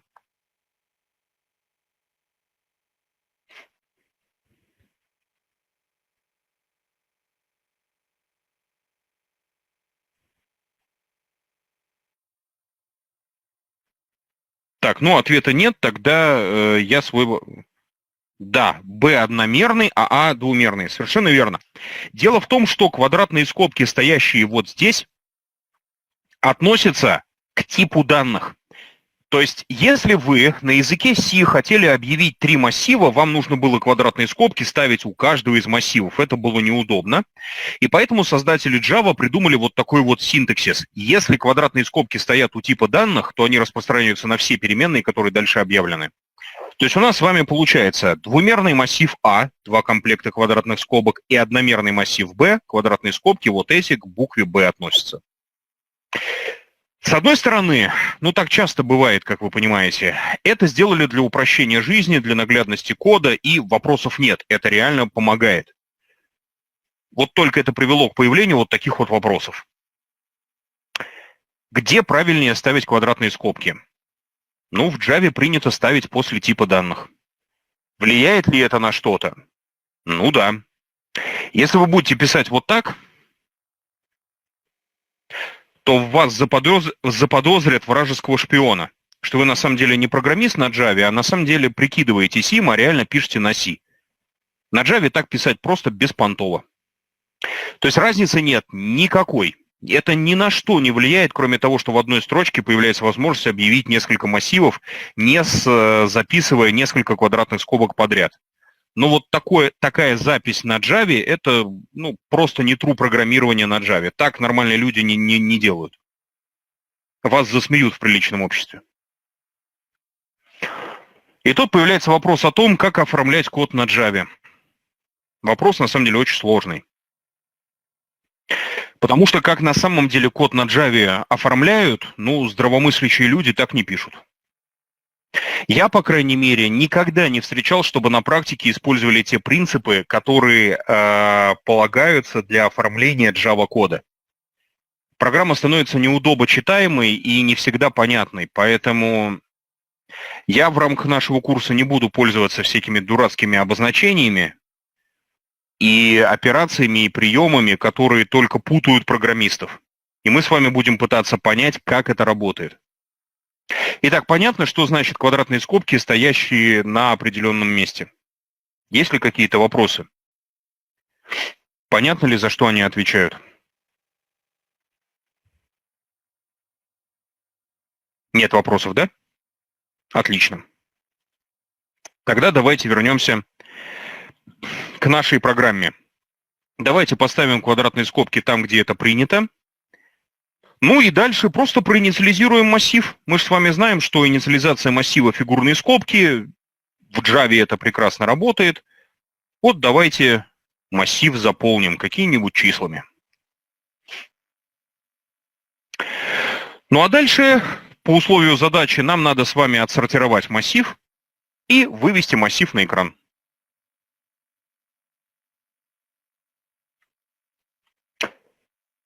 Не знаю, как вам, а мне не хочется писать алгоритм сортировки массива. Я хочу воспользоваться тем, который в Java уже готов. Как мы с вами знаем, в языке программирования Java нельзя использовать функции. В Java есть только методы, привязанные к классу. Как вы думаете, как должен называться класс, содержащий функции по работе с массивом? Но это вопрос к тем, кто английский знает. Кто не знает английского, это тяжко. Кто не читал на курсе по C книжку про веревку достаточной длины, почитайте сейчас. Да, array, совершенно верно. Вот только класс array в Java это просто сам массив, а нам с вами нужно массив отсортировать. Сортировка массива – это вспомогательное действие, и такие действия в Java пишутся в классах-утилитах. Что такое класс утилита? Класс утилита – это класс с названием таким же, как основной класс, только во множественном числе, по-английски во множественном числе. Класс утилита – это то же самое, что основной класс, только называющийся по-английски во множественном числе. И содержащий вспомогательные команды для работы с основным классом.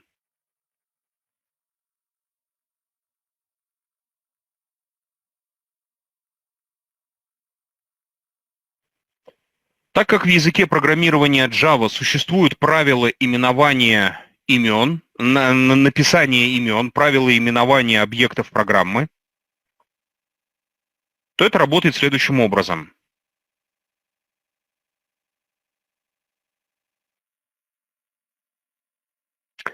Пэкэджи на Java набираются только маленькими буквами. То есть, если вы видите что-то, набранное только маленькими буквами, это с огромной вероятностью вы видите название пэкэджа. Вот посмотрите, как у нас с вами, да? Java Application 5, без заглавных букв.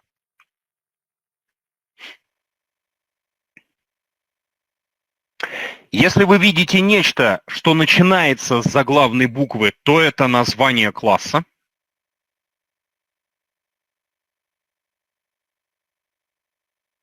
Если вы видите что-то, начинающееся с заглавной буквы, то это название класса. Все понимают, что то, что я сейчас перечисляю, это соглашение. Это не законы. Грубо говоря, пишите как хотите. Но только программировать надо, уважая себя и своих коллег, чтобы весь код был оформлен единообразно.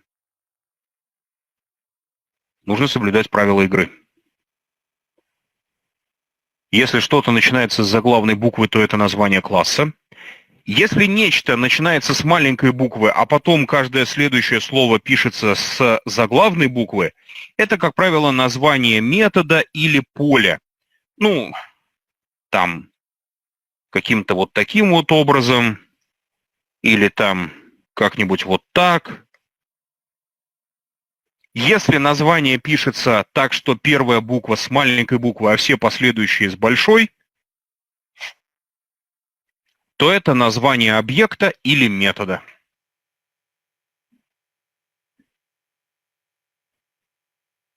Пожалуйста, следуйте этим правилам, чтобы ваш код был оформлен так, как он оформлен у всех других программистов. Маленькими буквами пишутся пэкэджи, начиная с заглавной буквы пишутся классы. Первая буква маленькая, следующие буквы следующих слов с заглавной – это объекты, поля, ну, объекты, да, объекты, поля и методы. Таким образом, если у нас с вами есть класс Array, класс, описывающий массив на языке Java, в отличие от языка C, в Java есть понятие массива как типа данных, в C его нет, то как должен называться класс утилита, реализующий дополнительные функции для работы с массивом? Да, arrays, совершенно верно, вот таким вот образом. Это общее правило наименования классов в языке Java. То есть, если вы знаете название основного класса, скорее всего, класс утилита, вспомогательный класс с дополнительными возможностями, это просто основное название класса с добавлением множественного числа на английском языке. Поэтому давайте найдем класс Arrays. Да что ж такое, я все время не туда переключаюсь. Для того, чтобы вызвать подсказку, напоминаю, мы нажимаем Ctrl-пробел, и в этой подсказке класса Arrays нету. Почему? А потому что подсказка выводит те классы, которые ближе всего к тому, что вы написали. Класс Arrays находится в отдельной библиотеке. Но если вы уверены, что вы правильно начали писать название класса, просто подсказка немножко не понимает, чего вы хотите, Ctrl-пробел, не закрывая основную подсказку, надо просто нажать еще раз. И подсказка расширится.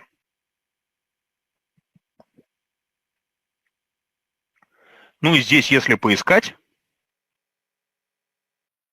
А где он? Вот он. Да что ж такое?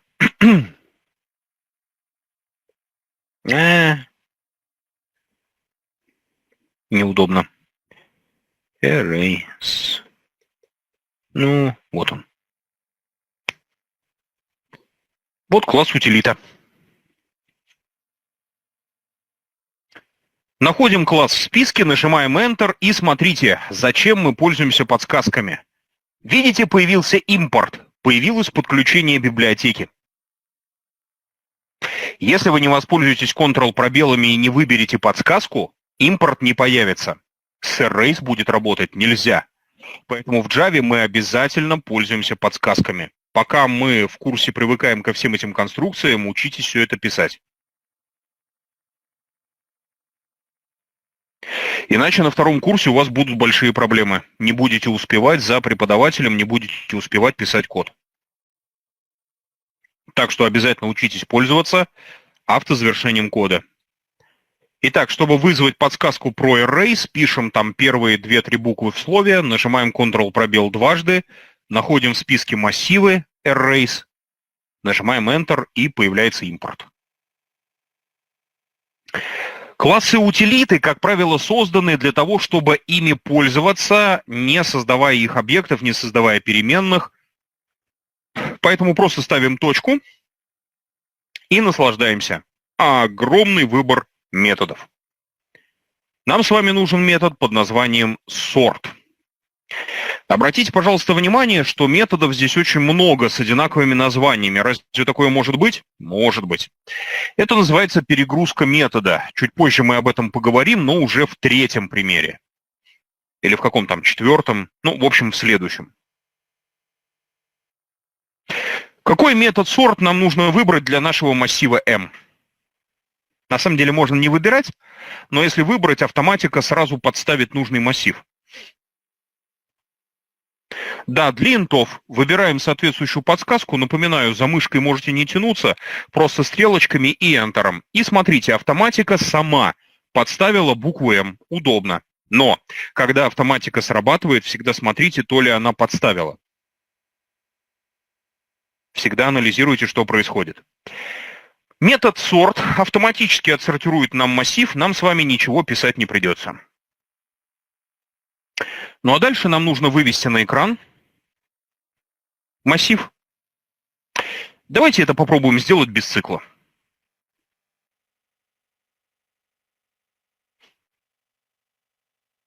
Что для этого надо сделать?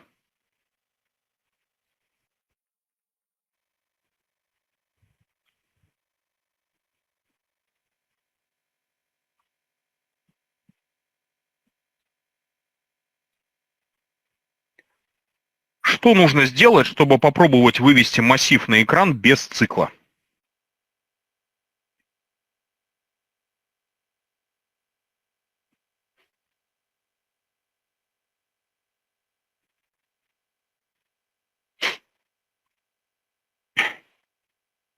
Не, ну вручную перечислить, если у меня массив из 10 тысяч элементов, это без меня, ладно? В смысле вызвать себя же? Я не понял. Erase, да, это правильно. Значит, если мне нужно вывести массив на экран без цикла, мне нужен опять класс утилита. Ну, видите, как здорово. Мы с вами сортировку нашли, может, там еще что-нибудь полезное есть. Когда вы уже воспользовались подсказкой, то она по Ctrl-пробелу уже сразу появится. То есть не нужно будет Ctrl-пробел нажимать дважды. Ну, все продумано. Какой метод позволит нам вывести массив на экран? Напоминаю, у аргумент println, как правило, строка. Что надо искать?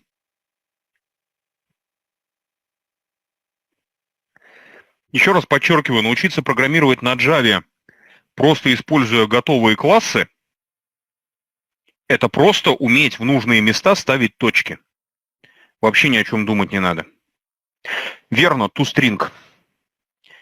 Если аргумент println чаще всего строка, нам нужно преобразовать наш массив в строку. Ну, логично. Вот здесь есть как раз для интов. И буква M сама подставилась. Ну, удобно. И вперед. Все честно, все отсортировалось. Ctrl-Space дважды не работает. Странно. Если вы написали R, да, там 3 буквы, то у вас в подсказке должно быть 2 класса. Не закрывая эту подсказку, вот когда окошко висит, просто сразу еще раз нажимаем Ctrl-пробел. Должно появиться. Просто не закрывайте подсказку, может быть, с этим дело. То есть напечатали первые несколько букв, нажали Ctrl-пробел, не появилась нужная подсказка, еще раз не закрывая ее Ctrl-пробел. Когда подсказка уже появилась, только один раз достаточно печатать. Надо нажимать. Ну что, мы с вами вывели массив на экран без цикла или мы просто чего-то не знаем? Можно вывести массив на экран без цикла?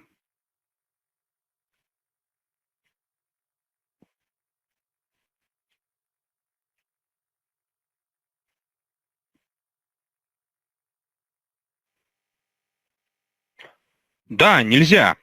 А что ж произошло? Нет, все на самом деле очень здорово. Помните, в редакторе Word можно переходить по гипертекстовым ссылкам, нажав Ctrl. Зажимаем Ctrl на клавиатуре и подводим мышку к toString. Появится гипертекстовая ссылка. Дальше все зависит от того, какой у вас стоит NetBeans и в каком варианте. Если NetBeans современный стоит, то там автоматически произойдет следующее. Кликаем по toString.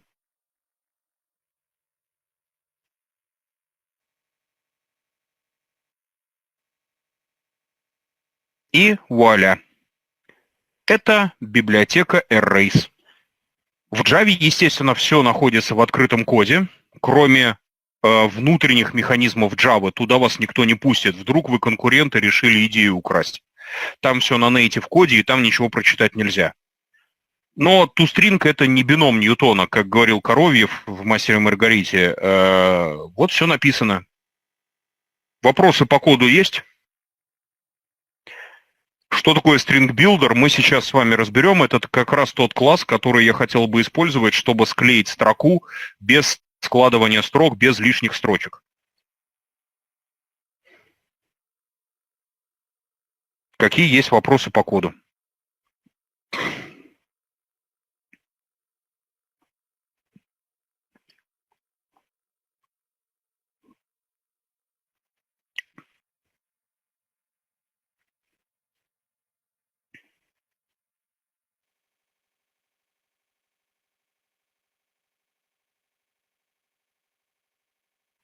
Ага. Смотрите, по поводу лицензии. Дело в том, что... Так, у вас какое JDK? Напомните, пожалуйста.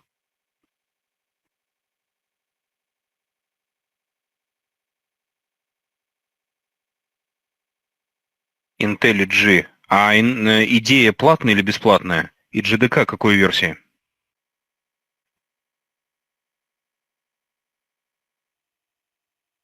Платная или бесплатная у вас идея и какой версии JDK? В 11 не будет работать. Здесь идея ни при чем. У вас 11 JDK, оно платное, там нельзя зайти в библиотеку. И тем более идея бесплатная. Это все правильно. Так нельзя. Это будет работать только в платной идее и только при условии приобретения лицензии. У всех, кто работает в NetBeans, и у всех, у кого 8-я Java, должно это появиться. Так, ну что, вопросов нет. Понятно, как работает этот метод, да? То есть все видят цикл, в котором реально формируется массив для вывода на экран. Так что все честно. Вот то, что вам рассказывали на основах программирования на C, что если вам кажется, что в вашем языке можно вывести на экран массив без цикла, то вы либо что-то не поняли, либо чего-то не заметили. Вот оно все написано.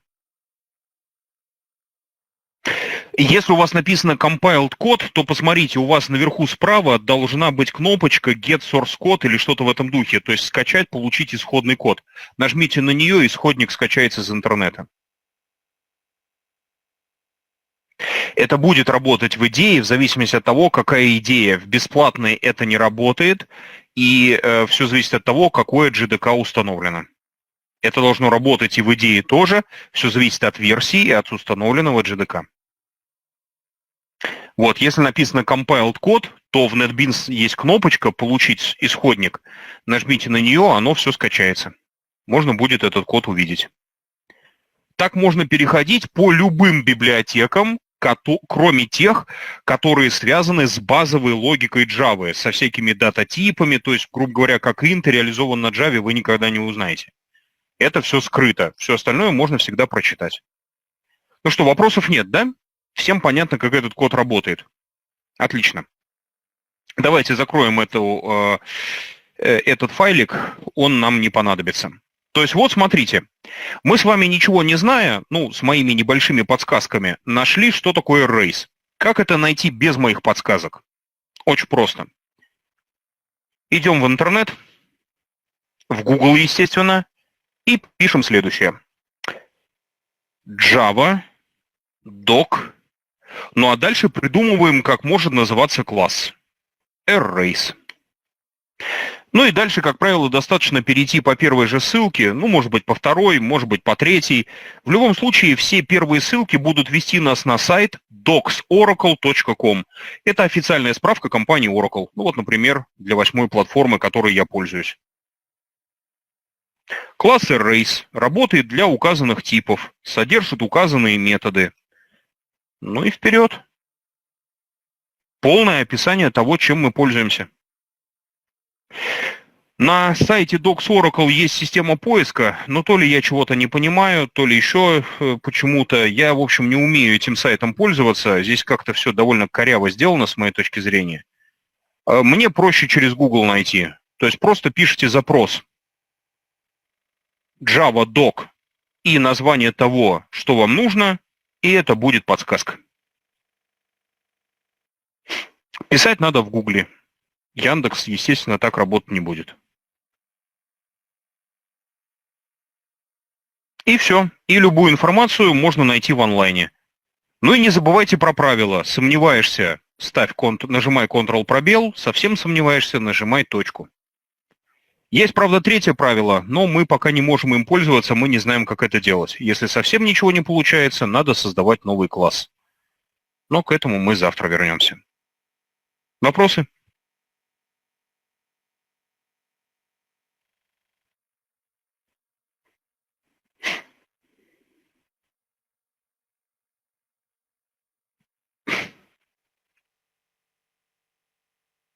Нет вопросов, да?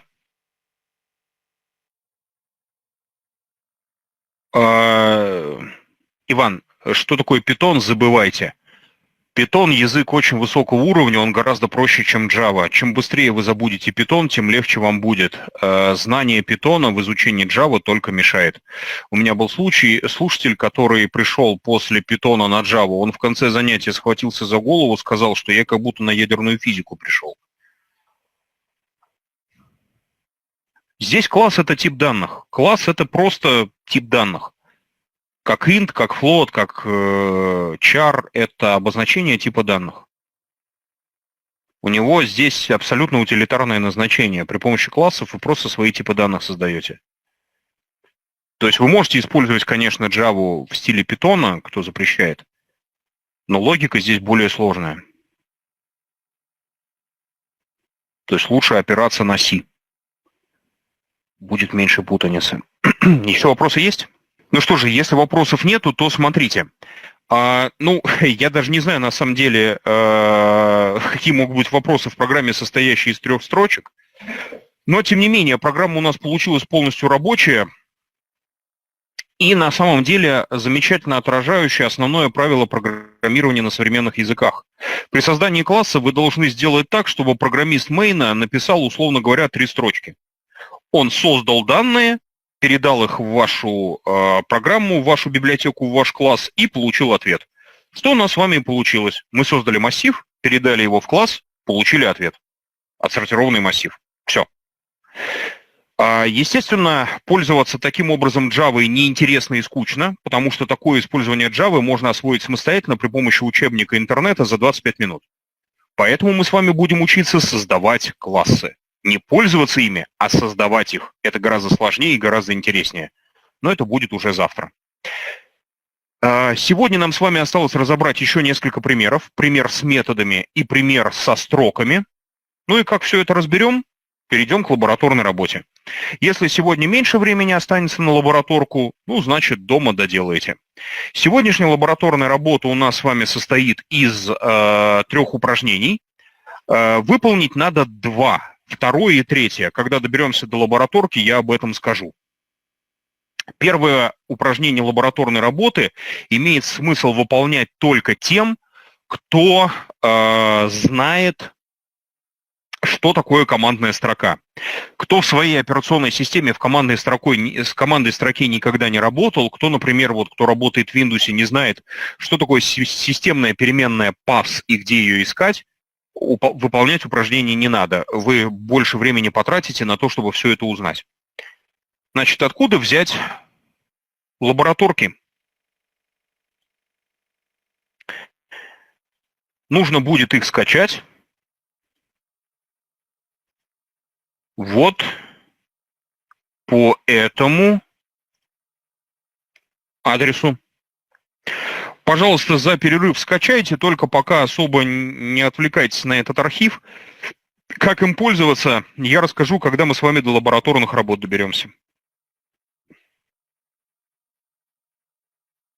Скачайте, пожалуйста, за перерыв лабораторки из этого архива. Вот, ну а у нас пока перерыв, 15 минут, после перерыва продолжим. Так, ну что ж, давайте продолжать. С вами еще сегодня нужно разобрать. Он будет про работу с методами. Естественно, когда речь идет о методах, мы с вами возвращаемся опять-таки к истокам, то есть разбираем какой-то несложный код. Ну, также будет и в этом случае.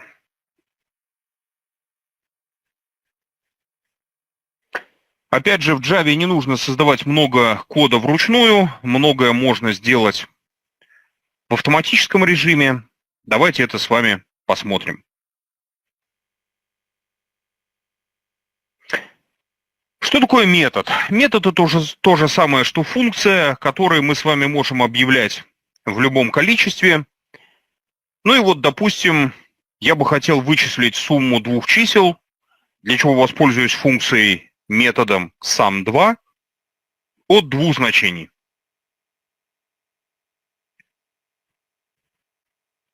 Угу.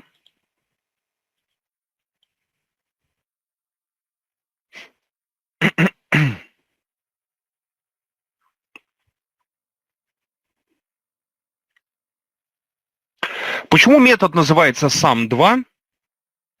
Ну, потому что этот метод применим к двум аргументам. Единица и двойка.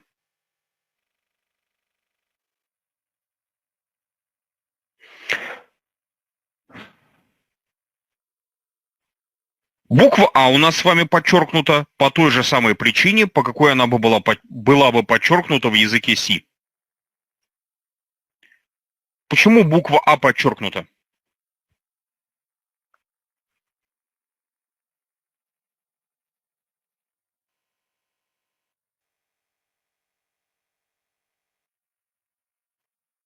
Не объявлено, совершенно верно. Давайте объявим. Без инициализации. Почему sum2 подчеркнуто?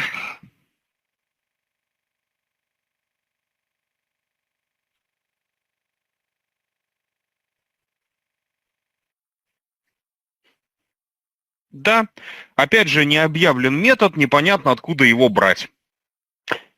Почему в Java лучше начинать писать сначала метод, а потом его реализацию? Потому что смотрите, как это красиво работает. Да, либо нужен импорт, либо его надо создать самому. Для этого по лампочкам некоторым, по сообщениям об ошибках, можно кликать.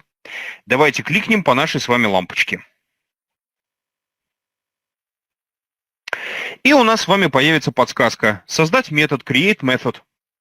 Выбираем ее. И автоматически генерируется код метода. Очень удобно.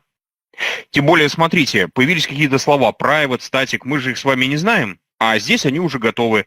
При этом ничего не подчеркнуто, ну, значит, автоматика их правильно добавила. Ну, опять же, доверяй, но проверяй, и мы сейчас с вами кое-что подкорректируем, но, тем не менее, это здорово.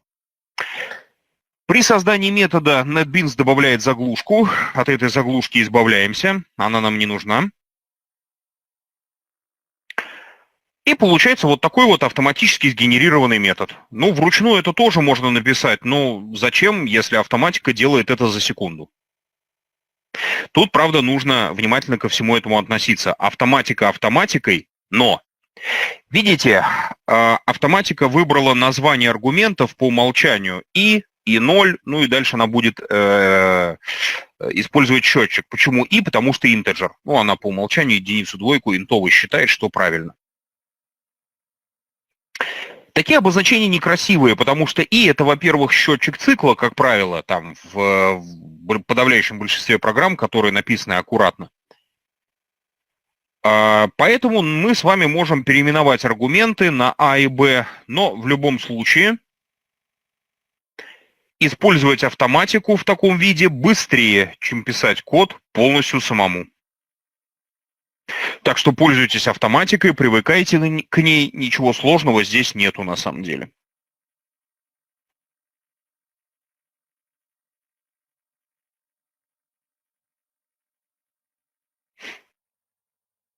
Что должна сделать функция sum2 с нашими аргументами А и Б?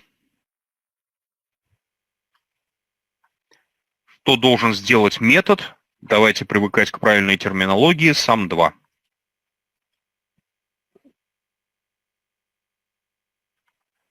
Совершенно верно. Поэтому код будет такой же, как и в C. Return A плюс B. Ошибок нету, но компилировать не будем, у меня нет вывода на экран. Понятно, что программа будет работать. То есть методы — это те же самые функции. Почему в Java не принято говорить «функция»? Потому что методы привязаны к классу. Давайте на секундочку отвлечемся, еще раз вспомним, что у нас все написано внутри вот этого комплекта фигурных скобок, внутри класса. Поэтому мы говорим слово «метод». А так это просто функция.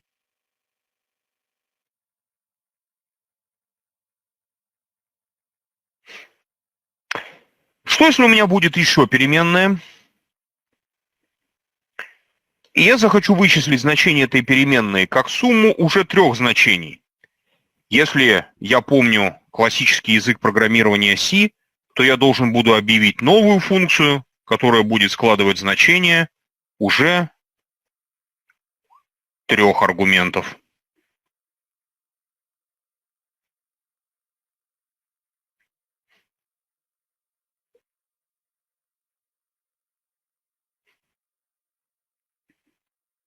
Функция print, она выводит как println на экран строку без перевода на новый курсора на новую строчку. Вот. То есть функция print в Java это то же самое, что println без перевода на новую строку, как в Pascal. Есть write, есть write-ln.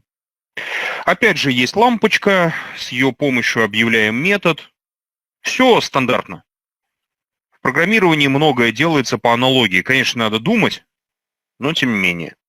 Видите, здесь он уже взял букву из тех, что я написал. Ну, а дальше я опять переименую. А, Б, С. Ну и, понятное дело, вот такой вот код. То есть все стандартно.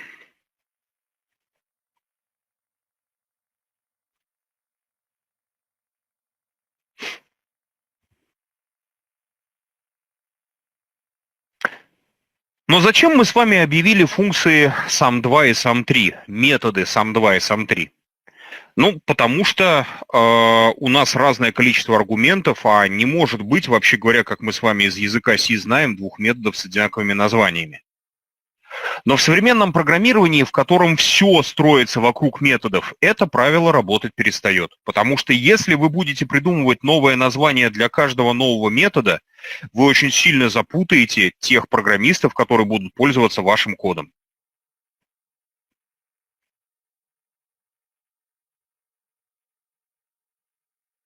Поэтому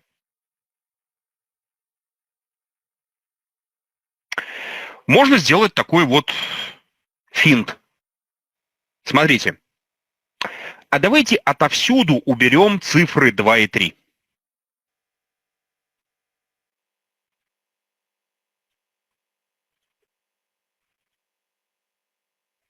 И смотрите-ка, ошибок нет. Ничего не подчеркнуто, нету лампочек. Давайте выведем на экран, чему А и Б равны.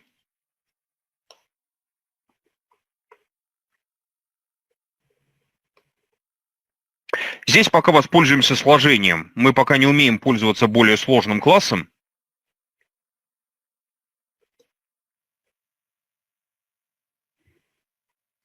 Да, это перегрузка метода, сейчас об этом расскажу. И оно даже работает, причем работает правильно. Как так получилось?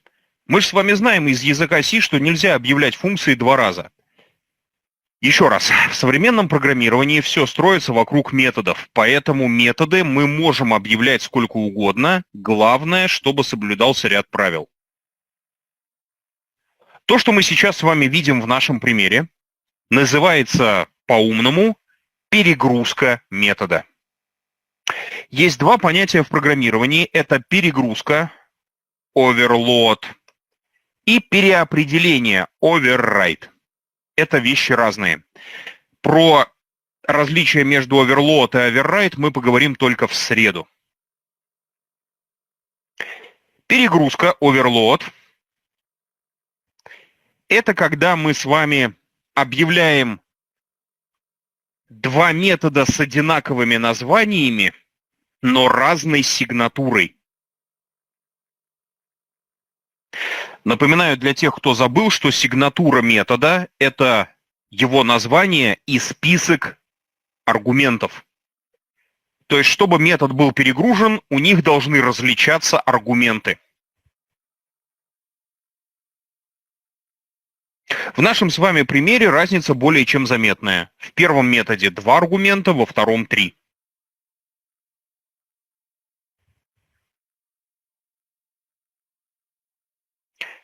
То есть основная соль здесь в разнице количества аргументов.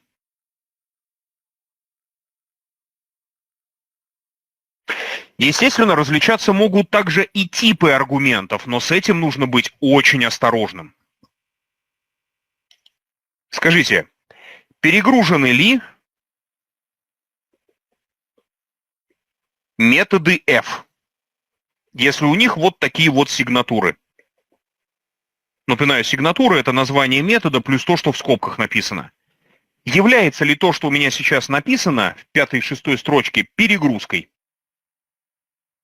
Перегрузка – это когда у методов одинаковые названия и разная сигнатура. Является ли это перегрузкой?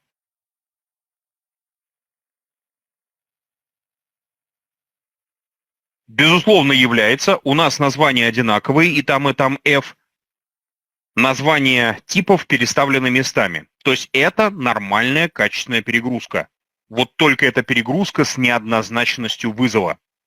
Потому что скажите, а какая из функций, какой из методов будет вызван, если я напишу вот так? Ну, там, где мне этим методом надо воспользоваться.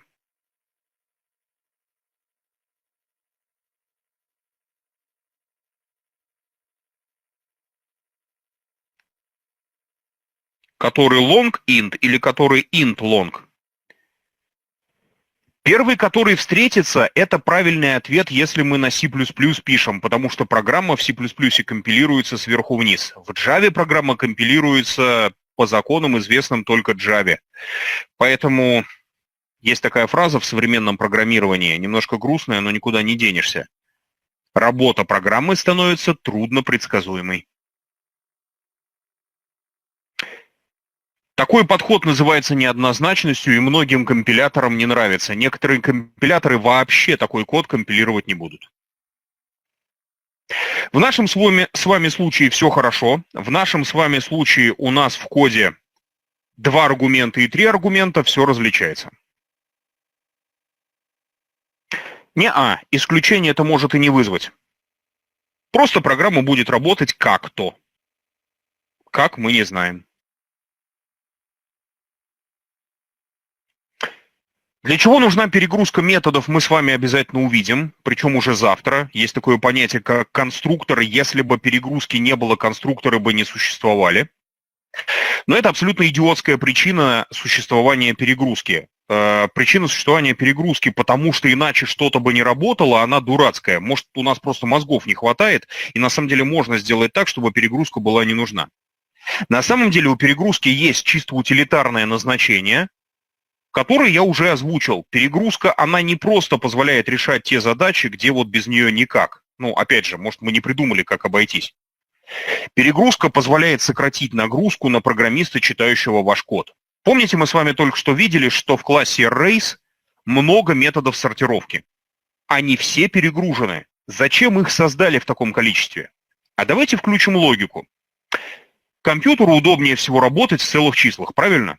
Значит, если у меня есть массив целых чисел, в целых числах он его отсортирует очень быстро. Можно ли отсортировать массив целых чисел, работая с массивом дробных чисел? Помните, с чего мы с вами начинали? Что нам абсолютно все равно, что такое int и что такое float, главное, что они занимают 4 байта памяти. Может ли алгоритм, работающий с флоатами, работать с интами? Да может, конечно. Только в чем лучше сортировать целые числа? В дробных значениях или в целых? Ну, вопрос риторический, как вы понимаете. Таким образом, мы с вами можем дать возможность программисту использовать метод с одним общим названием, чтобы ему не запоминать кучу разных методов, кучу разных названий, не держать все это в голове. И при этом реализовать разные, но схожие по смыслу алгоритмы под одним общим названием. Вот как у нас с вами в программе получилось. Мы с вами объявили две функции сложения с 2 и 3 аргументами. Очень удобно. Вот только тут появляется вопрос. А что значит, что у перегруженных методов должна быть схожая логика? Вот что значит, что похожая логика, похожие задачи, это вообще фраза о чем?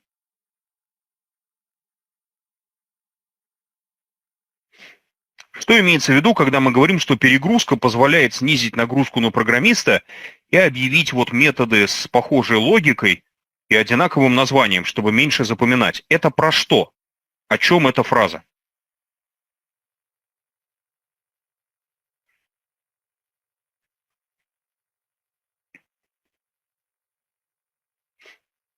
Что значит похожая логика?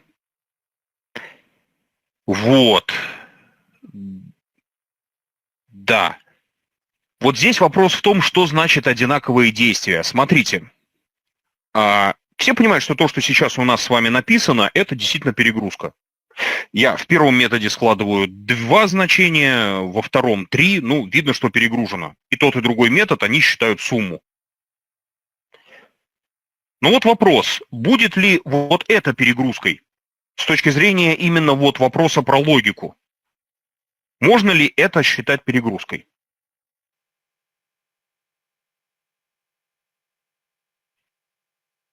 То есть у нас же с вами, мы сказали, логика не должна полностью совпадать, она должна быть похожа.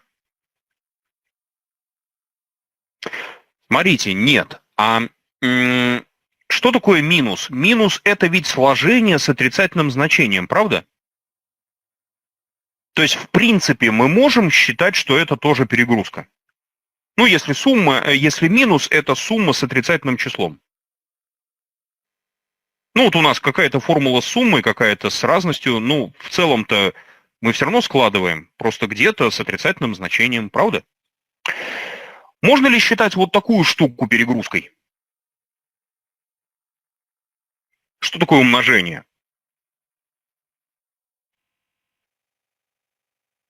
Ну, да, потому что умножение – это большое количество сумм, правда? Да, многократное сложение, то есть, в принципе, логика еще работает. А вот эта штука будет перегрузкой? Именно с логической точки зрения.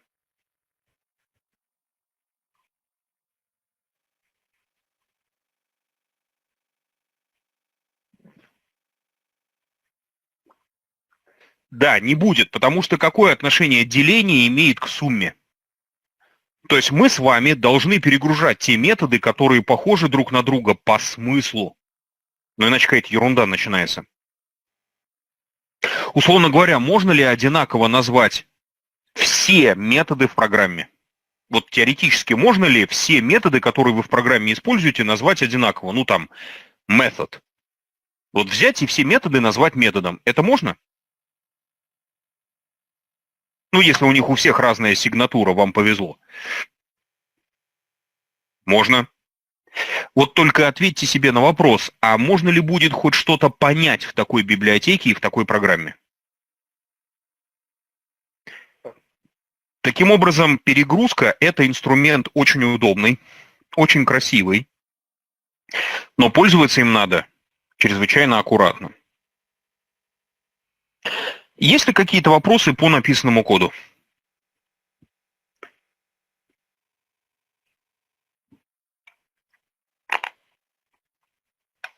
Нет вопросов, да? А тогда давайте эту программку немножко изменим. Как договаривались, ничего не удаляйте из того, что я показываю. Вот можно, например, как сделать. Давайте выделим вот эти обе функции и закомментируем их. Самое удобное для комментирования в современном редакторе — это просто нажать Ctrl/. Здорово, да? У нас, естественно, будут сразу же ошибки в мейне, потому что метод сам не объявлен, ни один, ни другой. А мы с вами попробуем один общий написать. Ну, слова private и static придется повторить. Мы их просто не знаем, но видели, они были, а значит, без них, скорее всего, не будет работать. Ну а дальше давайте вспомним принципы, которыми мы будем на курсе пользоваться, естественно. С чего начинается написание метода? Любой функции, да? То же самое любого метода. С чего начинается написание функции или метода? В любых языках программирования всегда и везде.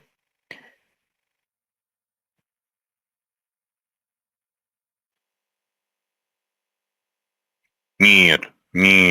Вспоминайте, с чего начинается написание метода, написание функции.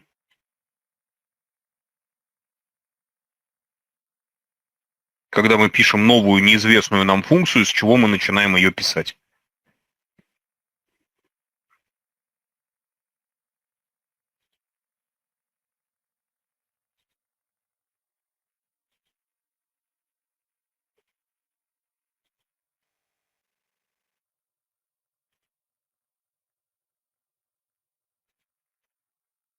Не-не-не, ни в коем случае, нет.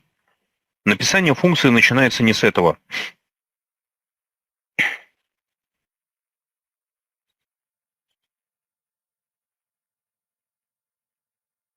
Ну, вспоминайте курс C, с чего начинается написание функций?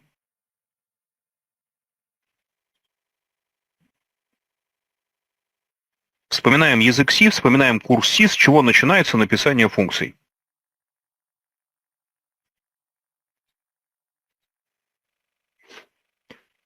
Нет, это все неправильно. Плохо, что забыли. Напоминаю, что новые методы, новые функции мы начинаем писать с их названия. Потому что название нам заранее известно, а все остальное нужно еще придумать, правильно? Поэтому написание новой функции, нового метода начинается с ее названия в обязательном порядке. Поскольку название мы либо только что придумали, либо нам оно уже известно, в нашем случае это название сам, ну а все остальное мы придумаем по ходу дела. Пожалуйста, не забывайте то, чему вас раньше учили. Итак, вот мы с вами объявили метод сам. Ну, теперь надписываем название заголовок метода налево-направо. Что мы пишем слева?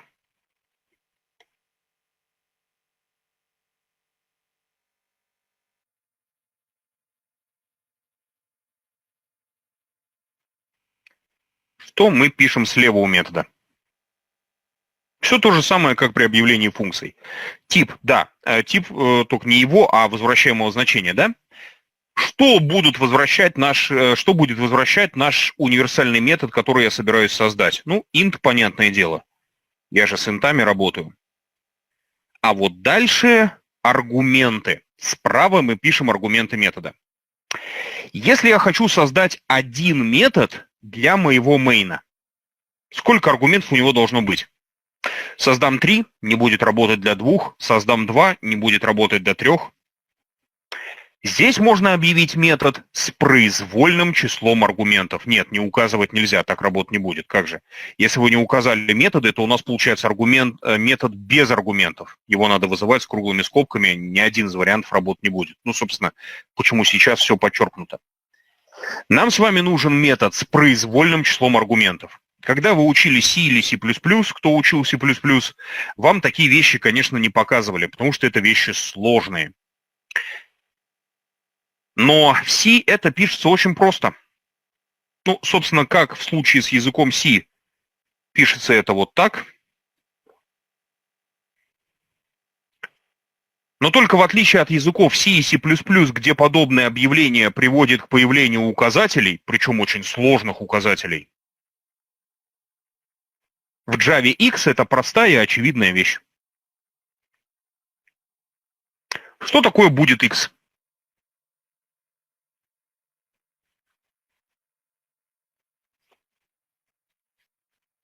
С точки зрения нашей с вами программы. Ну, понятно, что локальная переменная. Я спрашиваю про ее смысл. То есть, что такое и что из себя представляет X? Это локальная переменная, вопросов нет. А что это такое, как вот логическая конструкция? Что такое X? Массив, конечно, да. X это массив. Если, ну, собственно, в C и C++ это указатель, то, понятное дело, в Java все это на массив меняется.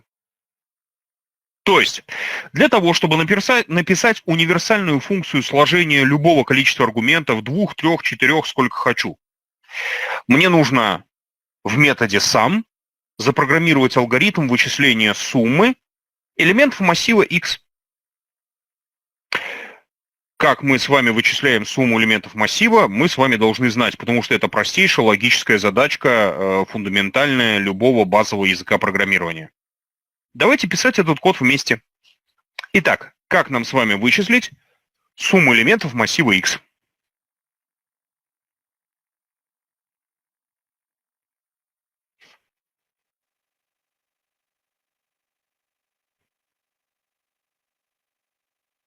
Не-не-не, цикл рано. Нет, array здесь не поможет, там нет такого алгоритма. В какой-то момент автоматика работать перестает, и программисту все-таки нужно начинать думать. Цикл нельзя писать, прежде чем мы с вами не сделаем что. Ну, вспоминайте, все же как на C пишется. Итак, как нам вычислить сумму элементов массива X?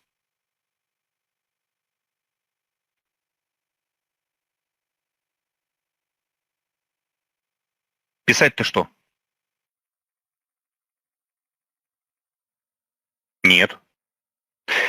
Так, ввести переменную сумма. Согласен. Язык C в принципе инициализирует переменные автоматически нулем, но для красоты добавить можно. Дальше.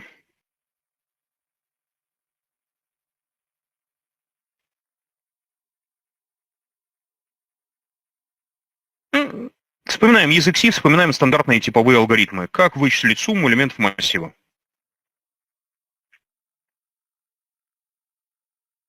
Итак, я объявил сумму. Дальше.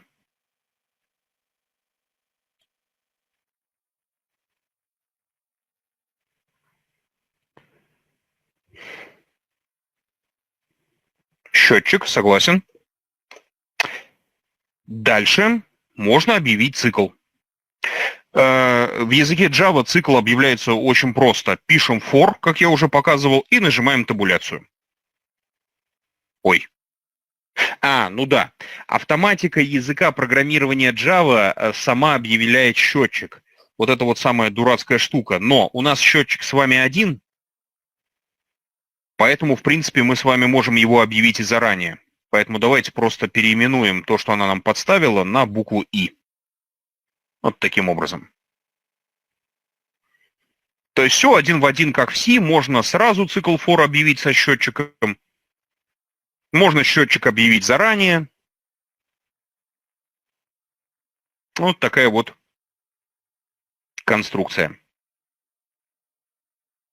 То есть смотрите внимательно за синтаксисом, смотрите, что вам подставляет автоматика, и соответствующим образом оформляйте код. Что мы должны внутри цикла делать? Да, прежде чем понять, что мы должны делать внутри цикла, условие работы цикла у нас какое будет? Нам нужно с вами предельное значение цикла. До чего нам нужно идти?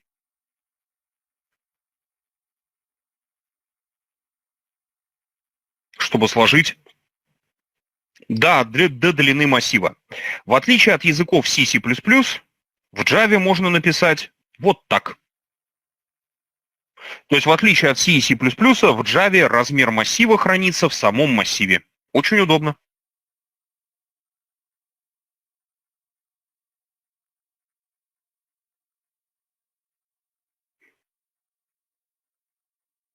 Ну а дальше как посчитать сумму чисел?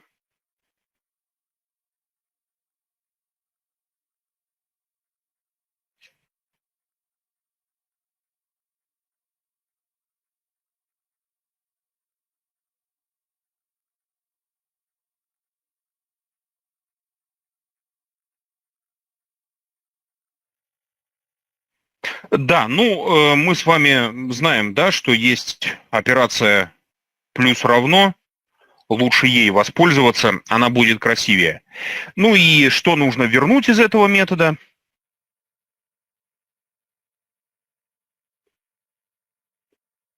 Где будет ответ находиться? Мгм. Вот и весь метод, вычисляющий сумму элементов массива. То есть циклы в Java пишутся точно такие же, как и в C. Но, правда, можно использовать особый вид цикла. Сейчас мы его с вами напишем. Давайте убедимся, что это работает. Работает. И сейчас мы этот цикл перепишем. Второй вариант цикла я буду писать уже сам, конечно же. Все остальное мы с вами вспомнили, то есть, как видите, все то же самое, как и в языке C. Вся та же самая логика, все те же самые обозначения, все то же самое.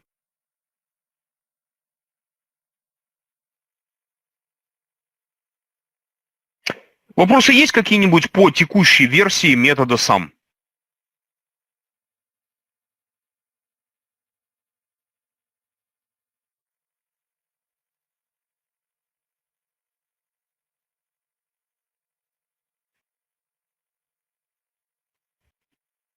Так, ну что ж, не понял вопрос.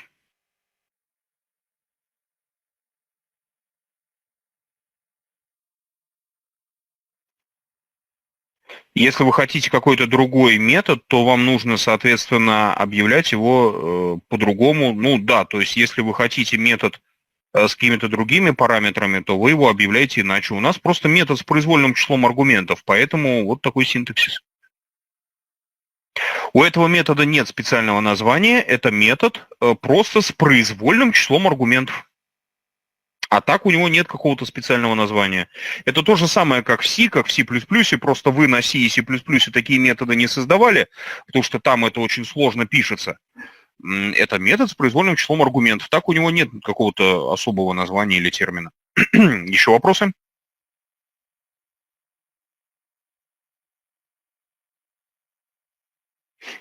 Все, да? Тогда давайте вот этот цикл закомментируем и напишем еще один. Это будет особый вид цикла языка Java. Такого цикла в C нету.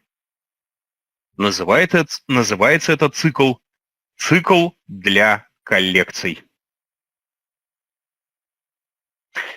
Или for each для каждого. Этот цикл использовать можно только для чтения массива или коллекции. Что такое коллекции, мы с вами в четверг разберем.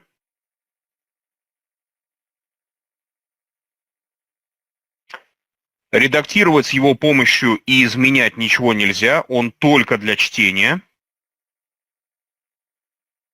И устроен следующим образом. Его можно создать и автоматически, но первый раз мы напишем его вручную. Автоматикой будем пользоваться уже завтра. Итак, пишем for, круглые скобки.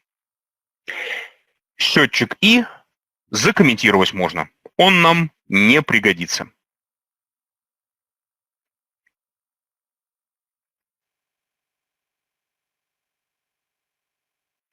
Все будет в цикле for происходить. В особом виде цикла for. Цикл для каждого отличается от обычного цикла for тем, что в нем нет точек с запятыми, а есть одно двоеточие.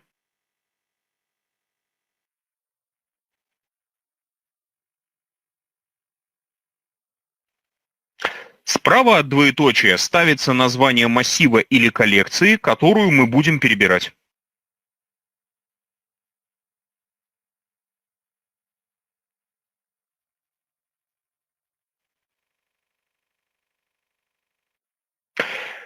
Слева от двоеточия ставится временный объект с указанием его типа, при помощи которого мы будем это все перебирать.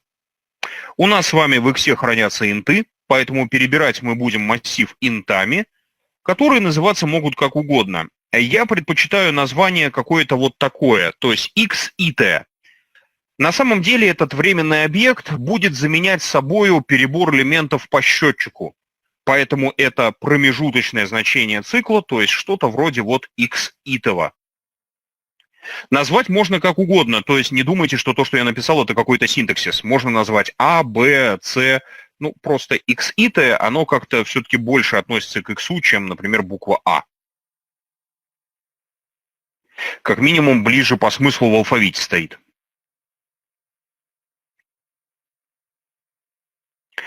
Xit, xi – это временный объект, при помощи которого я буду перебирать массив x.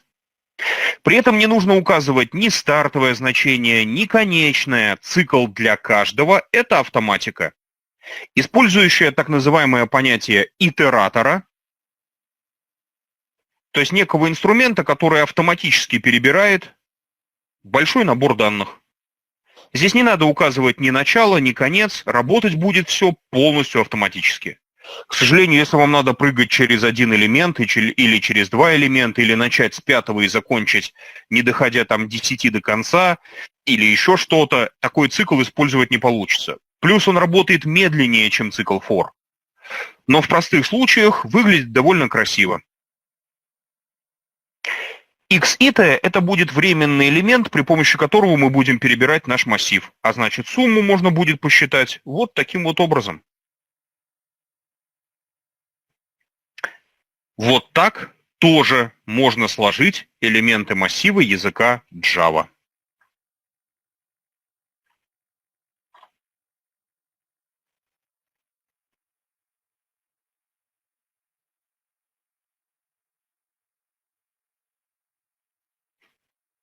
Это цикл для каждого.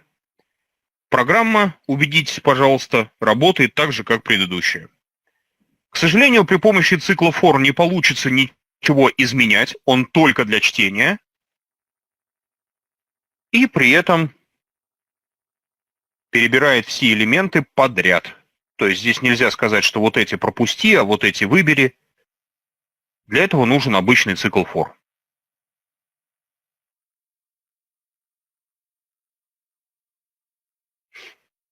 Мы с вами будем стараться пользоваться и теми, и другими циклами по ходу курса, чтобы вы к ним привыкли, потому что циклы для каждого, цикл for each, цикл для коллекций, вот этот вот вариант цикла for, который у нас с вами сейчас написан, он очень часто используется в программировании. В лабораторке он тоже будет.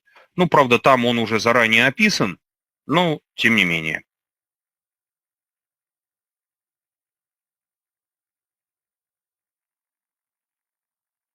В остальном циклы в языке Java работают точно так же, как циклы в языке C, и вы можете их смело совершенно использовать.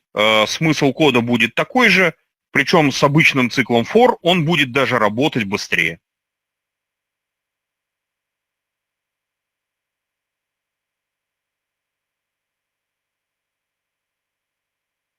Вопросы есть какие-нибудь по циклу for для коллекций?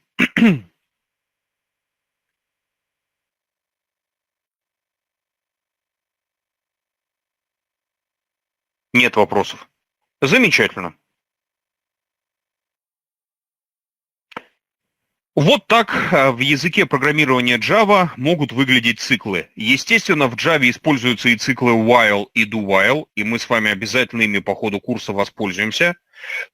Но на первых порах, в первых примерах, которые мы будем разбирать, как в общем и при изучении любого другого языка программирования, мы будем использовать только цикл for, цикл со счетчиком.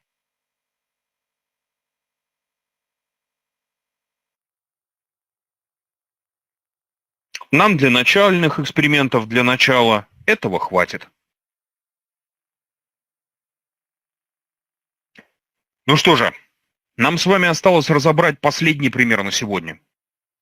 Пример, в котором мы с вами попробуем работать с готовым классом, с классом StringBuilder, который мы с вами только что видели, когда выводили на экран массив с автоматическим преобразованием в строку. Этот класс позволяет сформировать строку на языке C, не обращаясь к сложению строк. То есть работает как старая добрая комбинация символов, как массив символов из языка C. Только мы с вами их не увидим. Работать будет автоматика. Итак, давайте напишем программу, которая сложит строку из отдельных элементов при помощи string-билдера.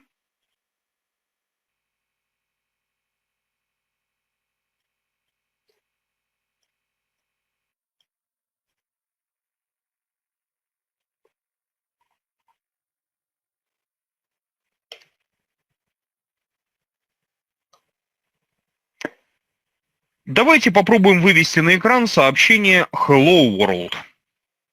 Только сложим его из отдельных элементов, из слова hello, из пробела слова world и восклицательного знака, не складывая строчки при помощи плюса, а формируя их при помощи string-билдера.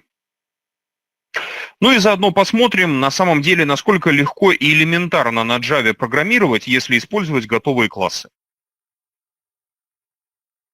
Ну, понятное дело, что программирование с использованием готовых классов начинается с чтения документации. Вы должны знать, какие бывают классы. Ну, иначе что вы писать будете? Ну, вот, допустим, мы с вами узнали, что для работы со строкой лучше использовать string-билдер. Не строку, а string-билдер. Как сформировать строку при помощи string-билдера? Что мы пишем? Напоминаю, на Java не нужно думать, а нужно знать конечную цель и идти к ней.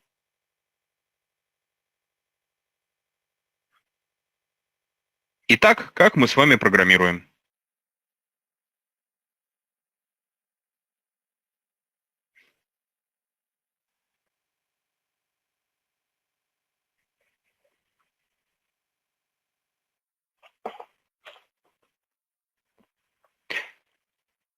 Нет, ввести элементы. Во-первых, я не понимаю, что это такое. Во-вторых, нет. Нельзя вводить перед тем, как мы с вами не сделали важнейшую вещь. Программирование на Java — это такое же точно программирование на C. Да, нам сначала нужно объявить объект типа string-builder. Чтобы целиком все не писать, пользуемся Ctrl-пробелом. И вот она подсказка. String-builder. Дальше нужно придумать название для этого будущего объекта, для этой переменной. Ну, раз она string-builder, пусть эта штука называется SB. Как только вы начинаете работать со сложными классами, их нужно обязательно инициализировать через команду new. Работать без new можно только с дата-типами, обертками над ними и стрингами. То есть без new можно объявлять только дата-типы, данные типа string, данные типа оберток над дата-типами. Все остальное мы объявляем через new. Если вам нужно объявить динамический массив, то вы пишете что-то вот такое.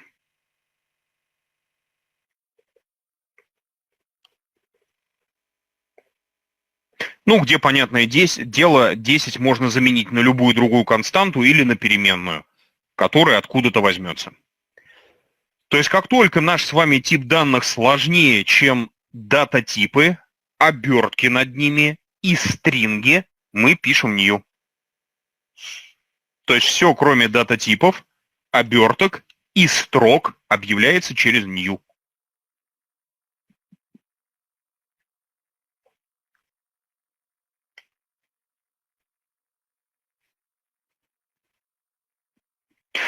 String-builder — это тоже сложный класс, поэтому его мы объявляем через new.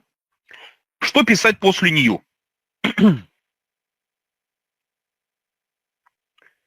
Что мы пишем после слова new? Нет, мы пишем не string-builder, а мы нажимаем Ctrl-пробел. Зачем думать, если можно выбрать подсказку? Здесь обратите внимание небольшой бонус NetBeans.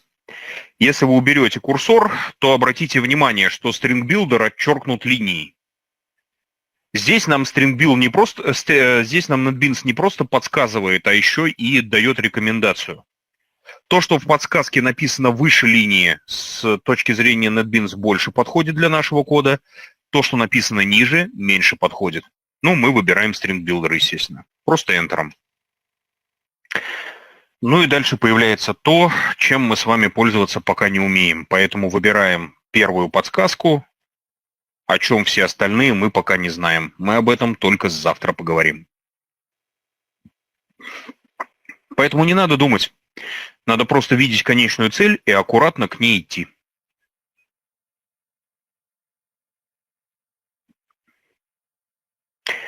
Что нужно сделать для того, чтобы в String Builder добавить первое слово hello?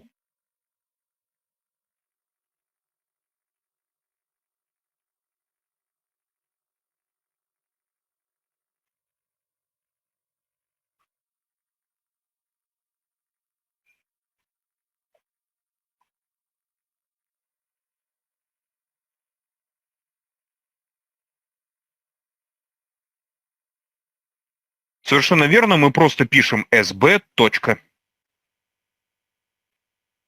есть, опять же, не надо ничего думать, нам все подскажут. Ну а дальше надо просто знать английский язык. Что такое в переводе с английского append?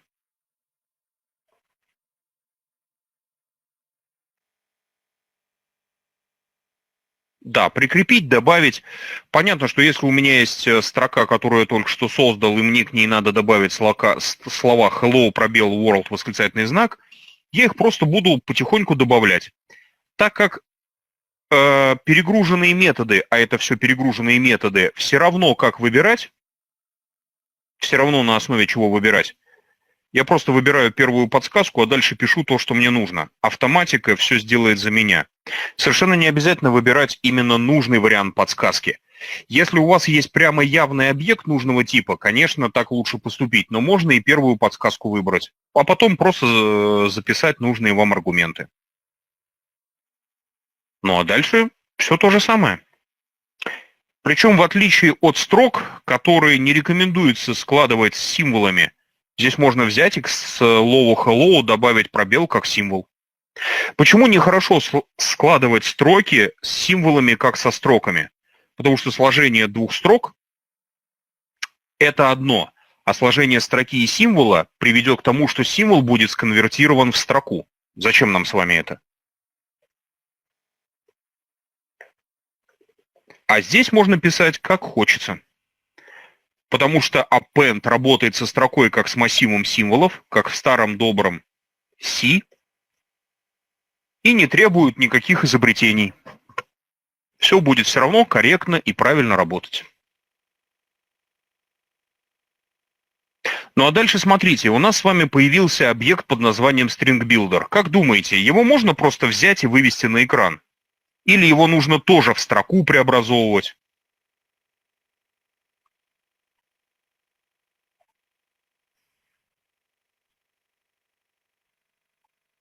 Конечно, есть. Не забывайте, что надпись в двойных кавычках – это строка, в одинарных – это символ. Вот, я как раз и спрашиваю про toString. Нет, он пока не строка, он пока String Builder. Вот только что такое String Builder? String Builder – это специальный класс, являющийся инструментарием для работы со строками. Давайте попробуем его вывести напрямую, без toString. Зачем нам преобразовывать его в строку, если это просто надстройка для работы со строками? Давайте попробуем. Смотрите-ка, работает. Если бы не работало, мы бы просто вот так написали.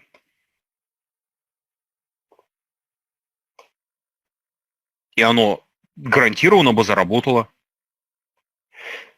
То есть, когда вы используете готовые классы, смотрите, мы с вами вместе написали этот код, при том, что не знали, что такое String Builder. Для того, чтобы использовать готовые классы, нужно просто помнить, что Ctrl-пробел выдает все необходимые подсказки, а если вы сомневаетесь, просто ставьте точку. Так что на Java нужно просто привыкать программировать. Ничего сложного в этом языке программирования абсолютно нету. В нем есть сложные моменты, но они нам только уже где-то после середины курса встретятся. Вот такой код. То есть научиться пользоваться готовыми классами очень несложно. Для этого нужен просто учебник, интернет и смелость некая, чтобы не бояться ставить точки, писать код, даже если вы до конца не понимаете, как он устроен. Вот и вся идеология.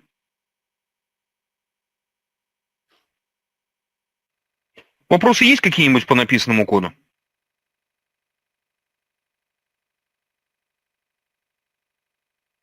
Да, конечно. Package — это папка, в которой хранится наш с вами файл Java Application 7 в данном случае. То есть программа на Java состоит из папки и файла. Если вы хотите запустить программу на Java вручную, вам нужно управлять программой через папку. То есть название нашего с вами класса, оно всегда складывается из названия папки и названия файла, ну, как путь к файлу. Package — это просто папка. Это название папки, в которой хранится наш файл. Пэкэджи — это заодно и библиотеки. То есть если вам нужно создать библиотеку, вы создаете много файлов, помещаете их в одну папку, то есть они все принадлежат к одному пэкэджу, и тем самым получается библиотека. Вот и все. То есть это самое объявление пэкэджа, это описание того, что наш с вами класс, который мы реализуем, главный класс, относится к определенному пэкэджу. Программа на Java — это папка плюс файл. Мы должны указать и папку, и файл. Если программа простенькая, состоит из одного файла, чего в реальной жизни не бывает никогда, пэкэдж можно не указывать, использовать так называемый пэкэдж по умолчанию. Но это в 95% случаев не приведет ни к чему хорошему. Можно разместить файл без папки? Ну, просто, например, на диске C. Можно. Вот только зачем вам файл без папки на диске C?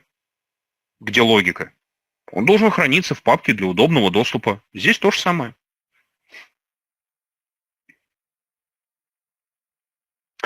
New используется для создания объекта сложного типа. Без new можно объявлять, вот мы с вами new впервые сейчас встретили, да? Без new можно создавать дата-типы, инты, флоты, чары, это без new. Обертки над ними и стринги. Если вам нужно создать данное типа строка, просто объявляете string, str равно, ну, как обычно. Что-нибудь типа такого.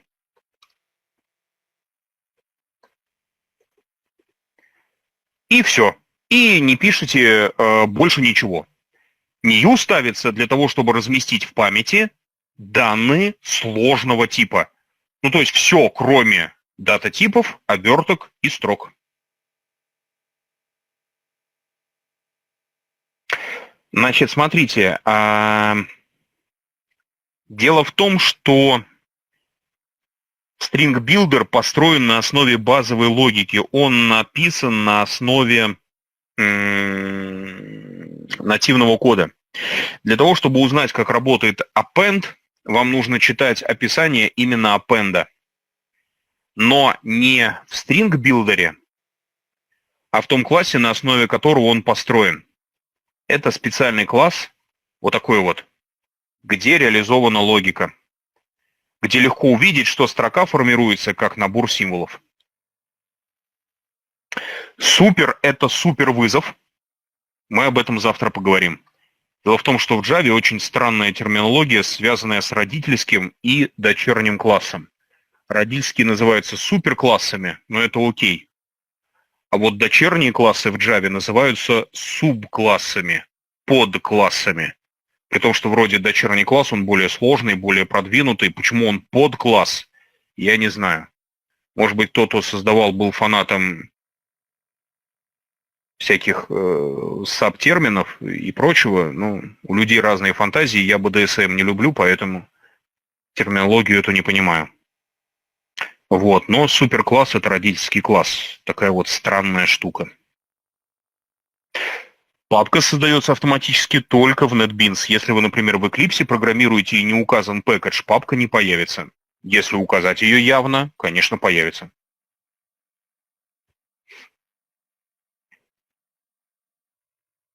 Не бойтесь читать код. На самом деле, вот те вопросы, которые вы задаете, это вопросы очень важные. Вот я почему сегодня вопросы задавал. А что это, а как это работает? Только так можно научиться программировать.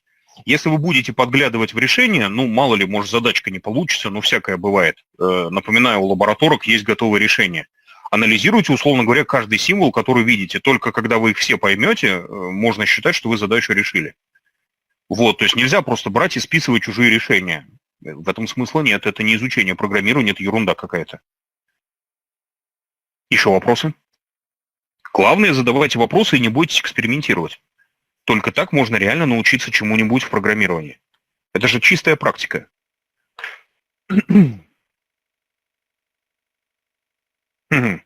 Если у вас не будет доступа к библиотекам, то смысл современных языков теряется вообще. Если вдруг вы оказываетесь в ситуации, что у вас есть современный язык, а библиотеки современного языка недоступны, все, приплыли. Зачем нужно учить C, зачем нужно знать C++? Для того, чтобы иметь возможность на Java, на той же самой, написать любую задачу. Вот только давайте вспомним курс основ программирования. На что похож изнутри код класса? Он похож на структурный код или на объектно-ориентированный? Я понимаю, что фраза идиотская. Все мы с вами знаем, что объектно-ориентированный код, он объектно-ориентированный. Но если это отринуть, вот чисто внешне, изнутри код класса, он похож на структурный или объектно-ориентированный? Структурный.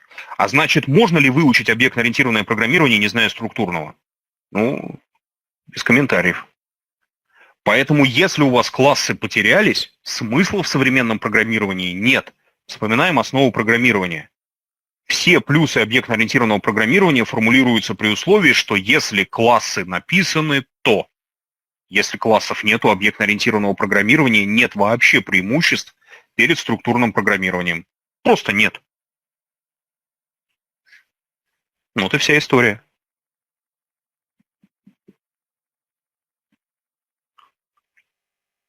Еще вопросы?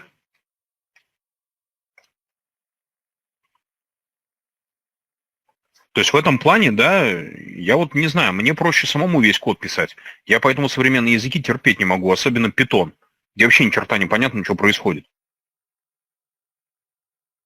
Но это как бы мое личное мнение, я его никому не навязываю. Мне проще самому написать, чем искать чужую библиотеку. Да, если вопросов больше нет, соответственно, лабораторная работа. Ну, у нас с вами, правда, 10 минут, ну, там, 13 минут осталось. Еще надо сформулировать, в чем лабораторка заключается, поэтому, наверное, это уже для самостоятельного решения остается, тем более там в основном простой код. Нужно просто вспомнить, что такое условия, что такое циклы, аккуратно все запрограммировать. Напоминаю, все решения у вас есть. Давайте просто посмотрим, в чем у нас лабораторная работа заключается. Значит, для этого, кто еще не распаковал, распакуйте, пожалуйста, архив, который я вам прислал. Там внутри находится папка. Так неудобно открывать. Примеры, которые мы с вами разобрали, можно закрывать, чтобы они в NetBeans не болтались, не мешались. Они нам сегодня больше не пригодятся. Открываем папку, которую скачали. В этой папке есть папочка модуль 1, дефис чего-то там, не помню. Это описание того, что мы с вами сейчас разбирали, тезисы, которые я вам сегодня рассказывал. Там есть еще кое-какие дополнительные вещи, можете их поглядеть. И помимо всего прочего, у вас есть папочка Lab Java 1. Все ее видят? Папка Lab Java 1. Внутри этой папки есть папочка Lab 1. Папка решения, я думаю, понятно, что содержит. Нас интересует папка Lab 1.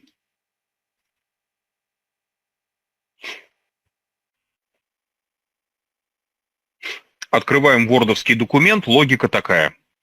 Первое упражнение рассказывает о компиляции Java-кода через командную строку. Кто впервые слышит о том, что такое командная строка, первое упражнение пропускаем. Не надо мне потом говорить, что я весь день убил на то, чтобы разобраться в первом упражнении, второе, третье не сделал. Не знаете, что такое командная строка, первое упражнение делать не надо. Это всем понятно? Не мучайте сами себя. Если вы не знаете, что такое системная переменная path, что такое работа с командной строкой, что такое команда ls, dir в Windows, первое упражнение пропускаем. Его делать не надо. Кто знает, делайте. Кто не знает, бог с ним. То, что у вас получилось первое упражнение, кто его будет делать, нужно будет прислать просто в виде скриншота, что у вас программа работает и вызывается из командной строки. Просто сделайте скриншот командной строки. Выполненные лабораторки присылаем мне на почту. Ваша задача сделать второе упражнение, в котором необходимо запрограммировать перевод номера дня года в месяц и день. Ну, то есть вы задаете там, допустим, 100, 2005 год. Программа должна написать, какой день в 2005 году был сотым. Там такой-то месяц, такой-то год. Обратите внимание, что все лабораторки описаны максимально подробно. Объявите переменную, объявите целочисленную переменную, объявите массив, заполните его, проинициализируйте. Учитесь читать подобное описание. Любой программист начинает работу вот с подобных вещей. Ну, правда, в реальной жизни, конечно, здесь напишут гораздо меньше.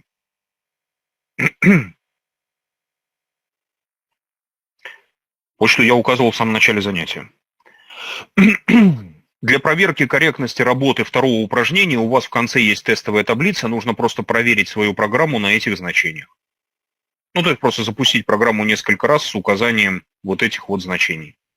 То есть 91 день в 1999 году должно быть 1 апреля, 91 день в високосном 2000 году должно быть 31 марта, ну и так далее.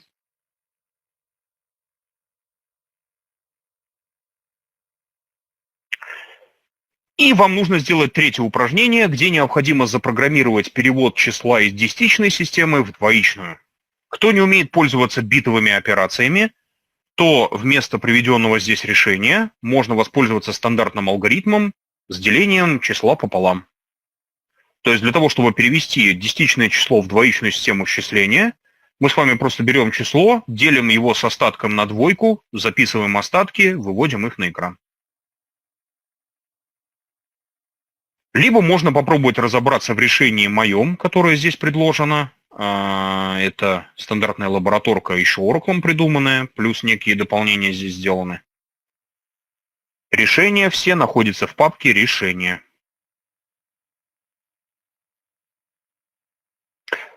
Ну и последнее. Так как все задачи здесь фактически уже решены, чтобы вам было интереснее их разбирать, в них сделаны ошибки. Намеренно в них есть ошибки. Поэтому не нужно бездумно повторять то, что здесь написано. Анализируйте то, что вы пишете. Задавайте себе вопросы, а что я вообще сейчас пишу? Вот тогда будет смысл, будет польза от всех этих упражнений. Итак, ваша задача выполнить второе и третье упражнение из первой лабораторной работы к завтрашнему дню.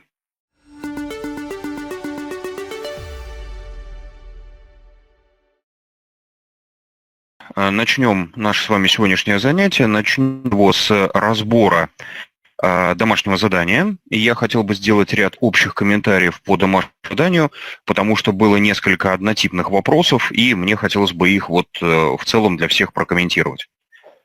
Еще раз, соответственно, устанавливаем мы с вами для работы, для программирования на Java JDK и любую среду для программирования NetBeans, Eclipse или идею. Оптимальным сочетанием является 8 JDK, либо обычная, либо Open JDK, и любая версия NetBeans, начиная с версии NetBeans 8.2 и более современные. Ну, оптимальным выбором является либо NetBeans 8.2, либо NetBeans 11.2 или 11.3. 8.2 – это наиболее стабильная версия классического NetBeans, версии NetBeans 11.2, 11.3 – это наиболее свежие, наиболее доработанные версии современного NetBeans. Напоминаю, что Java ставится в порядке сначала JDK, потом NetBeans, чтобы не было конфликтов с определением библиотек, подключением ресурсов, ну и прочих нюансов.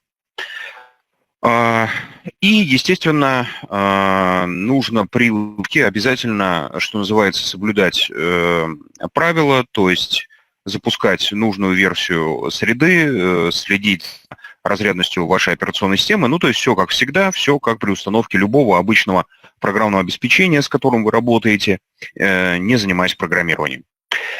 Еще один вопрос касался логики, где можно потренировать и на чем можно потренировать логику и алгоритмы. Ну, тут на самом деле тоже все достаточно просто. Те, кто у меня учились о неком очень хорошем задачнике, который я всегда всем советую на всех базовых курсах, кто у меня учится. Кто учился не у меня, давайте я этот задачник тоже посоветую, но только в отличие от курсов там C и прочих, я не буду сегодня рассказывать об этом задачнике, что там за задачи, как он устроен. Я его просто порекомендую. Это эталонный вообще задачник, я аналогов не встречал. Лучше этой книжки мне ничего не в принципе вообще. То, что я видел, что я читал, что я сам развивал, когда преподавал, работал в университете и потом впоследствии. Для того, чтобы найти этот задачник, вам нужно зайти, я не знаю почему, но почему-то Яндекс эту ссылку периодически теряет, хотя, в общем, ну, непонятно для меня почему, и набрать фамилии авторов. Зовут их Корнев и Валединский. Прямо по первой ссылке, которая в Гугле появится, можно будет скачать изначально электронную в формате PDF их задач. Сам задачник вы купить не сможете, он был издан очень маленьким тиражом, 500 1000 лет назад, в начале 2000-х в издательстве МГУ.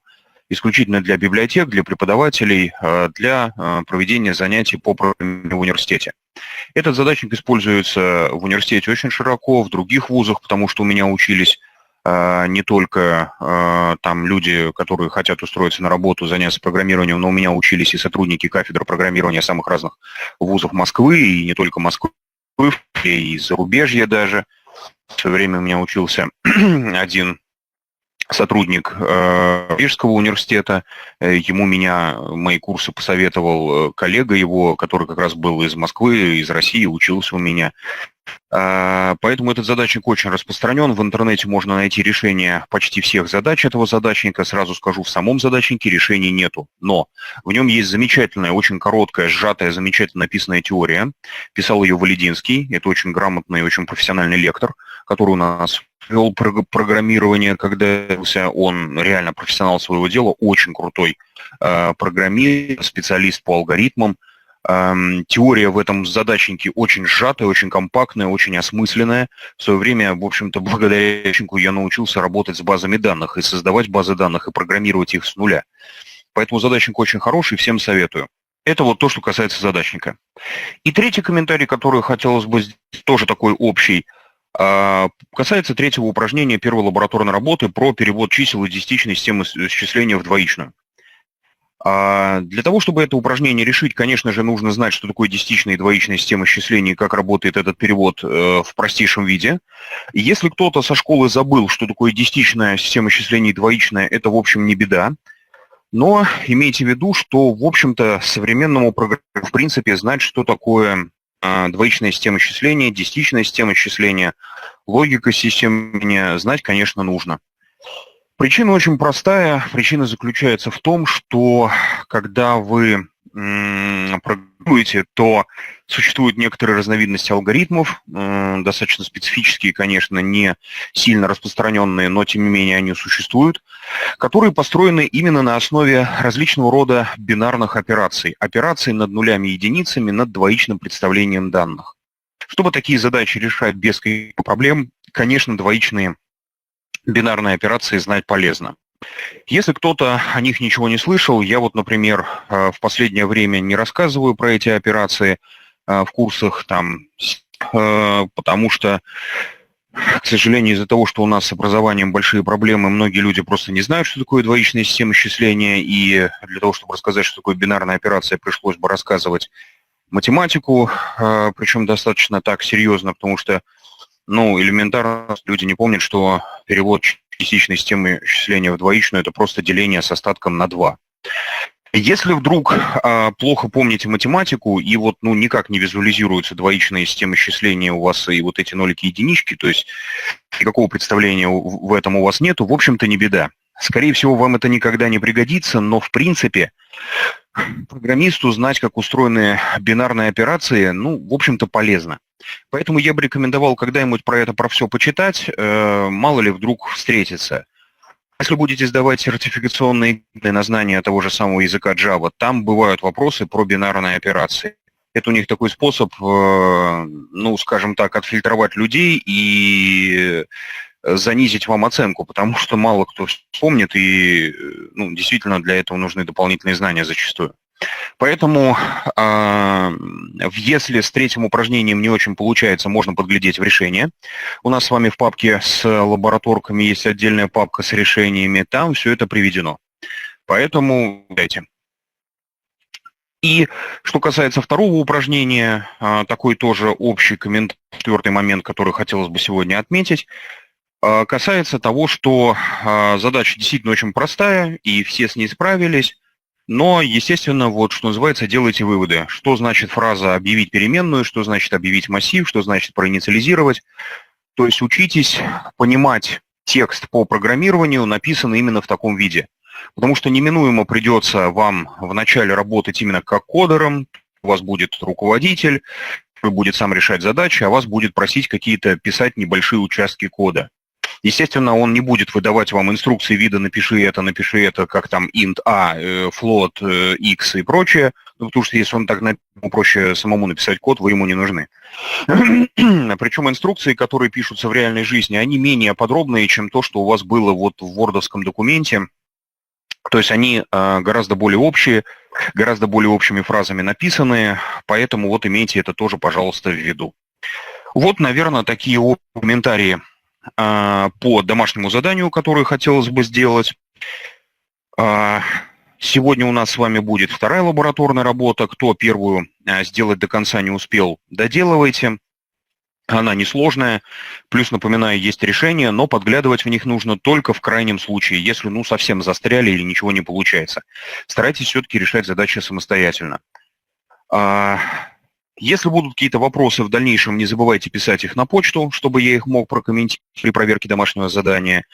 Плюс, если будет какое-то количество опять общих вопросов по следующей лабораторной работе, я их также прокомментирую в начале, соответственно, уже с завтрашнего занятия. Надеюсь, что сегодня у нас с вами будет побольше времени на лабораторку, то есть, может быть, даже сегодня получится вопросы у вас позадавать прямо во время лабораторной работы. Я, естественно, буду в чате присутствовать. Ну вот, давайте начинать. Продолжаем разбор базовых технологий языка. И сегодня мы начинаем говорить про объектно-ориентированную часть Java. Вещи, которые мы сегодня с вами будем разбирать, будут частично повторять ту теорию, которую вам рассказывали на основах программирования данных. Ну и, конечно, мы с вами разберем эту теорию уже на практике с конкретными примерами кода. Сегодня нам с вами нужно будет разобрать несколько программ, уже более сложно оформленных, сложно построенных, но пока очень простых, посвященных уже понятию класса. Но начнем мы, конечно, с теории. Итак, давайте вспоминать, что такое объектно-ориентированное программирование. Напоминаю, что несмотря на название объектно-ориентированное программирование, в основу объектно-ориентированного программирования положено понятие класса. Что такое класс глобально? Вот если не вдаваться в подробности, что такое класс? Как элемент программы, как участник кода, что такое класс?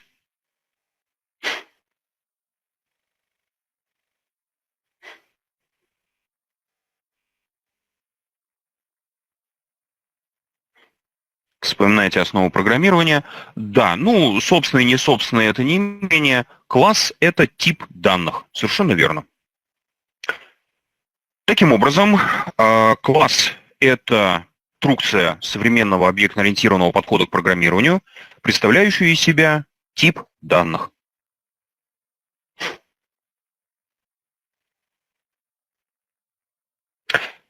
То, что создается на основе классов, называется объектами. Напоминаю, что нельзя говорить, что классы состоят из объектов. Это полная ахинея. Мы сами знаем. В курсе основ программирования об этом говорилось. Есть очень яркая ассоциация на эту тему, что объекты – это просто, как говорится, представители класса. Очень яркая ассоциация здесь такая. Как в школьной биологии, есть класс земноводные, а есть представители класса лягушки. Земноводные лягушек не состоят. Лягушка – это представитель класса земноводные. Вот то же самое происходит на ориентированном программировании. Есть класс позволяющие универсально решать какие-то задачи, ну, я не знаю, все квадратные уравнения. А есть конкретный объект этого класса, который решает конкретное квадратное уравнение. Есть класс, который описывает работу всех кнопок, которые могут быть использованы в оконном интерфейсе, а есть конкретные кнопки с надписью «Ок», «Yes», «No», «Cancel» в окошке вашей программы. Учитывая, что объект – это представитель класса, как относится к объекту? Вот объект – это представитель класса. То есть он наделен всеми чертами, присущими классу, как в школьной биологии. Наводные, они обладают общими чертами. Правильно? Но как класс относится к объекту, как объект относится к классу, понятно. Объект – это представитель класса. Он наделен всеми чертами, всеми свойствами, всеми возможностями класса, но как относится к объекту? Что описывает? И вот тут есть очень красивая, очень важная фраза, которую с основ программирования вам, скорее всего, не произносили, потому что эта фраза сложная и требует пояснения, и вот поэтому с нее мы сегодня начнем. Какой класс вам хорошо известно, а вот что такое класс по отношению к объекту? Класс в любом объектно-ориентированном языке программирования без исключения описывает логику и поведение объекта. В виду. Сейчас поясним. Описывает логику и поведение объекта. Под поведением подразумевается, что любой объект класса будет уметь. Что любой объект класса будет уметь. То есть, когда вы описываете поведение класса, вы описываете все, что будет уметь любой объект. При этом скажите, пожалуйста, список этих умений всех объектов одинаковый, если они у одного класса, или он разный? Список умений, принадлежащих к одному и тому же классу, одинаковый или может различаться?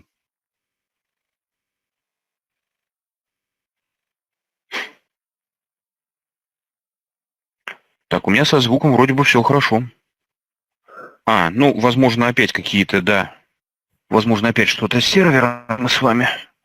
Сейчас я проверю со своей стороны настройки, пока думайте над вопросом.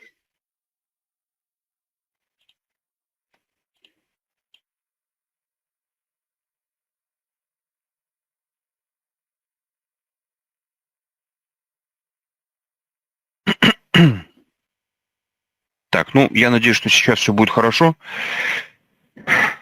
Я подключение перезагрузил.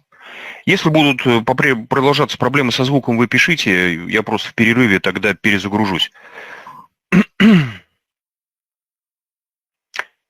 Итак, может ли у объектов одного класса быть разное поведение?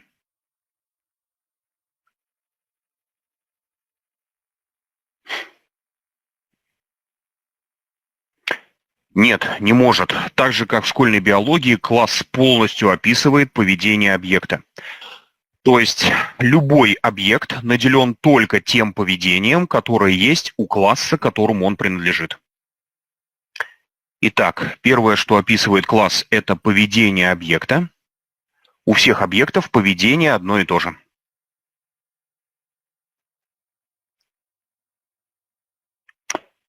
А логика класса – это то, как объекты это поведение исполняют, как они умеют это делать.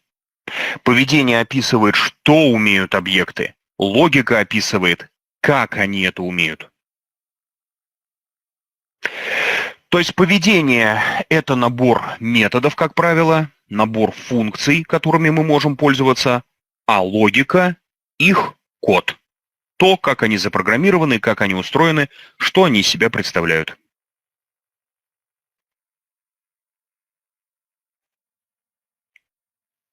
Вот что такое класс. Таким образом, класс описывает еще раз логику и поведение объекта, то есть как объект это умеет и что он умеет. Логика и поведение объектов абсолютно всегда одинаково, и зависит только от класса, которому они принадлежат. Если у вас объекты все принадлежат одному классу, то они все умеют одно и то же. Что же тогда разного бывает у объектов? Ну, если все объекты умеют одно и то же, логически устроены одинаково, обладают общим поведением, то что у них разного или все объекты одинаковые? Разное у объектов то, с какими данными они работают. То есть логика и поведение у всех объектов одинаково. Если вы создаете объект на основе класса кнопка или на основе класса там какой-то конкретный вид интеграла или класс, который умеет читать и записывать файлы, то все эти объекты будут уметь одно и то же. Различаться будут данные, с которыми вы работаете. На кнопках могут быть разные надписи, OK, Cancel. Файлы могут быть тоже разными, открытые в разных кодировках, с разными названиями, на чтение или на запись. А вот логика всегда и везде одинаковая. То есть если вы, например, запрограммировали кнопку на основе универсального класса кнопка, и таких кнопок у вас в интерфейсе несколько, то, опять же, вспоминаем основу программирования, все эти кнопки будут устроены одинаково, работать будут одинаково, выглядеть будут одинаково, ну и так далее. То есть класс — это тип данных, описывающий переменные, которые называются объектами, с точки зрения их поведения и их логики. Класс, любой класс, состоит из полей, которые по-английски называются fields. Это переменные внутри объектов. И методов, по-английски methods, это функции внутри объектов. Вчера мы с вами пользовались классом StringBuilder и классом Arrays, как вы помните, для того, чтобы сортировать элементы массива без заморочек и в автоматическом режиме, используя средства Java. Научиться пользоваться готовым классом, научиться пользоваться готовым объектом очень несложно. Зачастую для этого даже не нужны сложные учебники, нужен справочник или интернет, или нужно просто помнить общие принципы программирования, что сомневаешься, либо Ctrl-пробел нажимай, либо ставь точку, и тебе будет подсказка. Понятно, что такое программирование скучное и неинтересное, и никто в здравом уме никогда не изучает программирование с точки зрения эксплуатации классов. Это никому не нужно, и это можно всегда в любом учебнике найти. Изучают программирование с точки зрения написания своих собственных библиотек. Вот что важно. В программировании на современных языках, если вы хотите получать серьезную зарплату, решать сложные, современные, интересные задачи, нужно уметь не использовать чужие классы, а писать свои, чем мы с вами и будем заниматься на протяжении остатка нашего курса. Цель нашего курса – научить вас создавать библиотеки на Java, то есть разрабатывать и создавать свои собственные классы. Пользоваться стандартными мы будем, естественно, по ходу курса, но только тогда, когда исчерпаем те основные вопросы, которые нужно разобрать, касающиеся создания своих собственных классов. С стандартными классами Java вам придется поработать более серьезно уже на втором курсе Java, где полезут технологии, которые вручную писать сложно, и где нужны будут вспомогательные классы, уже готовые. Ну и в основном конфигурирование, использование готовых библиотек, готовых классов разбирается на третьем курсе Java, где прежде всего разбирается конфигурирование проектов, настройка проектов и все прочее. Наша с вами цель – разобраться в том, что такое объектно-ориентированное программирование, как создаются классы, как пишутся библиотеки. Ну и для этого нам с вами нужно просто-напросто понять, как выглядит описание класса, как устроена работа с классом, с объектами класса. Для чего мы с вами разберем ряд примеров. Часть примеров сегодня будет очень простая. У нас будет такой пример тестовый для начала. Потом пример будет чуть более сложный, более серьезный, на котором мы потренируемся в создании разных видов классов. Поговорим обязательно о том, что такое конструктор, какие другие особые поля методы класса бывают, что такое статические поля методы, финальные поля методы. Все это мы с вами сегодня разберем до вечернего до вечера, до вечерней лабораторной работы. Сегодняшняя лабораторная работа также будет посвящена созданию своего собственного класса, но, как и лабораторка первая, я думаю, многие уже убедились, что лабораторные работы в курсе очень несложные, потому что их решение фактически описано. Главное работать и уметь читать все это, то есть знать определение, это очень важно. Сегодняшняя лабораторная работа будет посвящена созданию своих собственных классов, и тут есть уже интересности и сложности. Первая, самая главная, самая важная сложность – это первый ключевой закон ООП, с которого мы с вами начнем изучение всей этой кухни, это инкапсуляция. Ну или закрытость, если это переводить на русский язык, но, как вы знаете, я надеюсь, никто это слово на русский язык не переводит. Все программисты привыкли к англоязычному термину. Итак, инкапсуляция.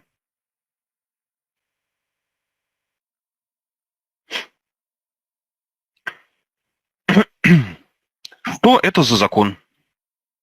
Кто помнит, что такое инкапсуляция?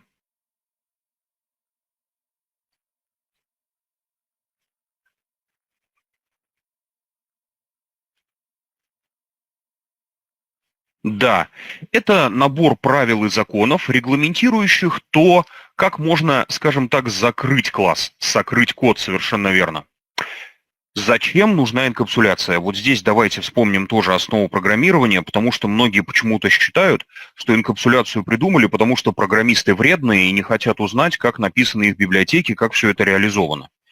Да, сделано это для безопасности, абсолютно верно, а не для того, чтобы от всех все скрыть. Все понимают, что если вы грамотный программист, опытный и разбираетесь не в том, как на кнопки нажимать, а как классы создаются, вы можете открыть любой исходный код, ну, как мы вчера с вами делали, да, при помощи Ctrl-клика, и прочитать, как устроена, ну, почти любая функция, почти любой метод, любой класс в стандартной библиотеке. Понятно, что есть код, который от вас скрыт, который где-то там внутри той же самой Java сидит, описывает саму Java. Вам туда лезть не надо, но, опять же, вдруг вы конкурент и хотите что-то свое аналогичное создать. Так вам делать никто не даст. Но если вы умеете работать с кодом, если вы умеете создавать свои классы, то почему бы не почитать устройство чужой библиотеки? В конце концов, это вообще полезно. Но, правда, сразу предупреждаю, что разбор и чтение чужого кода – это некое искусство.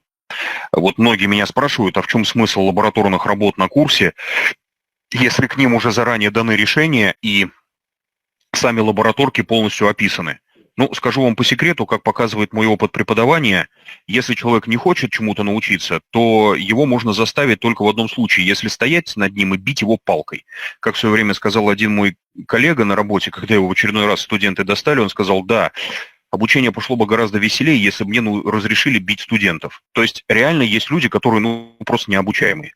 Если человек хочет чему-то научиться, то вы можете ему прям готовые решения прям сходу предоставить. Он все равно будет сидеть, биться, разбираться. Но это помните, как вот в детстве были такие книжки с загадками, где для того, чтобы ответить на загадку, надо было просто книжку перевернуть кверху ногами. Вот если кто, прежде чем подумать над задачкой, сразу книжку переворачивал, это значит, у вас мотивация слабенькая. А вот если вы сначала думали, а потом все-таки читали, что же там внизу написано кверху ногами, то вот это вот хорошо. Ну, то есть, условно говоря, есть люди, которые хотят учиться, есть люди, которые не хотят учиться. И поэтому то, что в наших с вами лабораторках вот такие вот решения, это на самом деле нормально. Ну, во-первых, вы привыкаете к тому, как оформлены полноценные проекты. Ну, правда, у нас, конечно, более подробное описание, ну, чтобы вы разобрались в больших компаниях, когда вы просто помогаете кому-то программировать. Ну и с другой стороны, учиться разбираться в чужом коде нужно. Я думаю, те, кто дома нечестно пытался выполнить домашнее задание, сразу смотрел в решение, тот уже убедился, что если не попытаться хотя бы пару строчек написать самому, то то, что написано в решении, вообще непонятно, если вы сразу туда смотрите. Поэтому учиться разбираться в чужом коде нужно. И, естественно, инкапсуляцию придумали не для того, чтобы никто ничего не прочитал, чего в классе находится, а для того, чтобы закрыть для безопасности, совершенно верно, код от потребителя. Зачем это делается? Как мы с вами опять-таки знаем из основ программирования и баз данных, сейчас программисты делятся на две неравные категории – на программистов и потребителей. Программисты – это те люди, которые реально пишут сложный код, которые разбираются в том, что пишут. Потребители – это программисты, вроде бы, которые потребляют чужой код. Они пользуются готовыми библиотеками, сами при этом могут ничего не знать. Ну, в самом деле, опять же, давайте основу программирования вспомним. Представьте себе, что у нас с вами есть класс кнопка. И мы с вами в оконном интерфейсе создаем кнопку там с надписью «Ок». Нам будет интересно, как сделано так, что кнопка нажимается. Зачем нам эта информация? Ну вот, мы всю жизнь создаем оконные интерфейсы. Нам должно быть интересно, как сделано так, что кнопка нажимается. Если мы никогда свою собственную создавать не будем, а просто используем готовые.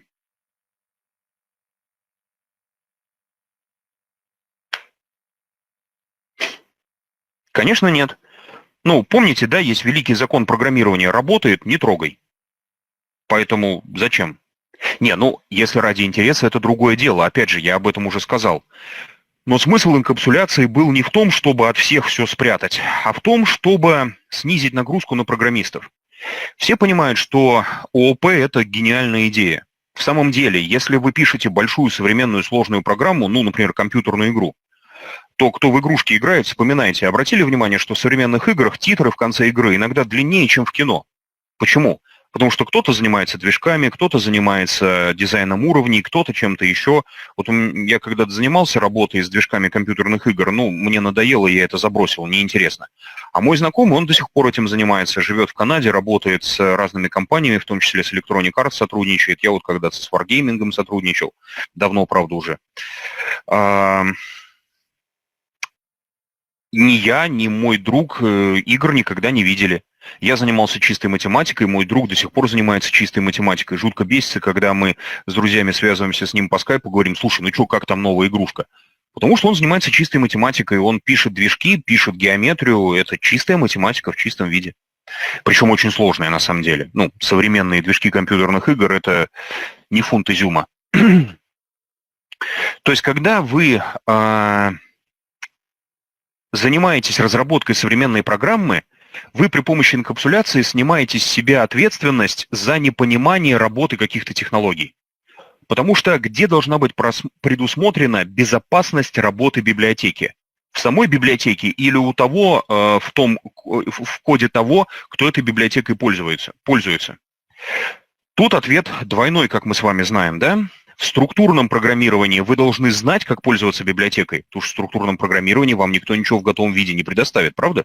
Нужно знать, как пользоваться библиотекой, в каком порядке вызывать функции, как работать с глобальными переменными.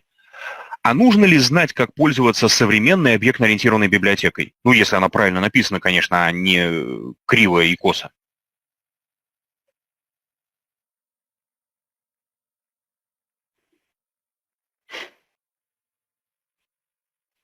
Где должна быть предусмотрена безопасность? Ну, во-первых, подсказка все скажет, абсолютно верно. То есть даже не обязательно будет разбираться в этой реализации, если все грамотно описано. Но где должна быть описана библиотека? Где должна быть описана логика? Где должны быть описаны проверки? В библиотеке или в коде, где мы всем этим пользуемся?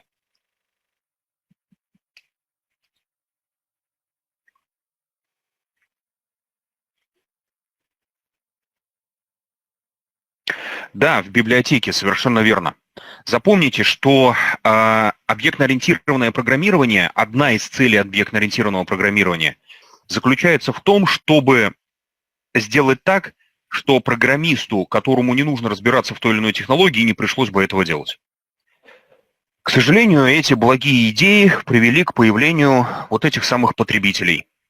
Я сейчас никого не хочу обидеть, но потребитель – это, извините, хуже, чем собака. Потому что собака, она все понимает, но сказать не может. А большая часть современных потребителей, она даже не понимает, что происходит. Но в самом деле, если за вас все классы написали, то, нажимай на кнопки и все. Но, правда, тут появляется тонкий момент. А может ли потребитель развивать язык? Может ли он создавать новые библиотеки? Может ли он элементарно просто изменять что-то в библиотеках? Нет, конечно. Поэтому появляется закон инкапсуляции, закрывающий внутреннюю логику класса от потребителя. То есть наружную логику закрывать нельзя, понятное дело, мы классом не сможем пользоваться, а внутренняя логика закрыта от потребителя. Делается это при помощи ключевых команд. К ним относится ключевое слово «public». Внимание!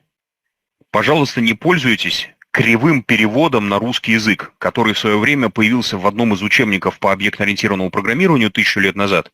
И теперь все этой дурацкой терминологией пользуются. Сейчас поймете, почему она дурацкая. Итак, паблик. Паблик – это открытые члены класса. Открытые элементы, открытые члены класса.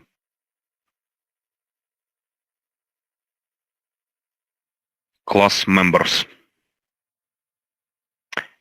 Что значит открытый или общедоступный член класса? Это значит, что к такому элементу класса, что к такому полю или к такому методу можно обратиться откуда угодно. То, что объявлено как паблик, доступно всем. Из любых точек кода, из любых других библиотек к паблику мы можем обращаться свободно, без каких-либо ограничений.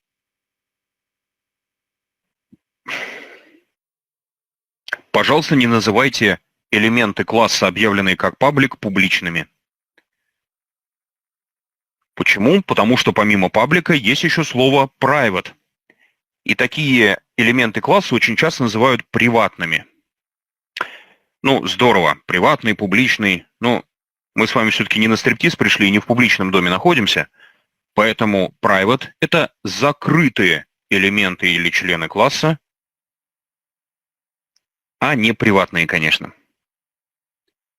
Таким образом, public – это открытые или общедоступные элементы класса, private – закрытые элементы класса.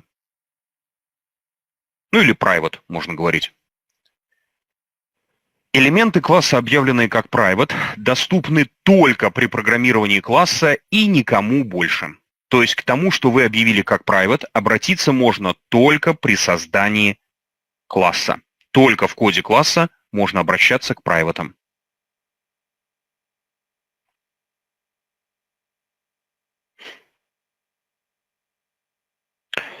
Третье ключевое слово protected.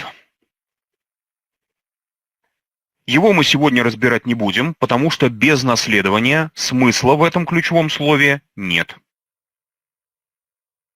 Без наследования смысла в этом ключевом слове нету.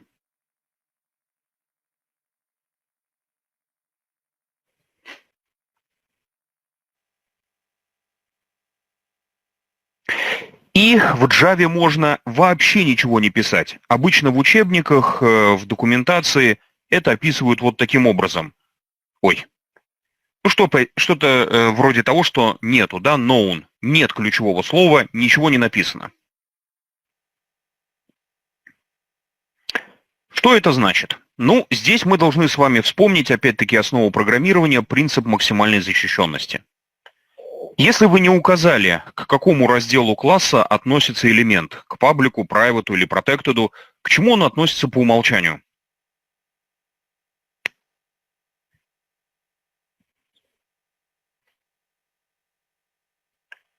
Да, ни в коем случае по умолчанию это private, конечно же.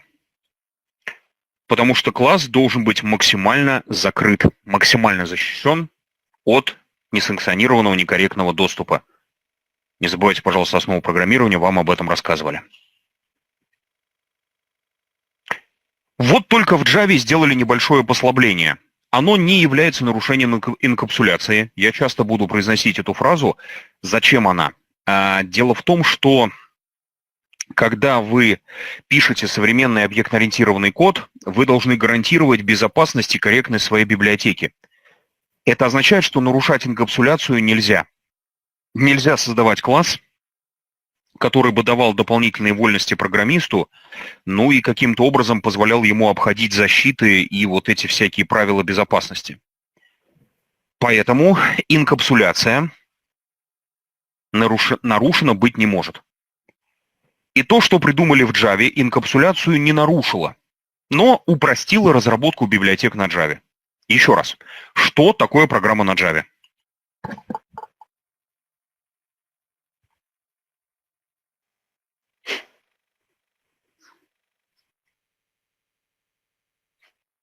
Что такое программа на Java?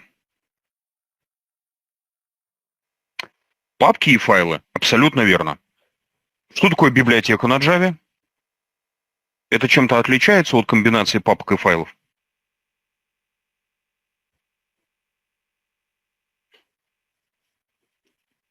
Нет, конечно. Единственное отличие библиотеки от программы в том, что в библиотеке, как правило, нет мейна.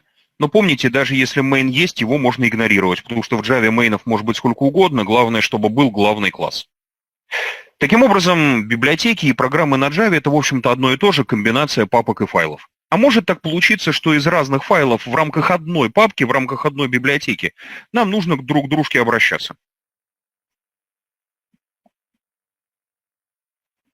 Может ли так получиться, что классы из одной библиотеки на уровне кода связаны друг с другом? На уровне команд, выполняющихся логических действий? Да, конечно, могут, совершенно верно. Поэтому, если в Java ничего не написать, ну то есть пропустить в том месте, где должно стоять одно из трех ключевых слов, управляющих инкапсуляцией, команду, не написать ее, в Java это будет работать вот таким вот образом, как это обычно пишут в учебниках. Понятно, что имеется в виду? Или надо прокомментировать эту запись? Мне кажется, достаточно все прозрачно. Вот, собственно говоря, что такое инкапсуляция. То есть мы можем, используя три ключевых слова или не записывая ключевое слово, управлять тем, где и как будут видны элементы наших классов. Private, Public, Protected, ну или вот Private плюс Package, видимость, вот в таком диапазоне. Почему видимость Private плюс Package не нарушает инкапсуляцию? Ну, потому что когда мы используем библиотеку, мы, очевидно, программируем вне этого пэкэджа, правда? Ну, а если мы таким образом пишем, то у нас доступа в тот пэкэдж не будет, а значит, с нашей точки зрения это будет private, то есть все честно. Вот что такое команда инкапсуляции. Это всего лишь ключевые слова, запрещающие обращение, использование тех или иных элементов класса, защищающих код. При этом все понимают, что написание ключевого слова private не означает, что написанное после ключевого слова private написанный текст, он как будто невидимыми чернилами написан, или как Ленин там молоком писал, да, и все это исчезнет и уничтожится. В коде класса это все будет прекрасно видно, все можно прочитать, все можно понять, только если, правда, вы, конечно, умеете это делать. Вот таким образом, что такое инкапсуляция. И инкапсуляция также описывает вот эту самую логику и поведение класса. То есть при помощи инкапсуляции мы определяем структуру нашего будущего класса, как с ним будут работать, каким образом с ним будут взаимодействовать программисты. Здесь появляется еще одна важная вещь. Методы по умолчанию являются комбинацией private и package. Ну вот у нас с вами написано. А дальше у нас с вами появляется еще один принцип. Это принцип KISS. Что расшифровывается, эта аббревиатура как Keep it simple, stupid. Ну, в вольном переводе на русский язык пишите проще.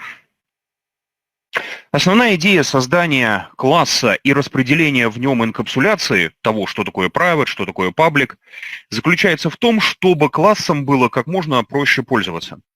Общий принцип такой. В мейне при работе с классом должно быть написано, грубо говоря, 3 строчки. Ну, то есть их может быть и 5, и 10, но по смыслу их должно быть 3. Создали объект, передали в него данные, получили ответ. То есть класс должен быть написан как абсолютно самодостаточная единица программы, чтобы с ним не нужно было возиться, не нужно было вспоминать там математику, если класс работает со сложной математикой. Не нужно было разбираться там в каких-то системных нюансах, чтобы класс все сделал за вас. И это основная сложность создания классов. Потому что, а что объявить как private и public?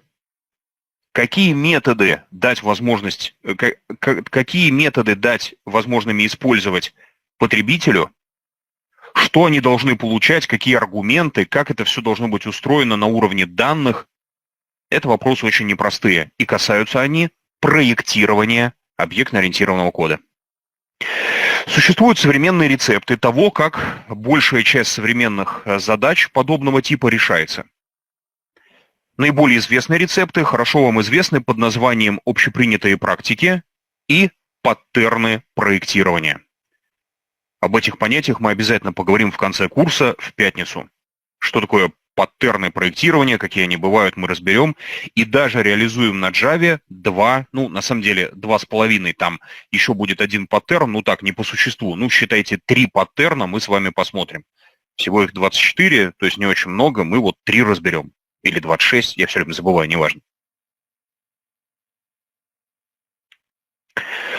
И, конечно, есть литература, рассказывающая о проектировании классов. Только на Java я книжек, рассказывающих об основах проектирования классов, не встречал. Поэтому я вам сегодня порекомендую одну книжку. И просто напомню то, о чем говорил вчера, что если вы хотите понимать, как устроено современное программирование, надо знать C++. Я знаю C и C++ очень хорошо. Я могу любой язык, любую технологию выучить, даже не понимая ее. Я давно программировал на C#, лет 8 или 7 назад последний раз. А в одной группе у меня появился слушатель по Java, которому нужно было помочь какой-то студент с кодом на C#. Я говорю, я последний раз считаем, что 7 лет назад писал. Я взял, все написал. Мне вообще наплевать, на каком языке писать, не имеет значения. Учебник, который я посоветую, это эталонный учебник по проектированию. Это просто эталон. То есть лучше этого учебника я ничего не встречал.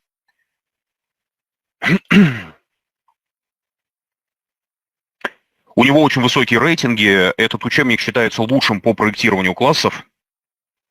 Если у меня интернет откроется, я просто хочу вам обложку показать. Что-то сегодня прям как-то особенно с интернетом. Значит, автора зовут Андрей Александресcu. Румын, по-моему, не помню. Я его заочно знаю, но лично не встречался. Андрей Александресcu. Modern C++ Design. Современное проектирование на C++. Вот такой ой-ой-ой. Вот такой учебник.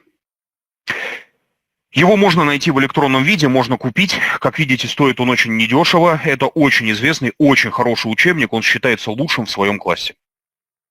И является, собственно говоря, лучшим в своем классе. Это учебник о том, как проектировать, как разрабатывать библиотеки, классы на C++. Понятное дело, что идеология Java точно такая же. Со своей спецификой. Но все основные принципы можно в этой книжке подчерпнуть. Здесь также рассказывается о паттернах на очень серьезном уровне, на очень сложных, интересных, серьезных примерах.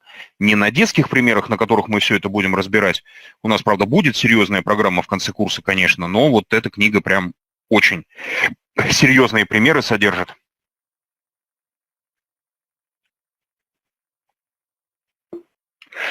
Она вроде бы есть на русском языке, но мне проще найти ее на английском. Я ее на английском читал, она у меня есть. Мне повезло, я когда за рубежом работал, я ее купил, мне ее посоветовали. Ни разу не пожалел.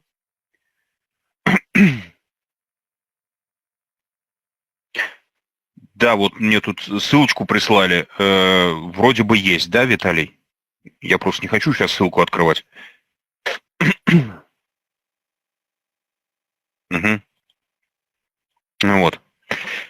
Книжка очень хорошая, но она про C++. По Java я аналогов этой книги не встречал. Вообще. Я думаю, причина очень простая. Считается, что современному программисту все это знать не надо. В самом деле, вы же на простом современном языке пишете. Зачем вам задумываться о какой-то ерунде? Это как, знаете, есть люди, которые говорят, да на кой мне этот самый ваш C? Я же буду там на Java писать. Господи, все эти древние технологии, вы мне еще предложите там мамонтов поизучать. Это идиоты. Я других слов сказать не могу. А как можно выучить квантовую физику, не зная основ ньютоновской механики? Как можно понять, что такое тригонометрия, не умея считать на пальцах, не умея заниматься устным счетом? Как можно, я не знаю, выучить историю по найденным археологическим каким-то данным, если вы не разбираетесь в общих законах истории, и так далее? Это просто бред. Поэтому вот есть очень хорошая фундаментальная книжка, аналогов по Java я не встречал. И мне никто ничего подобного не советовал, так что я думаю, что, может быть, таких книжек и нету. То есть ни в одной группе, ни с коллегами, с которыми я общаюсь, ни разу никто книжки лучше Андрея Александровича... То есть про эту книжку все знают, вот, а никаких аналогов мне никто не советовал. Так что, возможно, их и нету. Понятно, что все книжки невозможно прочитать, но вот я вообще нигде никогда ни под каким видом не встречал. Поэтому книгу советую, ну и напоминаю, что очень полезно хотя бы учебник по C++ почитать. Очень здорово улучшит понимание. А о чем я все это говорю, давайте разберем на следующем примере. Пример будет очень условный, пока такой чисто вот условный, чисто как некая иллюстрация к моему рассказу. Сейчас перейдем уже к конкретным примерам кода. Это пример, который я даю в качестве первой лабораторной на первом занятии по языку программирования C++ студентам, слушателям. Пример такой. Это, к слову, о том, о чем надо думать, про что надо помнить, что такое вообще объектно-ориентированное программирование. Итак, представьте себе, что у меня есть такая задача. Нужно создать класс для вычисления n-того члена арифметической прогрессии. Нужно создать класс для вычисления n-того члена, ну, по вот этой формуле, как мы с вами, я надеюсь, помним, из математики база плюс шаг умножить на n, арифметической прогрессии. Вот такую задачу я обычно даю в качестве лабораторной работы на курсе по C++. Но мы с вами, естественно, сегодня эту задачу решать не будем, хотя все, кто хочет, может ее запрограммировать, попробовать. Я просто показываю это как иллюстрацию. Итак, задача всем понятна. Написать класс, который мог бы вычислять, ну, естественно, автоматически, да, n-й член арифметической прогрессии. То есть программист, который будет этим классом пользоваться, будет говорить, чему равно n, ему будут выдавать элемент прогрессии. Задача понятна? Нет вопросов, да? Тогда как это очень часто люди оформляют? Очень часто решение будет выглядеть вот таким вот образом. Ну, там, класс для прогрессии. Дальше люди объявляют внутри прогрессии базу n и шаг. Объявляют, естественно, как private, ну, потому что они помнят, что им сказали, все должно быть максимально закрыто, защищено, закрыто, чтобы ничего не сломалось. Ну а дальше начинают работать с этими полями снаружи. Мы сейчас об этом поговорим уже на конкретном примере, но если у меня поле объявлено как private, как получить к нему доступ? Может быть, кто-то даже знает, как это называется, какие здесь есть правильные термины, может, кто-то уже слышал. Как получить доступ вот к базе, к n, к шагу, если они как private объявлены? У нас же нет к ним доступа снаружи.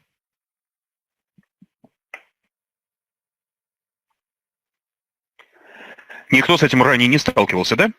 Ну, собственно, мы сейчас с вами это разберем на конкретных примерах, но есть такое понятие, как сеттеры, геттеры. Это методы, это уже функции, позволяющие читать и записывать значения полей. И вот дальше люди пишут как? Ну, что для того, чтобы получить элемент прогрессии, они берут какой-нибудь вот такой вот метод, создают, открытый, какой-нибудь там вот такой, где просто возвращают посчитанный по формуле ответ. Что важно, это то, что все поля класса для методов класса это как будто глобальные переменные. Только, пожалуйста, не говорите никому, что я вам это сказал, эта фраза абсолютный бред, но пониманию способствует. То есть из любого метода класса можно обратиться к любому полю класса в любой момент времени, когда вам только захотелось. Причем перечислять их можно в любом порядке. Не обязательно сначала объявлять поля, потом методы, у меня просто привычка такая. И вроде все запрограммировано. Ну, еще нужны какие-то вспомогательные методы для работы с данными, и вроде все хорошо. Вот только это решение плохое. Почему? А потому что думать надо, что называется, о будущем. Вот в какой-то момент у нас появится main, правда? Здесь нужно переставать думать о себе и думать о людях, которые придут после вас.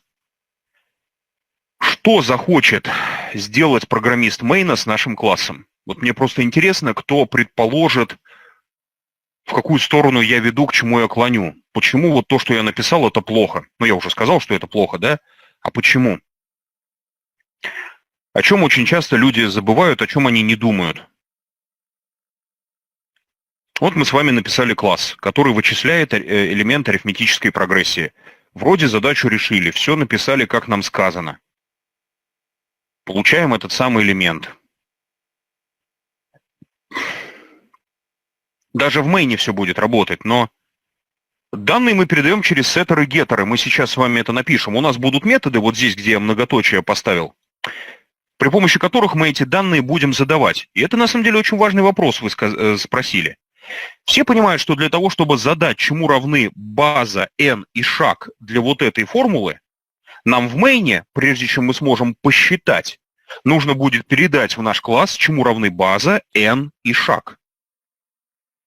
Это почему-то очень плохо в таком варианте.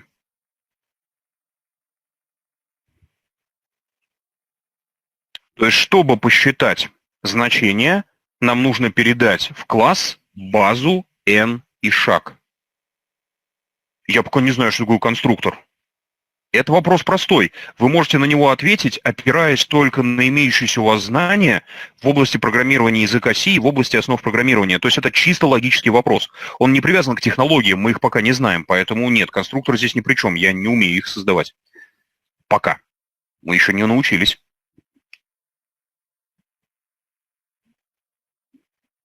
Думайте, почему такой вариант решения плохой? Почему он становится плохим, как только я вспоминаю про то, что у меня будет программист, который придет после меня, который будет main писать? Передавать нужно будет при помощи специальных методов. Мы чуть позже научимся их писать. Для того, чтобы получить элемент прогрессии, нам нужно будет сначала передать базу, n и шаг. С помощью специальных методов, то есть вызвать специальные методы.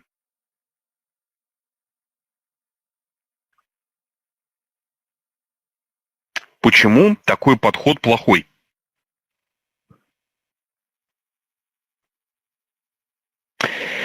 Ну вот видите, это, собственно говоря, то, что я хотел бы вам показать и подтвердить. Вроде бы все правильно, вроде все хорошо, вопросы только в том, как это будет работать. То, что мы с вами сейчас, то, что вы не смогли ответить на мой вопрос, в чем проблема такого решения, это то, почему я этот пример всегда всем показываю. Очень часто люди просто не думают о том, о чем на самом деле надо думать, просто потому что они не знают, что об этом надо думать. Это вопросы как раз проектирования. Я об этом знаю, потому что я много этим занимался, но в остальном смотрите, какая штука. Зачем мы создаем класс для работы с прогрессией? Для того, чтобы работать с прогрессией. Как это ни странно. Что захочет делать программист мейна с нашим классом? Ну, это очевидно. Он захочет получать от нашей прогрессии много элементов. Зачем программисту мейна один элемент прогрессии? Он его и сам посчитает. Скорее всего, программист мейна захочет записать цикл какой-нибудь, где переберет много элементов прогрессии. Зачем нужна прогрессия, если не пользоваться всей прогрессией? Прогрессии хороши, когда вы там графики функций строите, какие-то расчеты производите, правильно? Но для этого нужно много значений, не одно, а много. И вот если мы с вами написали программу в том виде, который я сейчас вам показываю, программисту мейна придется делать так. На каждом шаге, взяв какую-нибудь прогрессию, ну, арифметическая, да, я сократил, вызывать сначала какой-нибудь метод вот такой, задавать чему равно и, а потом выводить на экран значение элемента.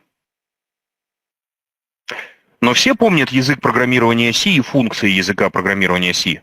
На каждое обращение к функции тратится время, то есть работа программы немножко, чуть-чуть, но замедляется. Не будет ли логичнее написать вот так? Убрать отсюда n,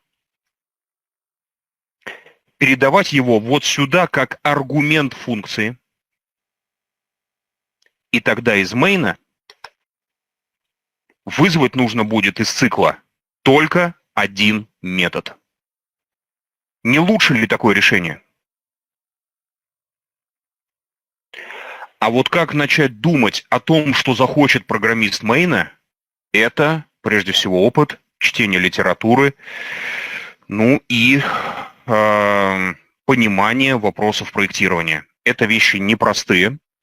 Для того, чтобы научиться понимать, что в библиотеках должно быть объявлено как public, как private, какие должны быть методы, что должно куда передаваться, нужно как можно больше программировать, как можно больше решать задач, как можно больше книжек читать. То есть здесь вот это единственные варианты, единственные советы, которые можно сделать. Ну и всегда думать на будущее. Вот зачем я этот класс создаю? Как им будет пользоваться в будущем программист? Что он захочет с моим классом сделать? Думайте. Ну и последнее, о чем хотелось бы сказать, это то, что в объектно-ориентированном программировании, если уж вы им занялись, нужно все строить на основе классов.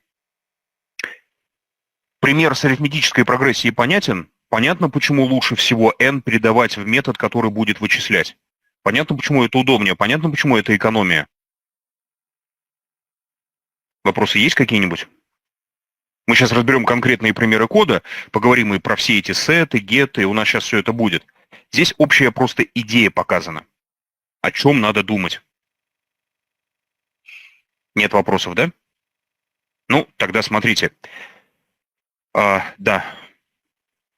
Ну, базу и шаг полезно хранить. Это опять-таки с точки зрения мейна. Если мы с вами будем постоянно базу и шаг передавать сюда, то опять же теряется логика, если мы, например, вот так вот напишем. Потому что у нас с вами прогрессия одна, а базу и шаг мы постоянно задаем, при том, что они не меняются. Это неудобно. Поэтому базу и шаг надо хранить, естественно, в прогрессии, задать их заранее, что мы там с нуля начинаем, шаг у нас двойка, да, идем по четным числам. А n передаем в качестве параметра. То есть какой элемент нам нужен, мы передаем в качестве параметра, а базу и шаг при желании мы можем задать раз и навсегда и работать всегда с одной и той же последовательностью. Вот. Поэтому базу и шаг логично и разумно хранить внутри последовательности. А вот n лучше не хранить. Откуда я это знаю? Ну, писать надо много. И последнее замечание. Что значит, что если мы уж занялись классами, то надо все строить на основе классов? Это еще один пример, тоже на логику, тоже очень простой. Представьте себе, что я создаю набор классов для реализации библиотеки по программированию электронного журнала. То есть у меня есть база данных, электронный журнал, я пишу на Java библиотеку для работы с этим электронным журналом, чтобы там клиентские программы какие-то создавать. Очевидно, что мне нужен будет класс ученик для обработки данных из базы по ученикам. Ну, в классе это будет сделать удобно, в одном месте все собрать и обрабатывать учеников в виде класса. Скажите, список оценок ученика – это будет массив или коллекция, или, ну, я не знаю, что, неважно, некое хранилище оценок или целых чисел? Ну, то есть, грубо говоря, нужен ли мне помимо класса ученик класс оценка? Да, все то, что не меняется, все то, что можно задать для общего описания объектов, можно задать в private, задать эти значения и дальше их уже не менять. Это да, это вот такой вот принцип. То есть мы должны всегда думать о будущем и всегда предполагать, вот как с классом будет удобнее всего пользоваться. Если у вас там 10 объектов, и они все обладают общими свойствами, их, конечно, лучше задать заранее и не менять потом. Значит, они должны храниться, конечно. Итак, нужен ли нам в библиотеке электронный журнал класс оценка? Или оценки это будет просто массив целых чисел?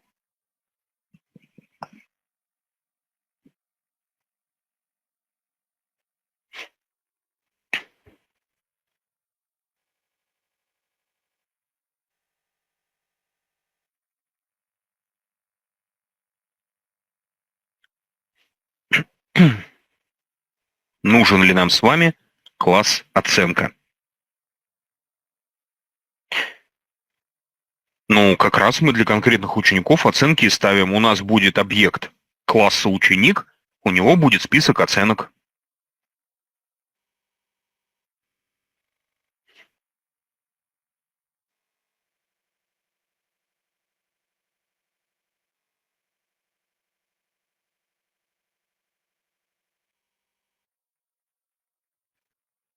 На самом деле, смотрите, естественно, класс оценка нужен по двум причинам. Первое.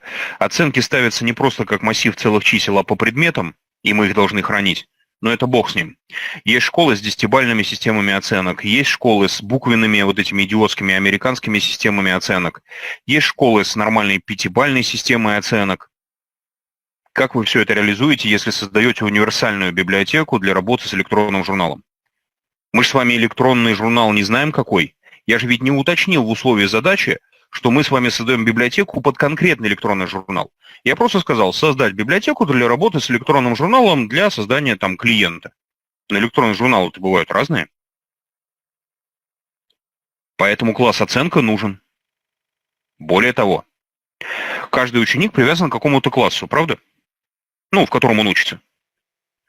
Скажите, класс – это отдельный класс, извините за тавтологию, или это цифра и буква? Ну, число и буква. Класс, в котором учится ученик, это объект класса, там, класс, да, где мы учимся, или это число и буква?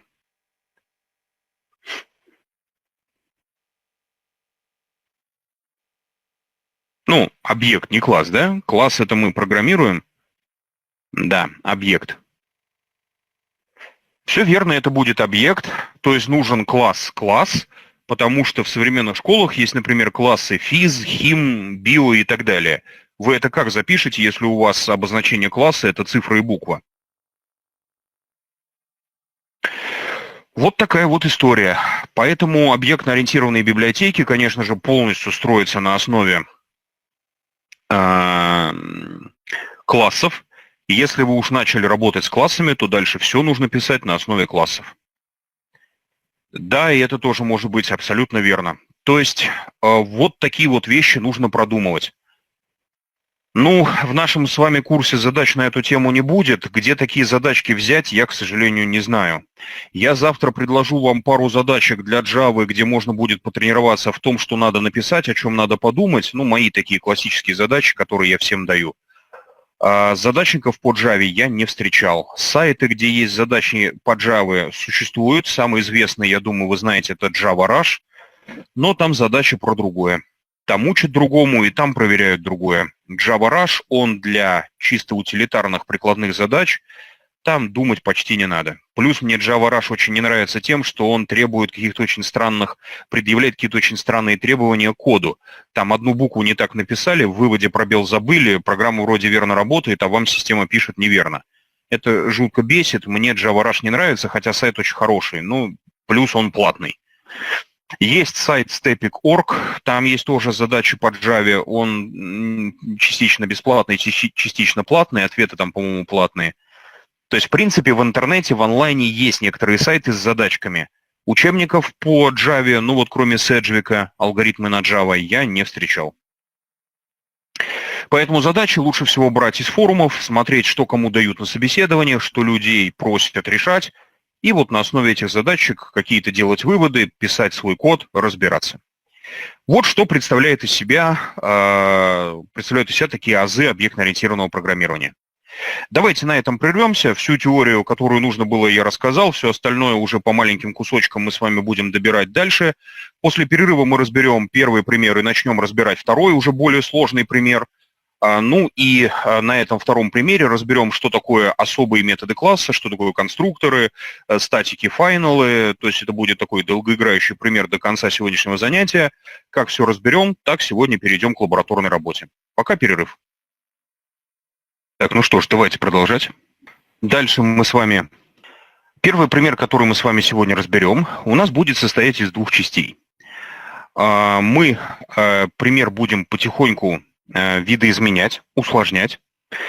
Поэтому, как договаривались, Если вы хотите потом самостоятельно вернуться к тем примерам, которые я показываю, пожалуйста, не удаляйте тот код, который я буду удалять или видоизменять. Просто комментируйте и пишите новый.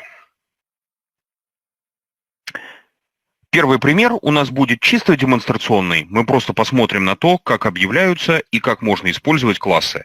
А также что значит, что логика класса, его поведение должно быть полностью внутри него прописано.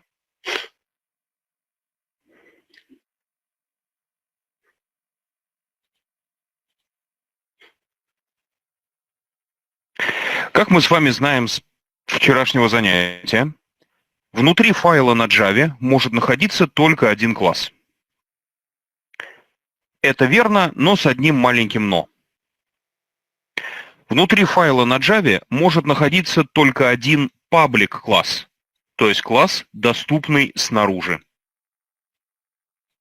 Название такого класса совпадает с файлом, и этот класс является частью библиотеки, которую мы используем. Но при желании вы можете объявить так называемый вспомогательный класс. Это будет еще один класс в том же самом файле. Пока мы с вами сделаем так, потом будем, естественно, писать новые классы только в отдельных файлах. Нельзя все в кучу валить, да и бессмысленно. Почему? Потому что вспомогательный класс никто снаружи не увидит. Его нельзя объявлять как паблик.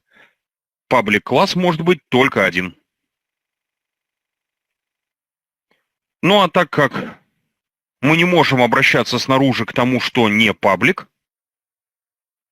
то и, в общем, такие классы создавать довольно бессмысленно. Зачем их можно использовать? Зачем может понадобиться вспомогательный класс, который объявлен вот вместе с основным паблик-классом?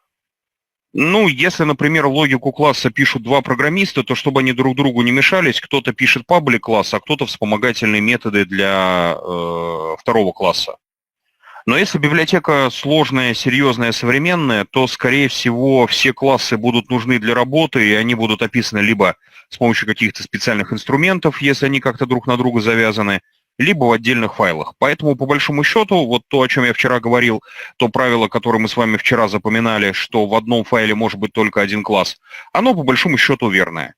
То есть классов может быть, конечно, более одного, но вы вряд ли будете это использовать в реальной жизни, если только у вас не будет каких-то специальных задач.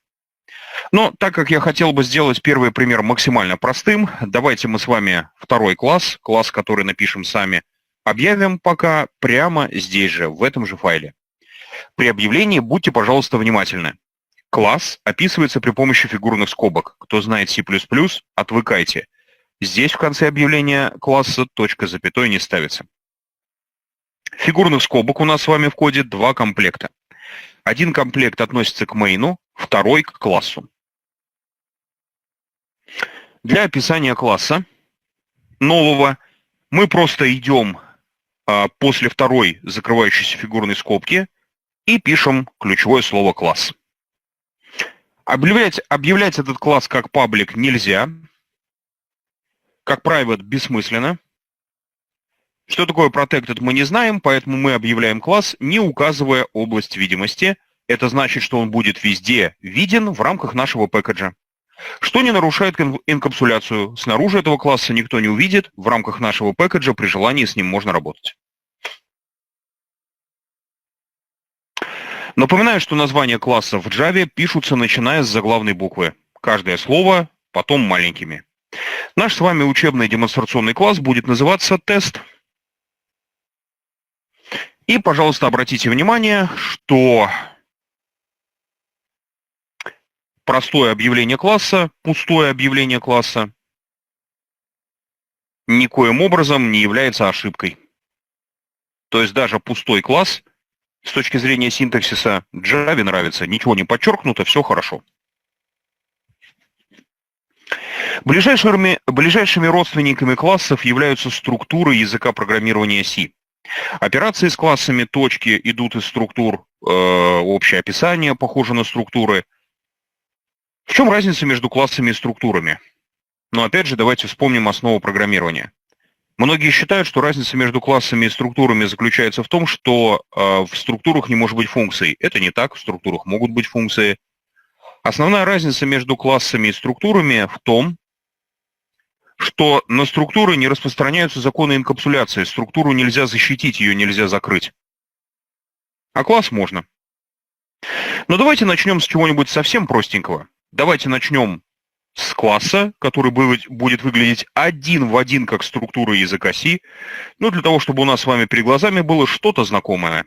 Поэтому я просто возьму и внутри класса тест объявлю поле X, не указав ничего про него с точки зрения пабликов, прайватов. То есть в рамках моего пэкэджа, в рамках моего примера я к этому X могу обращаться напрямую, как в случае с обычной структурой на языке C. Вот такой класс. Начнем с него. Учитывая, что этот класс объявлен почти как обычная структура, что мне писать в мейне? Да, давайте это напишем. Итак, ну, сначала понятно, что я объявил внизу. Нет вопросов? Нету. Тогда давайте писать main. Main мы будем писать вместе, потому что мы что-то видели вчера, что-то мы знаем еще со времен языка C. Давайте main писать вместе. Первое, что нужно сделать для проверки работы нашего класса тест в main, это что надо сделать? Да, чуть не забыл, при проверке домашнего задания одну вещь я не прокомментировал. Это считывание данных с консоли. Мы с вами этим пользоваться не будем. Вообще main меня в какой-то момент интересовать перестанет. На самом деле уже сегодня, чуть позже. Main мы будем использовать только для отладки, только для проверки того, что то, что мы написали, работает. Поэтому в main мы будем писать минимум кода, просто чтобы проверить, что классы рабочие, что мы нигде не ошиблись. Итак, что мы пишем в main? Давайте писать вместе. Вы уже знаете, что здесь писать. Если не помните синтаксис, вы пишите, что написать, ну, а я напишу. Нет. Вспоминайте, пожалуйста, структуры языка C. Кто вам разрешал обращаться к полю через структуру? Вы где такой код видели?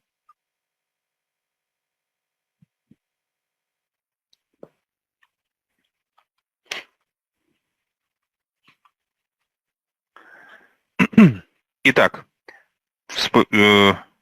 да, но только не X, потому что X к тесту не имеет никакого отношения. А в остальном правильно. Не забывайте про то, что лучше всего пользоваться Ctrl-пробелами, подсказка, чтобы писать кода поменьше. Так, первое, что мы делаем в main, это объявляем объект типа тест. Так как класс называется тест, объект я назову тест. Мы с вами программируем на современном языке, поэтому отвыкайте от именования переменных, не имеющих никакого отношения к жизни и программе. Все должно называться разумно. Если длинно, не беда, у нас есть Ctrl-пробел. Все быстро подставится. Дальше. Дальше мне бы хотелось задать, чему x равен.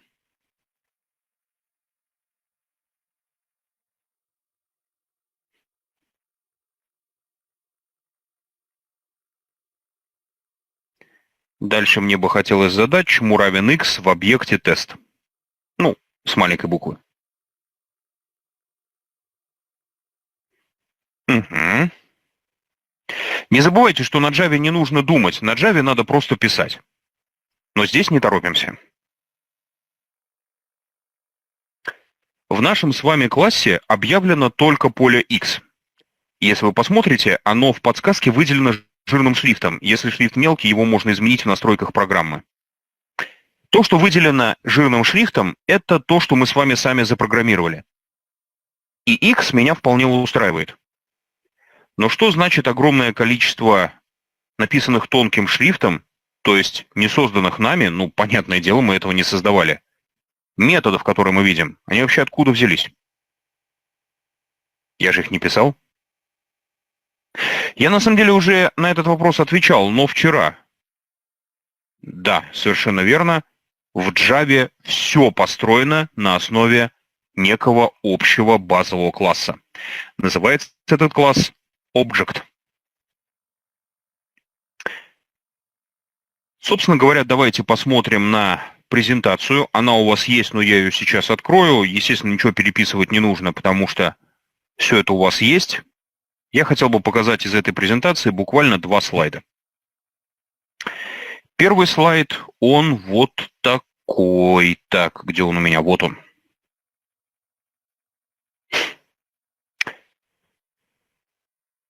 Структура языка программирования Java очень простая. Сама по себе Java — это package, состоящий из пэкэджей, среди которых есть один главный — Java Lang. Ну, как несложно догадаться, language — это и есть язык Java. В этом пэкэдже все, и во всех остальных конструкциях кода на Java построено вокруг, видите, вот зелененького кружочка, вокруг объекта. Вокруг базового класса под названием объект. Почему такая дурацкая терминология? Почему базовый класс назвали там не base класс, не еще как-то, а object? Все просто. Когда придумывали программирование объектно-ориентированное, термина объект еще не было. Были термины довольно корявые и громоздкие. Вместо поля переменная член класса, вместо метода функция член класса, вместо объекта класс instance, экземпляр класса. Потом эти термины были упрощены, и появились понятия поле, метод и объект, но большая часть языков программирования уже была сформирована. И поэтому не удивляйтесь, что в большинстве базовых библиотек базовый класс называется объектом. Это не потому, что классы — это объекты, а просто потому, что вот такая вот путаница небольшая в названиях. Что такое базовый класс-объект? Это класс, реализующий важнейшие, прежде всего, системные методы, которые должен наследовать любой класс, иначе он не сможет работать. Первое — это метод clone.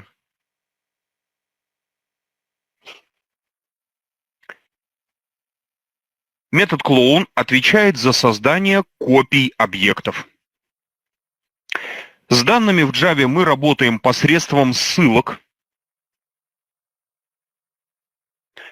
То есть, если в Java мы что-то куда-то передаем функцию и изменяем функции, то меняться будет во всей программе. Данные в Java передаются по ссылкам. Не по ссылкам, ну, вернее, по ссылкам, но не изменяемым. Ну, можно сказать, что не по ссылкам. В Java передаются только дата-типы, обертки над ними и строки. Ну, собственно, этот список у нас с вами уже был. Считается, что дата-типы, обертки над дата-типами и строки — это такие базовые классы, поэтому для создания объектов таких классов не надо писать new. Передаются они как копии, то есть являются полноценными локальными переменными. Все остальное в Java передается по ссылкам. То есть если вы объект передали в функцию, и в функции его изменили, он изменится во всей программе.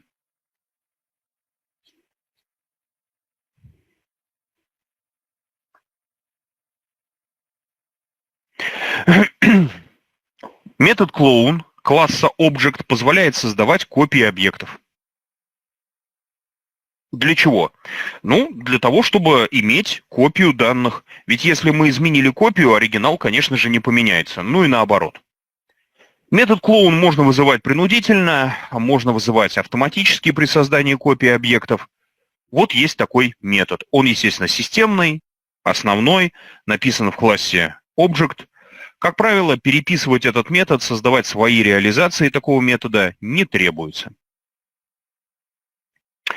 Второе — это метод equals. Он позволяет сравнивать содержимое классов. Ой, прошу прощения, содержимое объектов классов. Ерунду сказал, это плохо. Классы нельзя сравнивать, это глупость. Сравнивать можно объекты. Метод equals позволяет сравнивать содержимое объектов класса. Скажите, зачем нужен метод equals? Почему нельзя сравнить объекты просто через значок равно? На самом деле ответ мы опять же уже знаем, только надо язык C вспомнить.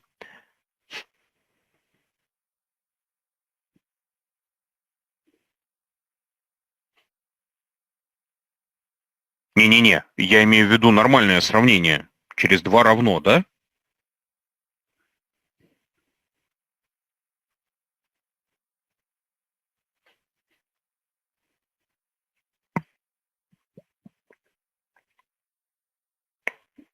зачем нужен метод equals? Ну, вспоминаем C.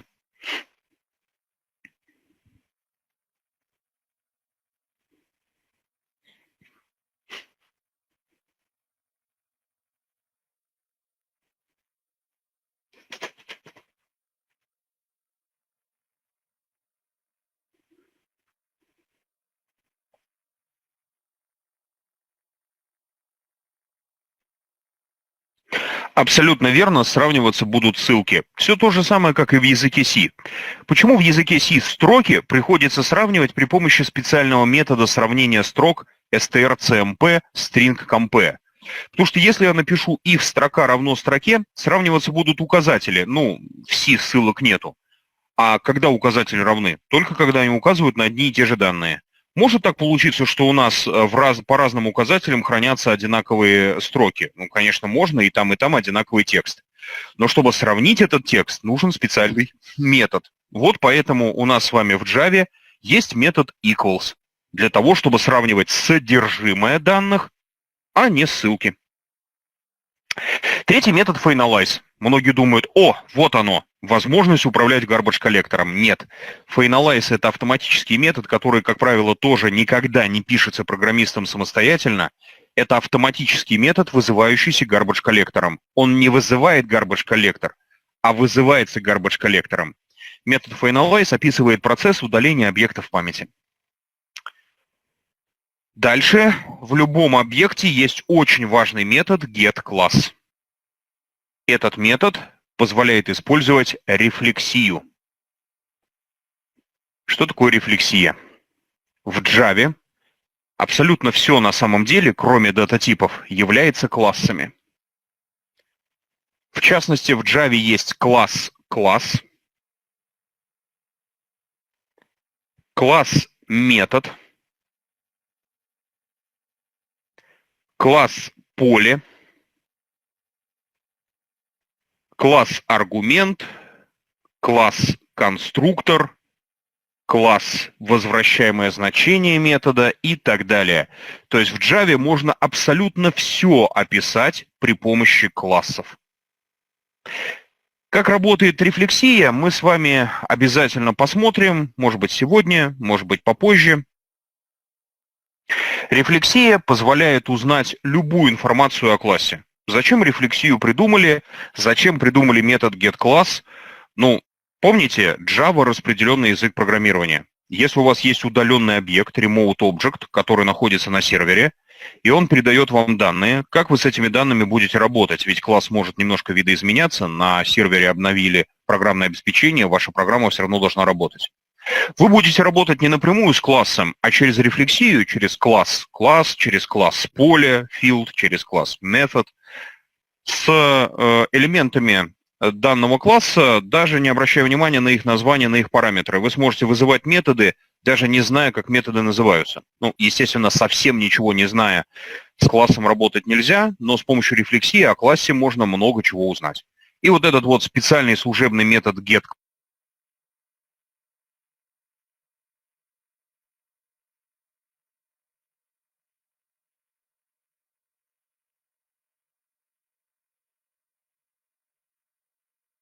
Кто помнит математику, что такое хэш? Кто-нибудь помнит? Так, а сейчас звук есть? Да. Давайте я, наверное, просто в обед перезагружусь. Поэтому в обед надо будет отключиться и после обеда переподключиться ко мне по новой.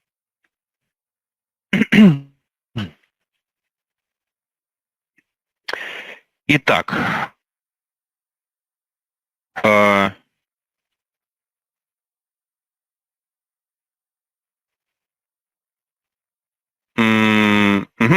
Да, соответственно, метод getClass позволяет получить всю служебную информацию о классе через рефлексию, через обращение к данным класса, через специальные классы, класс, поле, метод, и позволяет работать с классом без даже зачастую знания названия методов.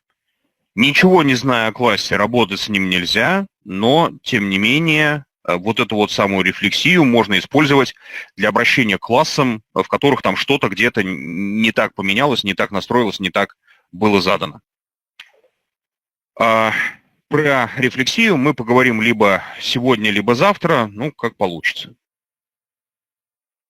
То есть getClass — это системный метод, позволяющий получить доступ почти к любой информации о классе без доступа к самому классу. Дальше идет метод hash-код, который возвращает хэш. Кто помнит? Может быть, кто-то помнит из математики, что такое хэш?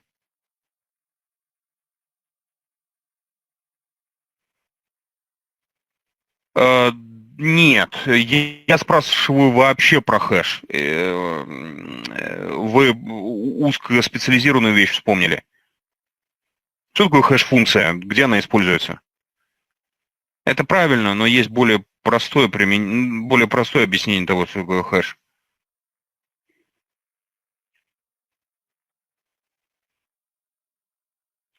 Не помните, да? Ну, глобальная идея здесь такая. Хэш-функция, хэш-множество — это удобный способ организовать хранение данных и поиск этих данных. Хэш позволяет номер в некий индекс, в некое число, и дальше вместо поиска данных вы будете искать это число. Ну, самый простой пример хэша — это вот, собственно, то, что было написано, это строка. У нас есть строка, мы можем посчитать ее хэш. Ну, например, я не знаю, там взять и выписать просто все коды символов в строке. Получится некое число. Ну и дальше понятно, что по этому числу можно будет искать строку вместо поиска самой строки. Что такое метод хэш-код? Он возвращает что-то вроде адреса, только адрес надо записать в кавычках, объекта в памяти. Дело в том, что Java хранит в оперативной памяти объекты не по адресам, а по хэш-коду.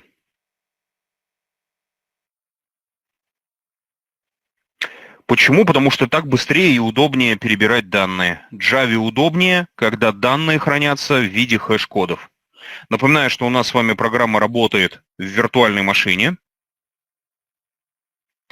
И Java, она работает с памятью сама. Она не работает с обычными адресами, которые существуют в операционной системе. Она работает со своей адресацией, более быстрой. Записывается эта адресация в хэш-коде. Ну или просто в хэше. Мы буквально через минуту этот хэш увидим. И последний — это метод toString. Его работу мы, собственно говоря, сейчас и увидим с вами. Вот, итак, в Java абсолютно любой класс наследует объекту, и поэтому в нашем с вами случае мы видим кучу всяких лишних подсказок.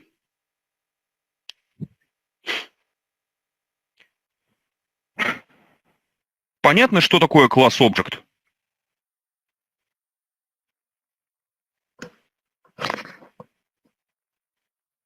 Есть какие-то вопросы по объекту?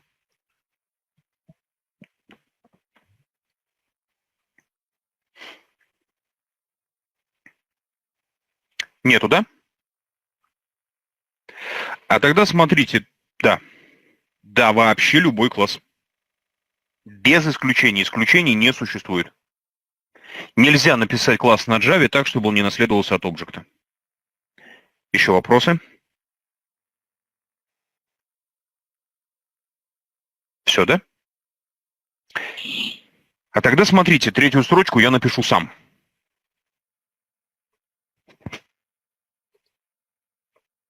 И запустим программу.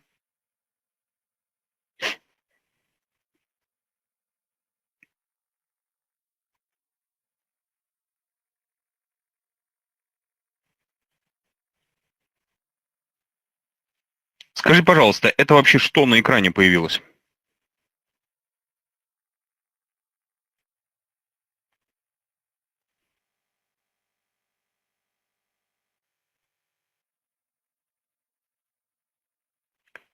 Нет.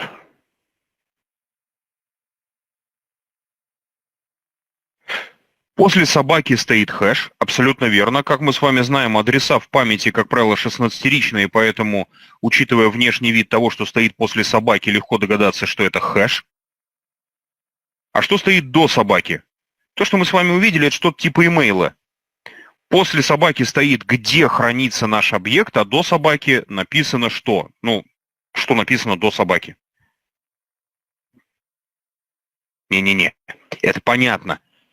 Что это такое целиком, все вместе? Java Application 8.test. Ну, в моем случае. У кого как написано. Это что?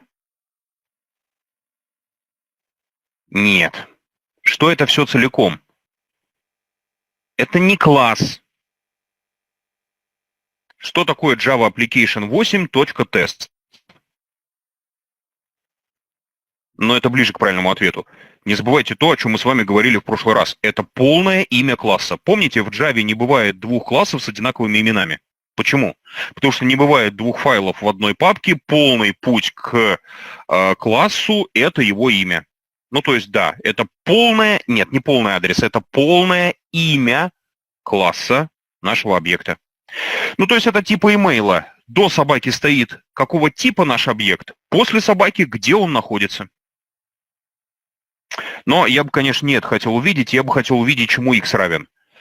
Но сначала, прежде чем мы это все сделаем, вопрос. Почему эта надпись появилась? Что println по умолчанию получает в качестве аргумента?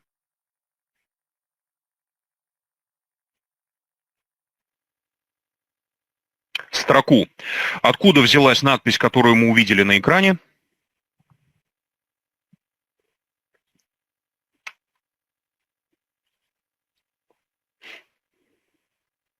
Правильно, был автоматически вызван метод toString.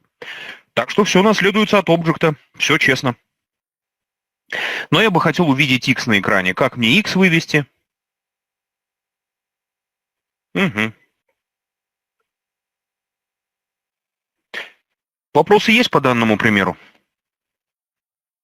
Мы его сейчас будем изменять, поэтому кто хочет потом вернуться к тому, что было написано, можно будет просто скопипастить код, закомментировать его, ну и вернуться, если что, уже потом самостоятельно к нему еще раз. Нет вопросов. Ну что ж, тогда давайте этот код менять. Можно ли давать прямой доступ к иксу? Ну, все зависит, конечно, от задач, но учитывая современные реалии программирования, нет, конечно. В принципе, максимальной защищенности много всяких законов, соглашений, рекомендаций. Ну, вот в частности, как мы с вами выяснили, все, что не содержит специального ключевого слова по умолчанию в Java, это private, ну, плюс package. То есть во всем пэкэдже видно, да, помимо private. Но и есть продолжение всех этих вещей. Например, поля должны быть прайватами. Почему? Потому что поля – это данные. Мы можем гарантировать корректность работы с полями, если они паблик. Да, тест с маленькой буквы – это объект класса тест, правильно. Объекты пишем с маленькой буквы, классы с большой, перепутать невозможно.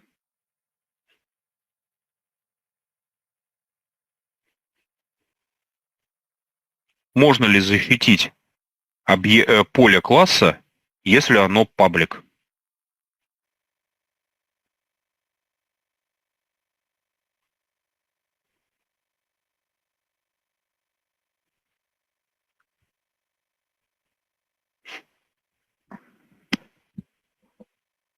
Конечно, нет.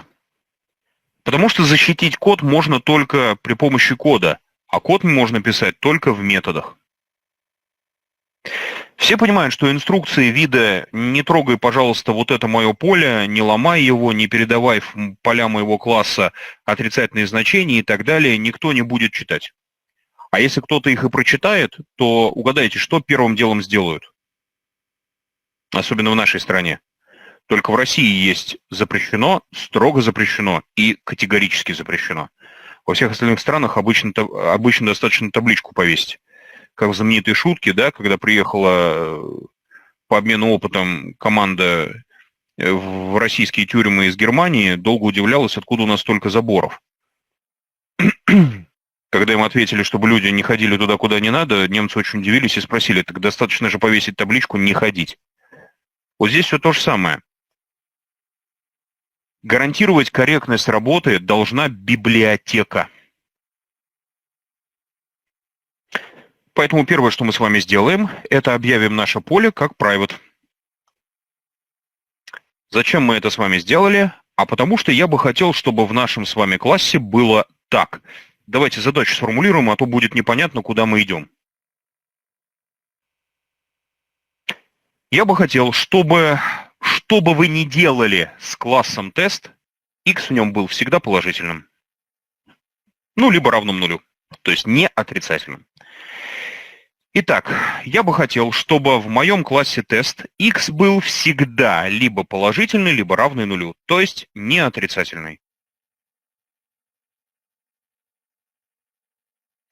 Еще раз, всем понятно, что писать инструкцию вида «не передавай в мой класс отрицательные иксы» вот таким образом бессмысленно. Потому что это либо никто читать не будет, либо не будут проверять. Тип есть, конечно, unsigned, но дело не в unsigned. Как вы думаете, написать вот так вот мне кто-то может запретить? А почему? В Java нет unsigned, да. Прошу прощения. Ну, наплевать, давайте на C переключимся. Здесь же вопрос принципиальный. В Java нет unsigned, ну, дело житейское. Я просто все языки подряд программирования использую. У меня иногда бывают всякие путаницы. Мне может кто-то вот запретить вот так написать?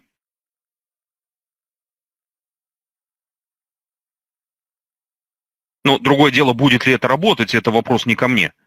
Да, поэтому нет, unsigned здесь не поможет. Даже если бы в нашем языке программирования был unsigned, у нас, к сожалению, нет этой штуки, мы все равно не смогли этой штукой пользоваться. Поэтому я объявляю x как private. Если бы у меня был прямой доступ к x, кто бы мог чего мне запретить? Вопрос. А как тогда к x обращаться?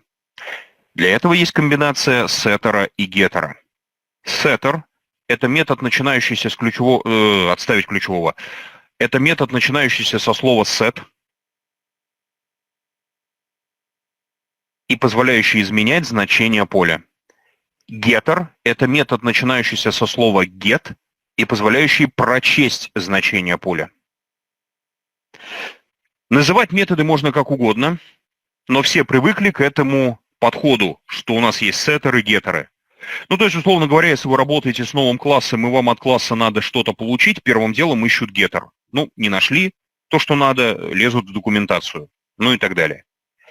Правда, вот здесь есть нюансы, которые меня жутко бесят, когда даже сами авторы Java нарушают свои собственные общие соглашения. Например, методы, начинающиеся со слова get, используются всегда для чтения полей, если только поле не булевское. Если поле булевское, true-false, то вместо геттера пишут что-то вот такое. В общем, в принципе, логично, ну типа включено ли, активно ли, там, видимо ли. Ну, условно говоря, если вы из каждого утюга орали, что все должно быть стандартизовано и все построено на сеттерах-геттерах, на кой черт вы переименовали геттеры для булевских полей в is? Ну,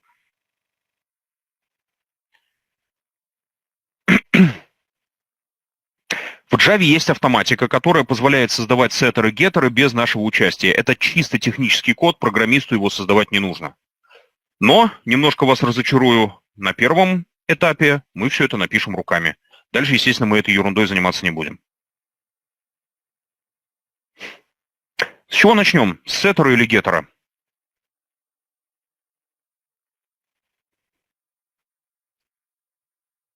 С сеттера. Хорошо. С чего начинается написание нового метода?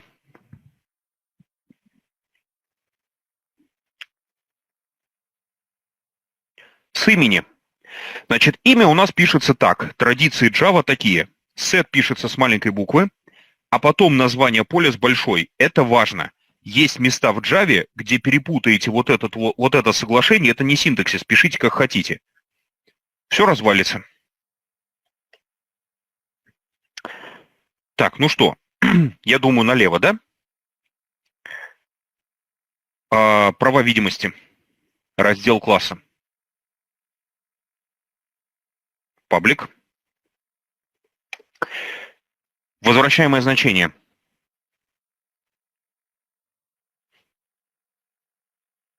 Тип возвращаемого значения. Void. Что тут может ломаться? Да? Аргументы set x нужны. Если нужны, то какого типа? Угу. А вот как он должен называться?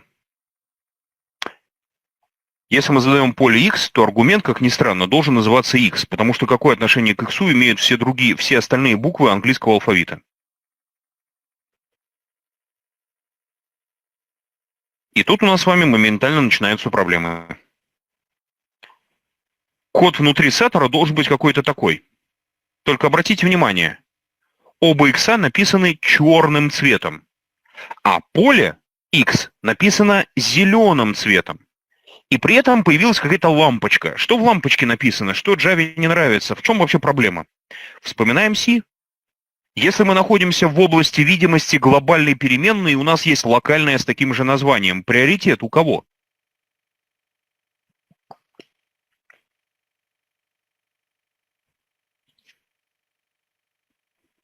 Естественно. Все помнят, зачем были глобально придуманы локальные переменные. Общая идея ведь очень простая. Локальные переменные были придуманы для того, чтобы нам с вами не придумывать постоянно новые названия, новые буквы для переменных. Поэтому, если есть глобальная переменная, вам она не нужна, вы свою используете, у вас будет приоритет. Что не нравится Java? Откуда лампочка взялась? Почему оба икса черные?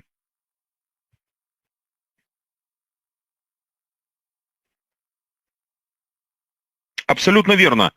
С его точки зрения, это именно локальный x. Каким-то образом надо один из иксов покрасить в зеленый цвет. Какой? Что должен делать метод set?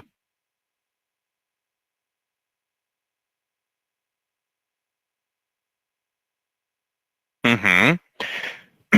Для этого нет, нельзя использовать x большое. Какое отношение x большое имеет к x маленькому? Нам с вами нужно вот этот вот x покрасить в зеленый цвет. Как это сделать? Делается это очень просто. Нужно указать, что левый x – это наш x. Делается это так.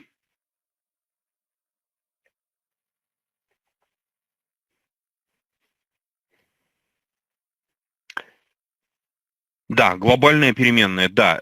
Еще раз, эта фраза не совсем аккуратная, но понимание сильно улучшает, что поля класса – это типы глобальных переменных для наших методов. Очень здорово улучшает понимание. Только не говорите никому, что это глобальные переменные, это чушь. Глобальных переменных в объектно-ориентированном программировании нету. Такого понятия даже нету. Но понимание улучшает. Что такое this? This – это автоматически генерируемая. This – это автоматически генерируемая. И дальше моя любимая фраза. Почему программирование тяжело учить по учебникам? This – это автоматически генерируемая ссылка на объект, который вызвал тот метод, в котором this указан. Обожаю эту фразу.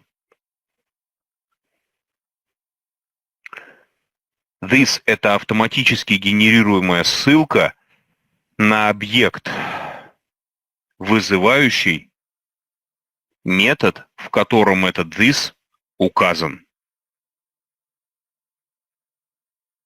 Нельзя написать «а». Какое отношение «а» имеет к x? У нас же с вами подсказки будут появляться, не забывайте. Когда человек будет вызывать метод setX, к чему здесь «а»? Недопустимо. setX, он про x. То есть написать-то можно, конечно, но не надо.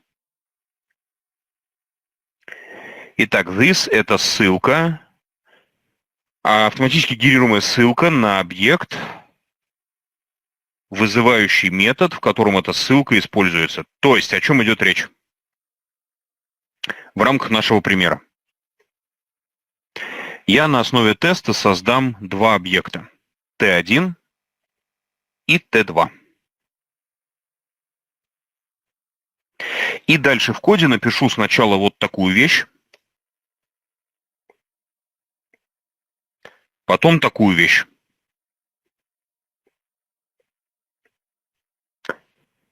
На что будет ссылаться this в этом случае? Это вот очень серьезная путаница. Очень сильно людей эта надпись this путает. Многие думают, что this это на тест с большой буквы. Нет. This это на объект. На что будет ссылаться this в четвертой строчке? На T1, верно. На что будет ссылаться this в пятой строчке?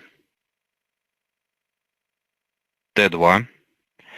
А если я попробую заменить значение, уже записанное в T1, на какое-то другое, на что будет ссылаться this?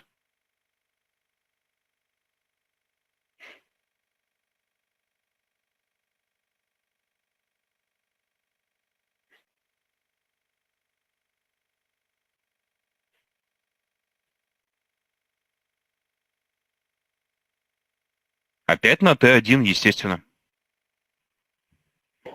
То есть this — это автоматически определяемая ссылка, ссылающаяся на объект, который вызвал данный метод.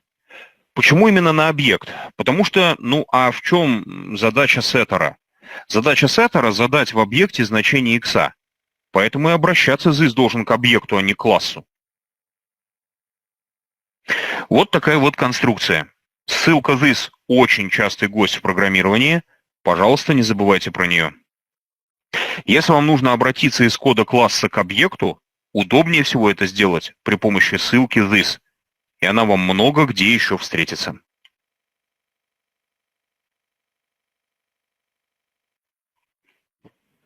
Вот такой вот интересный сеттер у нас получился. Ну а теперь getter.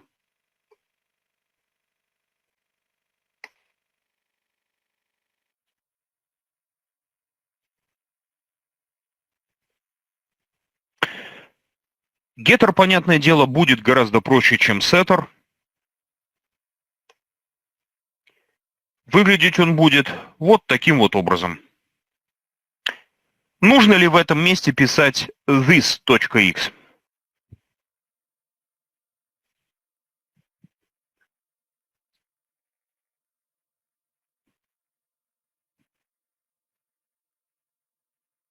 Да, не нужно, потому что у нас нет локальной переменной x, и код, естественно, автоматически будет обращаться к зеленому x, к нашему с вами полю. Но если вы напишете this, ошибка это не будет, и никакой нагрузки на код это не окажет.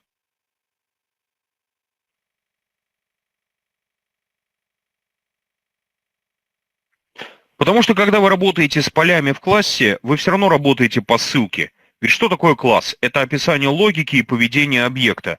Когда появляется настоящий честный объект, все, что мы с вами пишем, привязывается к логике этого самого объекта. Так что все честно. И никакого ускорения не даст. Или, наоборот, замедления программы.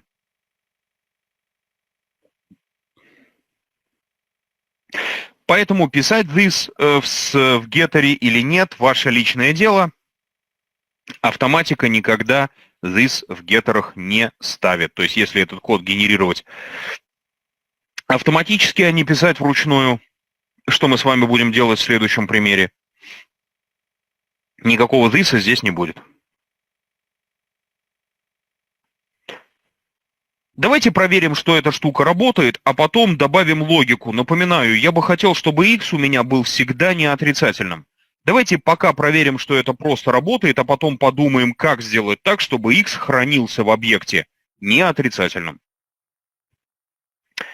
Для того, чтобы проверить, что это работает, нам с вами надо main изменить. Для начала вот эту строчку. Чем нужно воспользоваться вместо того, что у нас было написано?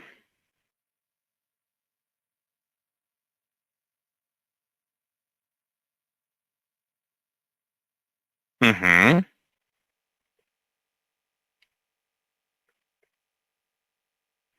И здесь нужно поменять вызов. Ну, чем здесь надо воспользоваться?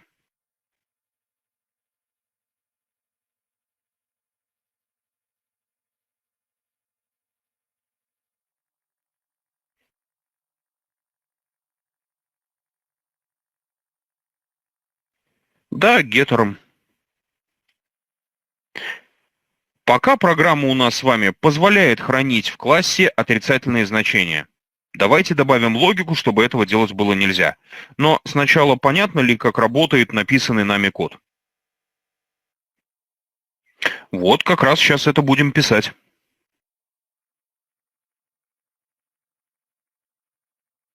Нет вопросов, да? Итак, в какой метод необходимо добавить проверку того, и как ее сделать, что у нас поле должно быть всегда положительным. Геттер, во-первых, не приватное, а закрытое, а во-вторых, геттер не позволяет его получить. Он лишь возвращает значение. Не забывайте, пожалуйста, курс C. Значение и переменные — вещи разные.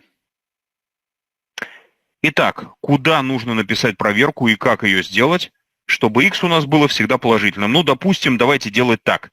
Если нам передали отрицательный x, будем просто считать, что мы записываем то же самое значение, только положительное. То есть наш с вами класс тест будет чем-то вроде модуля числа. Числа, взятого по модулю. Абсолютное значение. В сете. Почему не в гете? Вопрос, который я раньше не задавал, но что-то в последних группах как-то периодически этот вопрос появляется. Мне кажется, это вещь очевидная. Ну, почему в гете уже поздно? Почему в сете надо?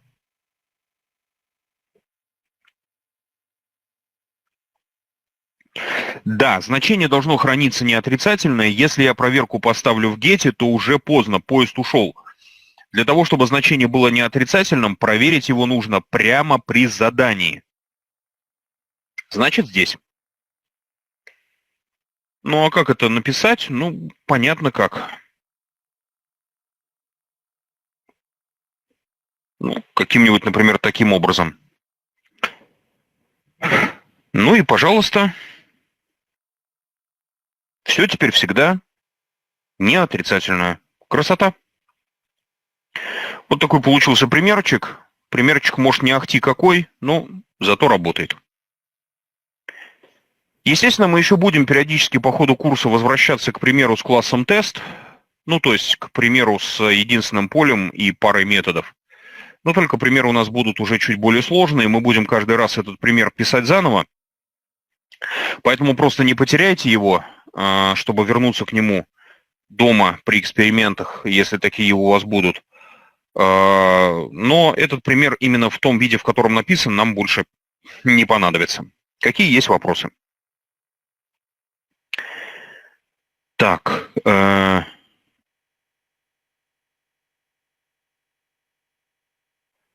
Еще раз. В чем разница между переменной и значением?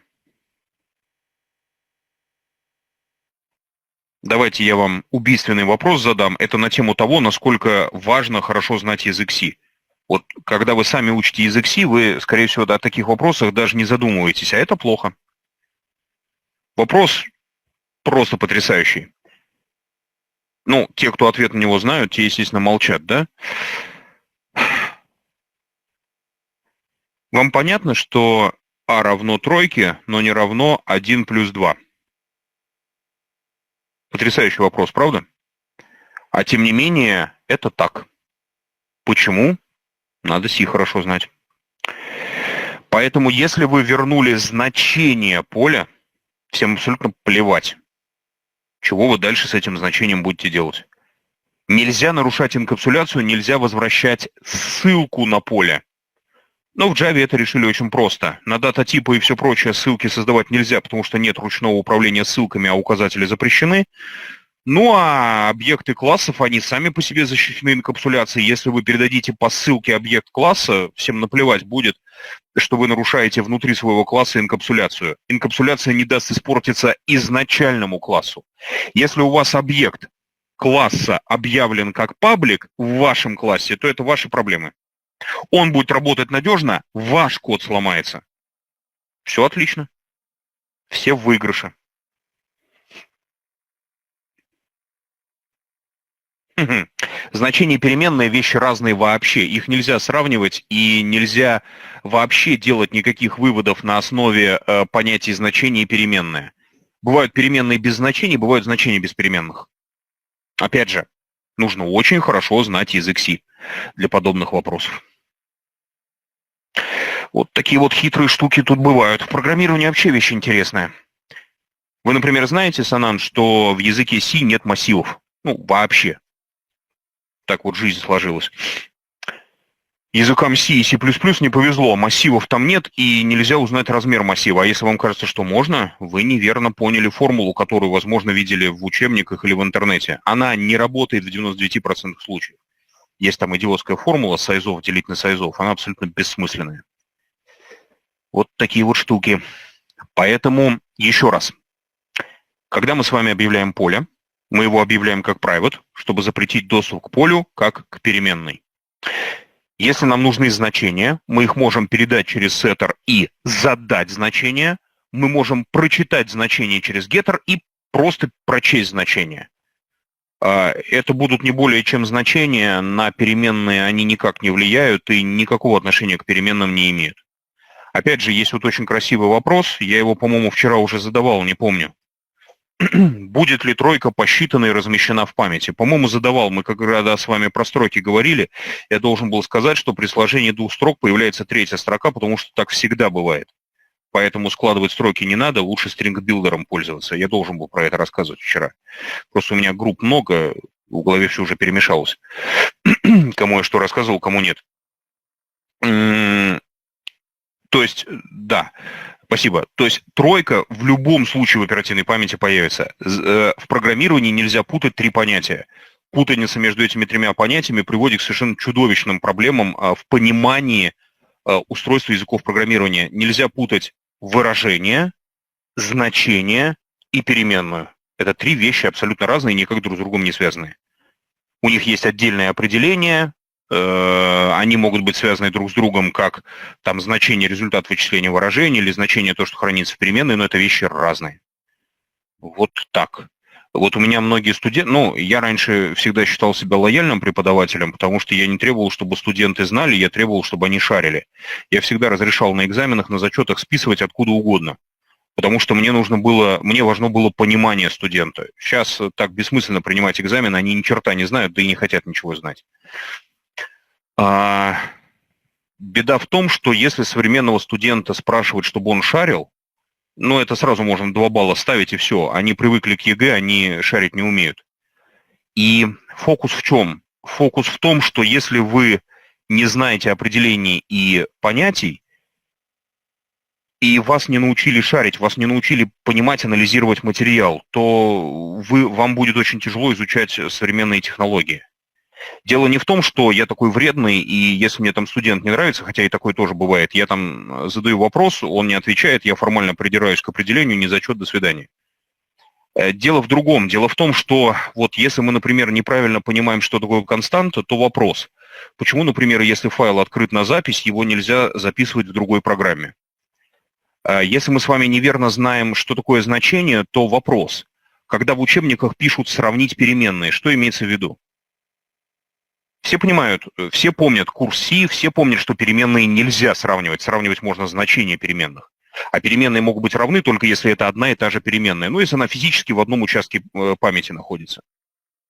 Это, кстати, вот опять-таки к вопросу о том, зачем нужен, на самом деле вопрос важный вы задали.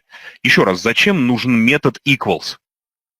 Если мы с вами сравниваем просто объекты в Java, мы сравниваем на самом деле ссылки. Если мы хотим сравнить значения, хранящиеся в этих ссылках, это совсем другая история. Смотрите.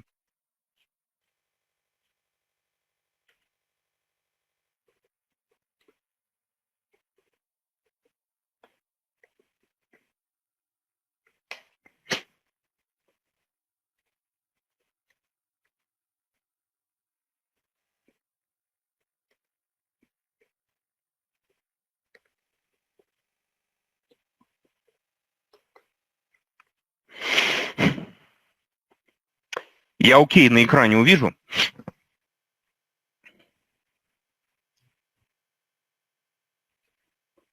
Не обращайте внимания на подчеркивание и на лампочку, плевать на них.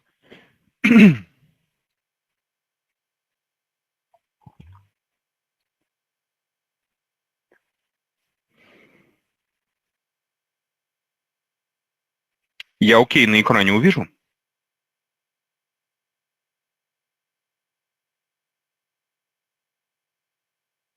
Смотрите.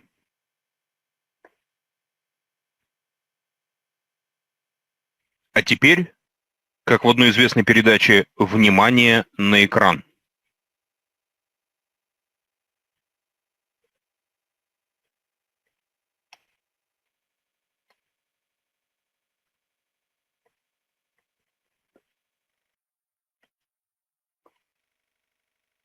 Что сломалось?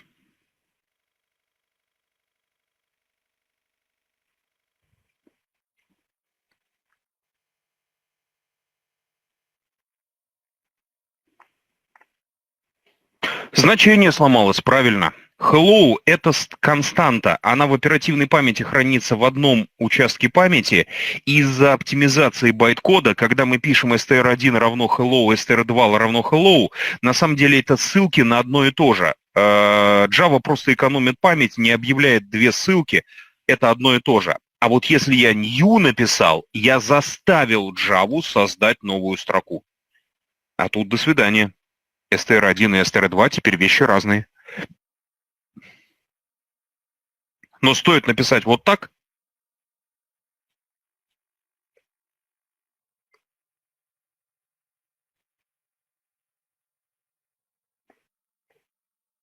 как все опять будет работать.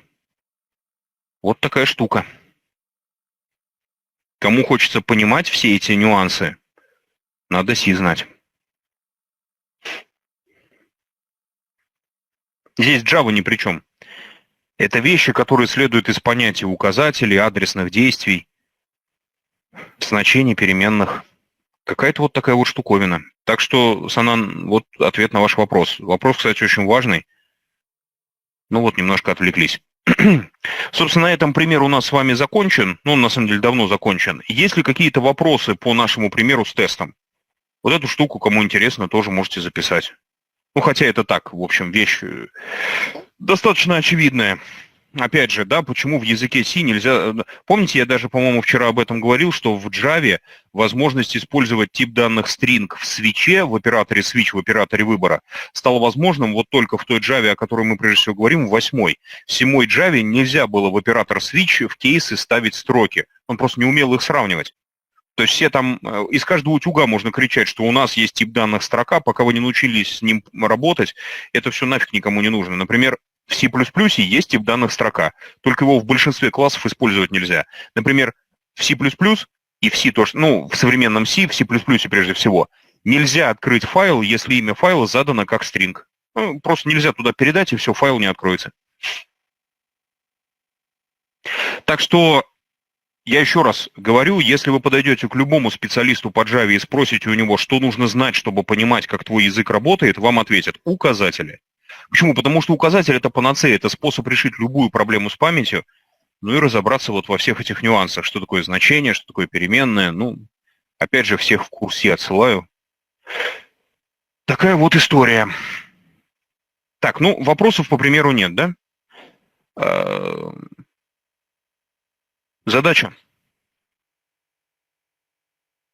Эту задачу мы будем решать сейчас и после перерыва.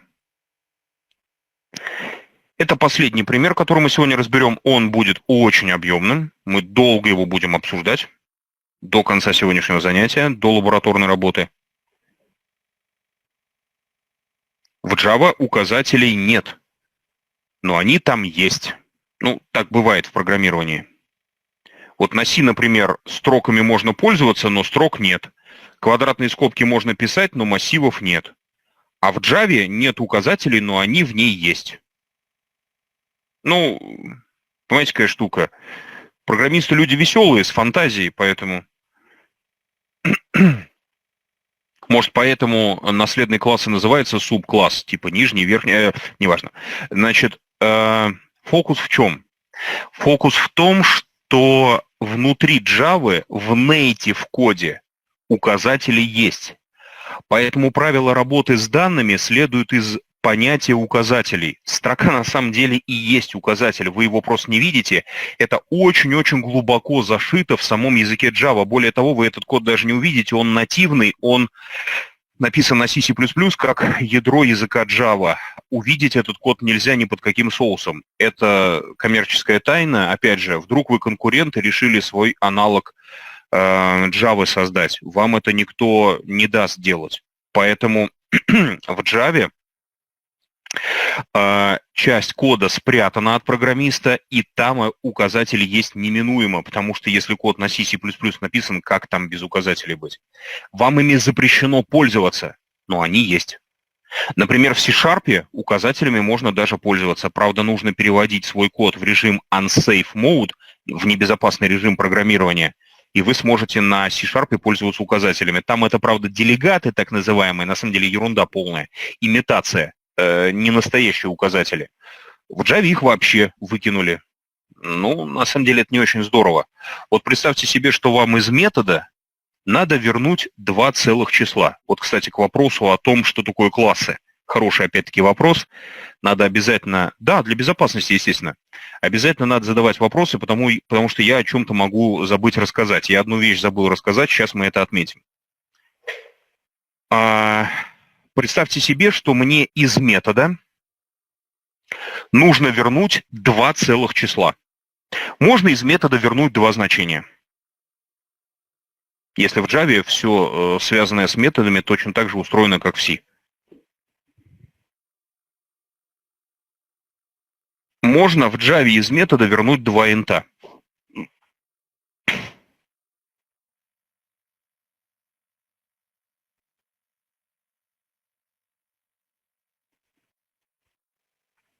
Можно в C вернуть два инта из функции. Сразу, одновременно.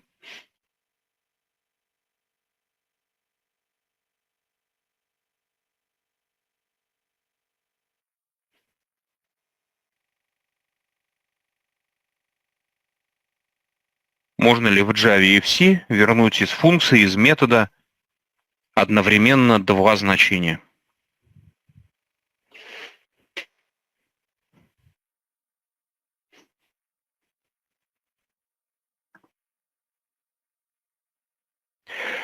Правильно, нельзя, потому что как только вы пишете return, он сразу срабатывает и передает только одно значение. Абсолютно верно.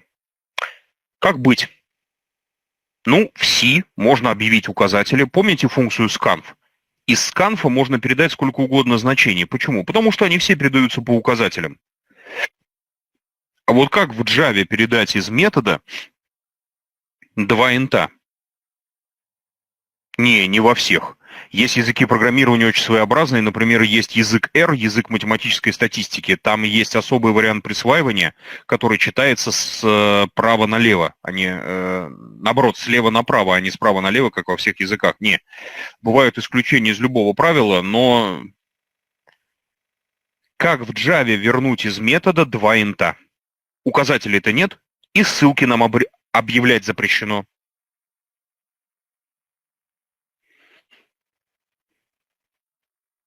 Более того, в каком-нибудь C или C++ вернуть можно массив, сформировать его и вернуть. Мы с вами даже массив вернуть не можем, потому что для этого надо менять структуру кода. Как быть? Обертки использовать бессмысленно, обертки тоже не копируются, тоже копируются, не передаются по ссылкам. Как быть в Java, если нужно из метода, вот простейшая задача, у вас есть метод, вам из него надо вернуть два значения. Как это в Java реализовать? Указателей нет, ссылки вручную создавать нельзя.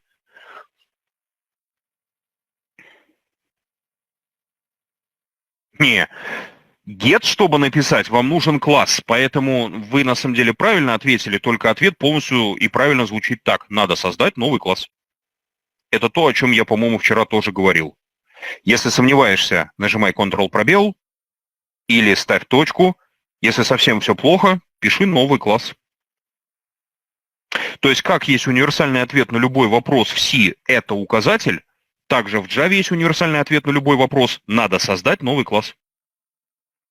Ну, понятно, что это более сложно, чем работа с указателями. Ну, считается, что работать с классами проще и надежнее. Это действительно так, но только если вы умеете их правильно создавать. Какая-то такая история. Еще вопросы по данному примеру есть по понятию класса, по понятию инкапсуляции?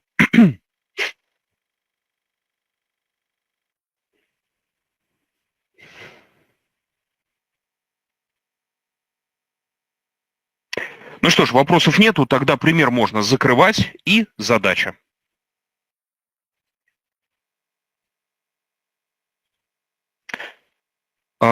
Разработать класс для работы с точкой на плоскости. Написать класс для работы с точкой на плоскости. Естественно, мы с вами не будем все операции над точками программировать, но что успеем, то обязательно разберем. На тему этого упражнения будет единственное в нашем курсе обязательное дополнительное домашнее задание. Если вы его не сделаете, на зачет это не повлияет, но сделать его нужно в обязательном порядке, хотя бы постараться. Мы его завтра в начале занятия обязательно разберем, я его обязательно прокомментирую. Если будут по нему вопросы, можете даже не задавать, я все равно все это расскажу. У кого вопросы останутся, можно будет завтра в начале занятия их задать. Если у вас эта задача не получится, на зачет это не повлияет, но в отличие от всех остальных домашних задач, которые у нас в курсе будут, так как мы с вами в интенсиве учимся, эту задачу нужно обязательно попробовать хотя бы решить. Не получится, неважно, но попробовать должен каждый. Ну, собственно говоря, что успеем, то и напишем, плюс будет дополнительная задачка. Задание понятно? Написать класс точка для работы с точкой на плоскости. Нет вопросов. Создаем новый проект.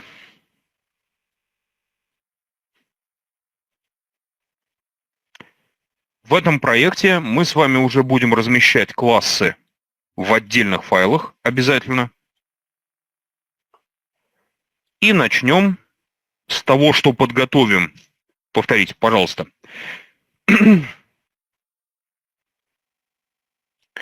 Необходимо создать класс для работы с точкой на плоскости.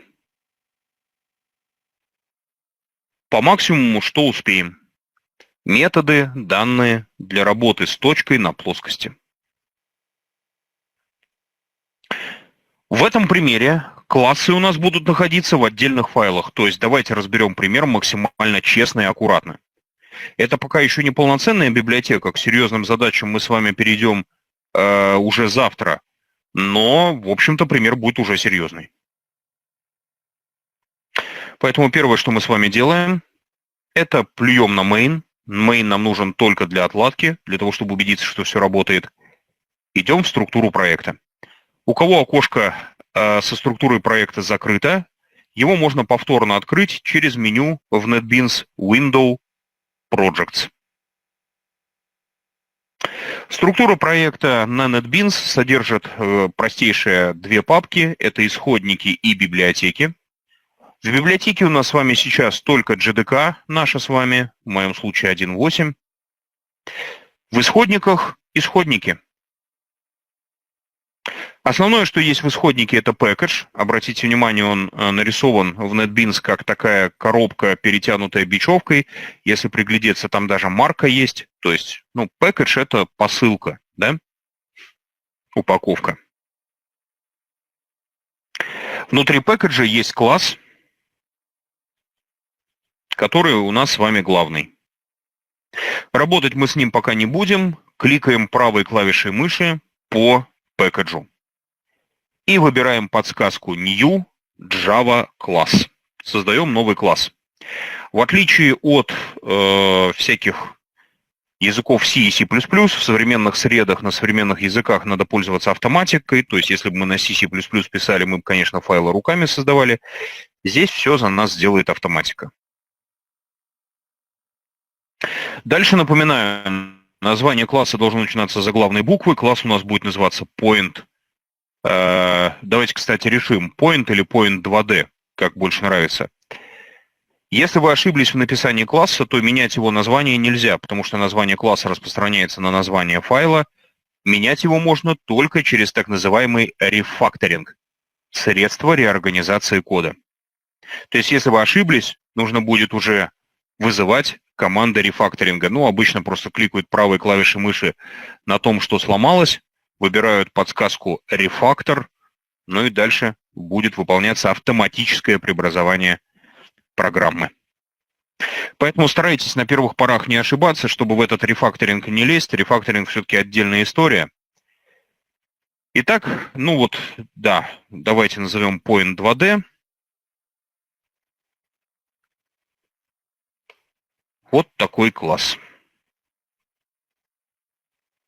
Point 2D. Точка на плоскости. Точка на плоскости.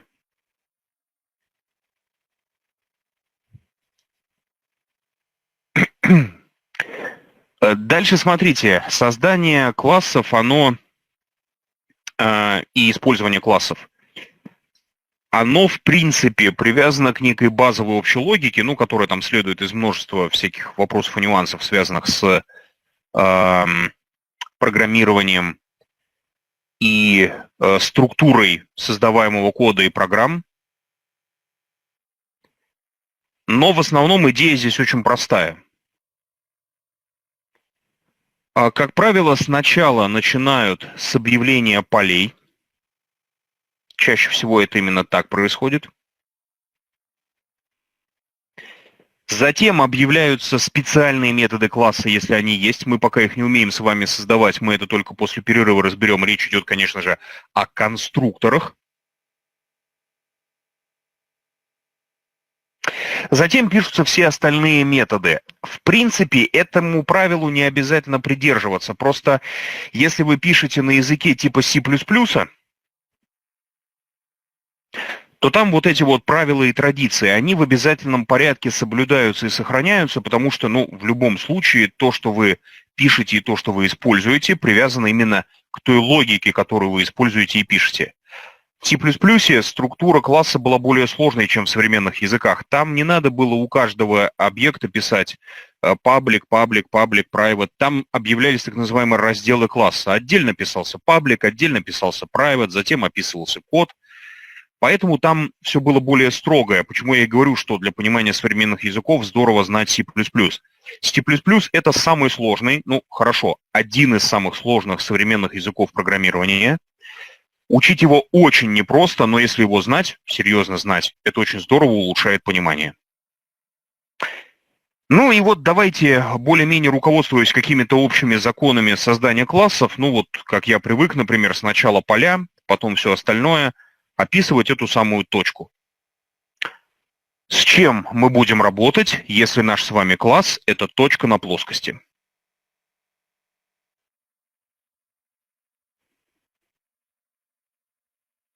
Совершенно верно.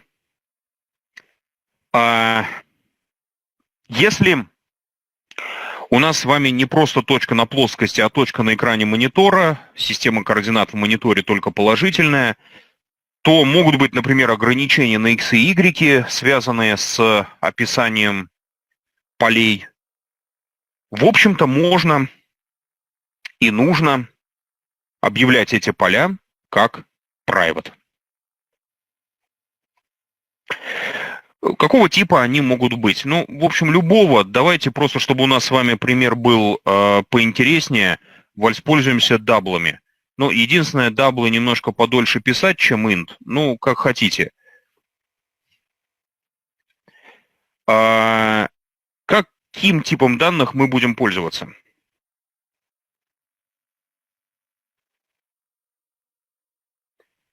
Интом все-таки поменьше писать, да? Ну, давайте, это понятное дело, ни на что не влияет, всем абсолютно плевать, что здесь писать. Просто int писать покороче.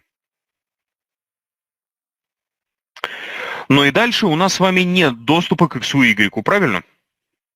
А он должен быть. Ну, я создал точку, а потом хочу, чтобы точка появилась в каком-то новом месте экрана. Для того, чтобы иметь возможность читать и изменять x и y, что нам с вами нужно?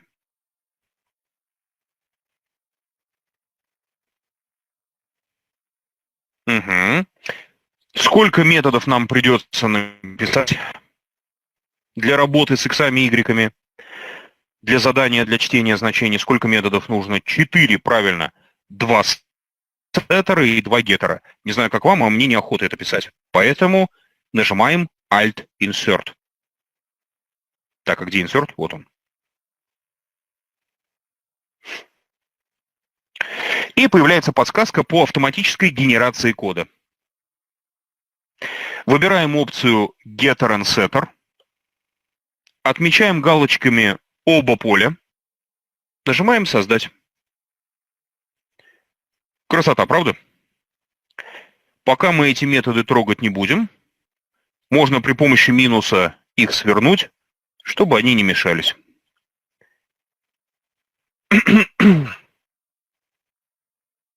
То есть, естественно, программируя на Java, мы с вами не создаем ни в коем случае системный код. Это полная ерунда. Вы кучу времени потратите впустую.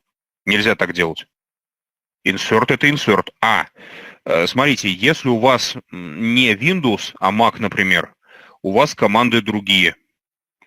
На Mac нужно, если вы в NetBeans работаете, найти в интернете горячие клавиши Mac. Там на Macintosh реально клавиши Insert нету. Там другое сочетание клавиш, там и Ctrl-пробел по-другому вызывается, по-моему, Command-I или что-то в этом духе. Не помню уже, я на Mac не работаю. Вот. Там нужно просто посмотреть, у нас сейчас скоро перерыв будет, просто посмотрите, какие горячие клавиши заменяют горячие клавиши Windows. И мы с вами автоматически сгенерировали сеттеры и геттеры. Красота.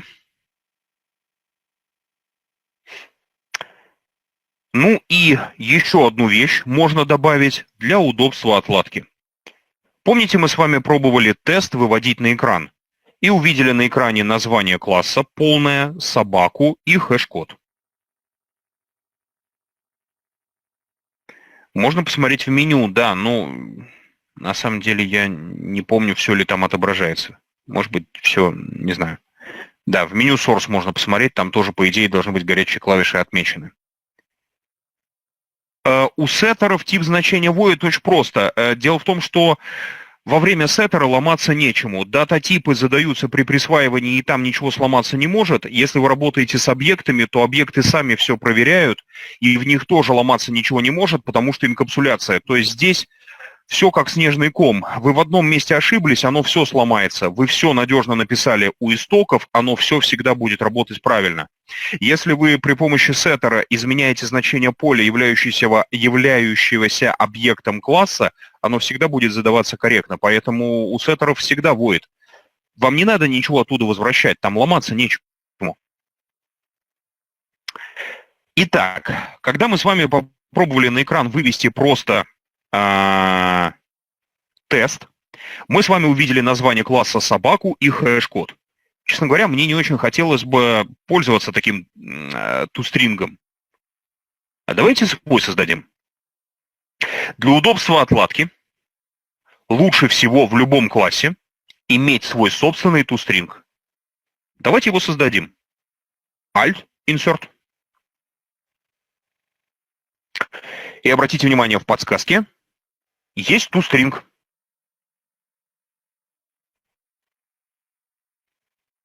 По умолчанию уже будут выделены x и y. Нажимаем «Создать».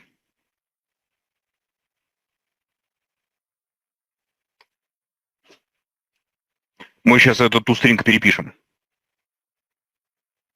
Один раз это полезно сделать. На вот эту строчку пока не смотрите. Пока мы с вами не разобрали, что такое наследование, смысл override нам будет с вами непонятен. Я лишь скажу, что эта штука называется аннотацией.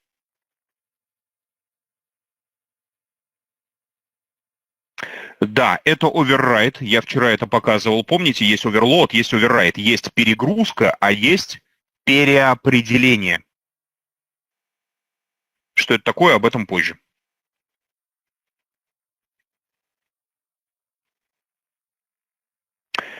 Это полезная команда, которая гарантирует, что toString будет работать так, как нам нужно. Мы обязательно вернемся к оверрайду, разберем все это, что будет, если его убрать, но уже завтра.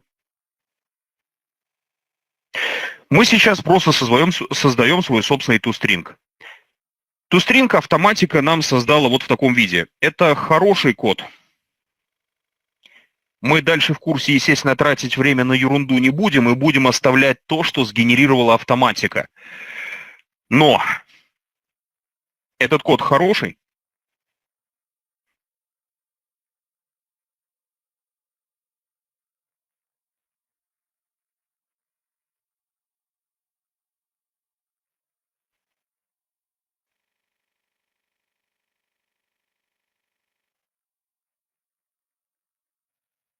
На 4 строчки. А черт его знает почему.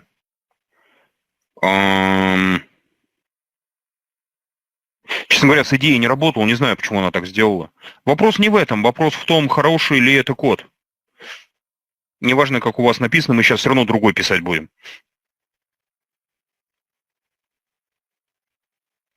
Ну, мы вчера об этом говорили.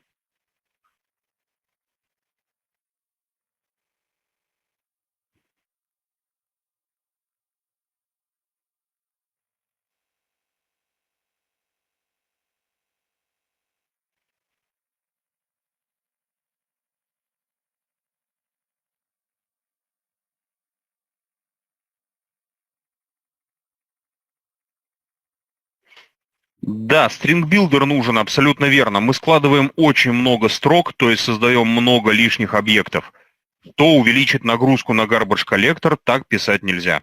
Давайте выведем на экран, тем более у нас точка, при помощи string builder в том формате, к которому привыкли со школьной математики. Как выписываются строки? В круглых скобках, координаты через запятую, правильно? Для этого сделаем таким образом.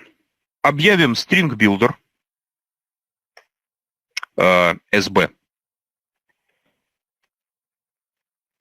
Давайте сразу же зададим в нем открывающуюся круглую скобку. Так можно делать. В этом месте я пользуюсь конструктором. Об этом мы как раз будем говорить после обеда. Ну и дальше просто сложим элементы точки в красивый внешний вид, соответственно, в круглых скобках x, запятая y.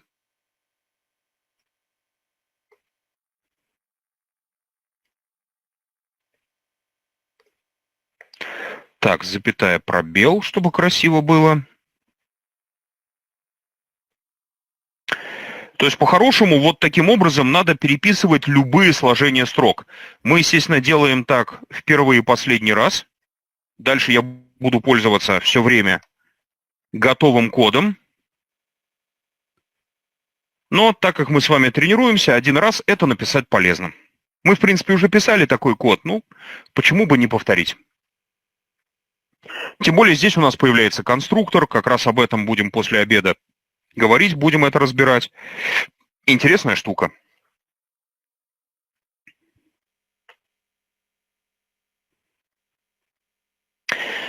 Ну и дальше небольшой нюанс. Некоторые методы требуют обязательно строк, и toString вызывают автоматически. Здесь, если вы просто напишите SB, будет проблема, потому что SB string builder, и формально просто так в string его передать нельзя.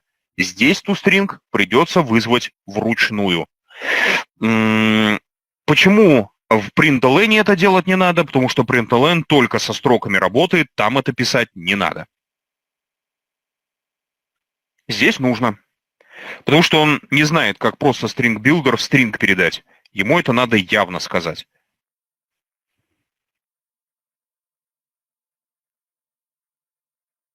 Вот таким образом мы с вами добавили отладочный метод toString. Теперь каждый объект класса point можно будет преобразовать в строку вида круглой скобки x, запятая y, то есть увидеть на экране координаты точки. Очень удобно. То есть, нам геттеры фактически не нужны.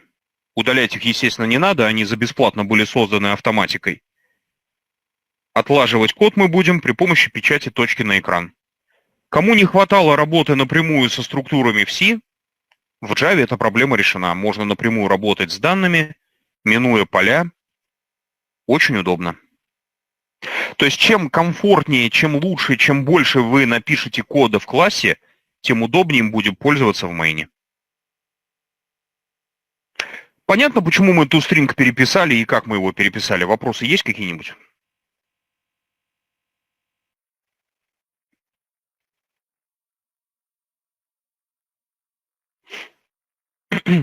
Так, нет вопросов.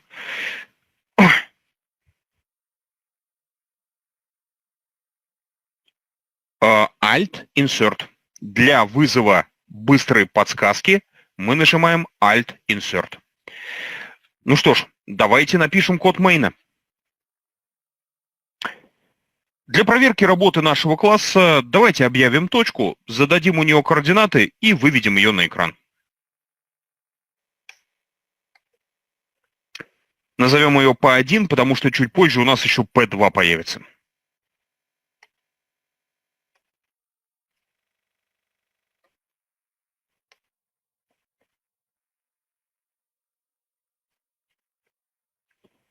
Значения задаем, конечно же, любые.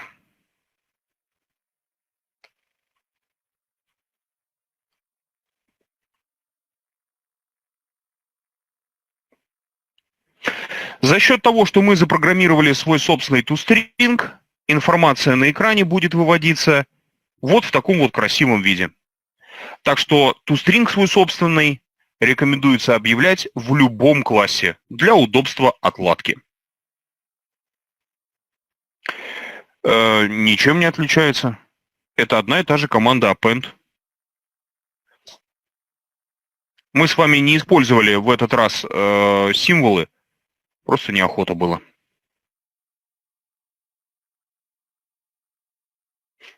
Вот.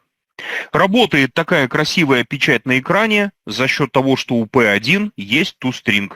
Он здесь неявно был вызван, можно и явно вызвать, но это не требуется. Вот. В println toString вызывается автоматически. И мы на экране видим координаты нашей точки. Красота. Какие есть вопросы?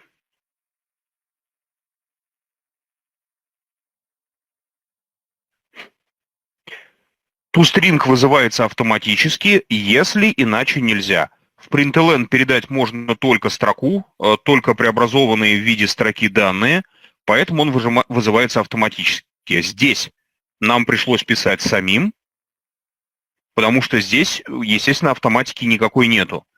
String Builder в строку надо преобразовать вручную. Println просто по-другому работать не умеет. Так что он toString вызывает автоматически, чтобы вы не писали. Нет вопросов, да?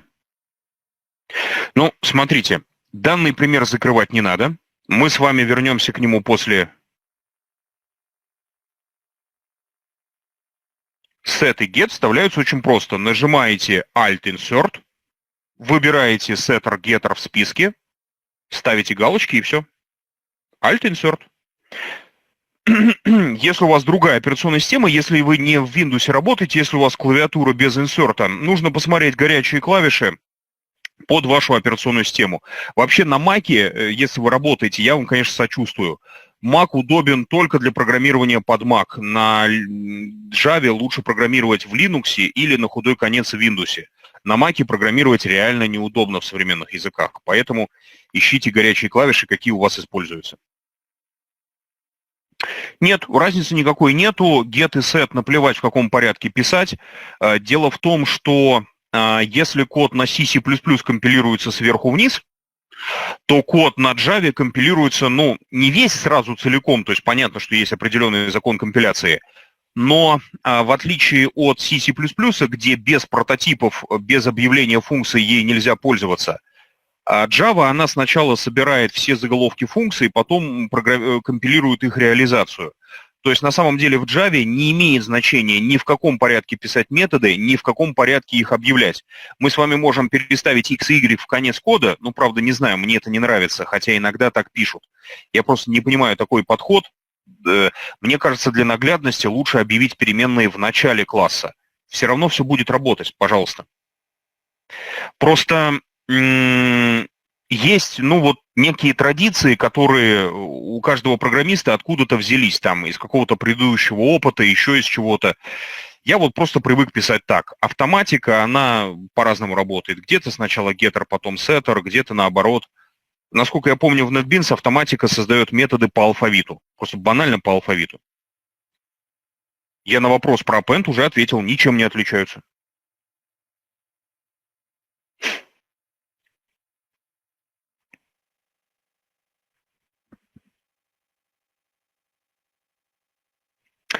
Так, ну что ж, вопросов больше нет. Пожалуйста, пример не закрывайте. Он нам с вами понадобится после обеда.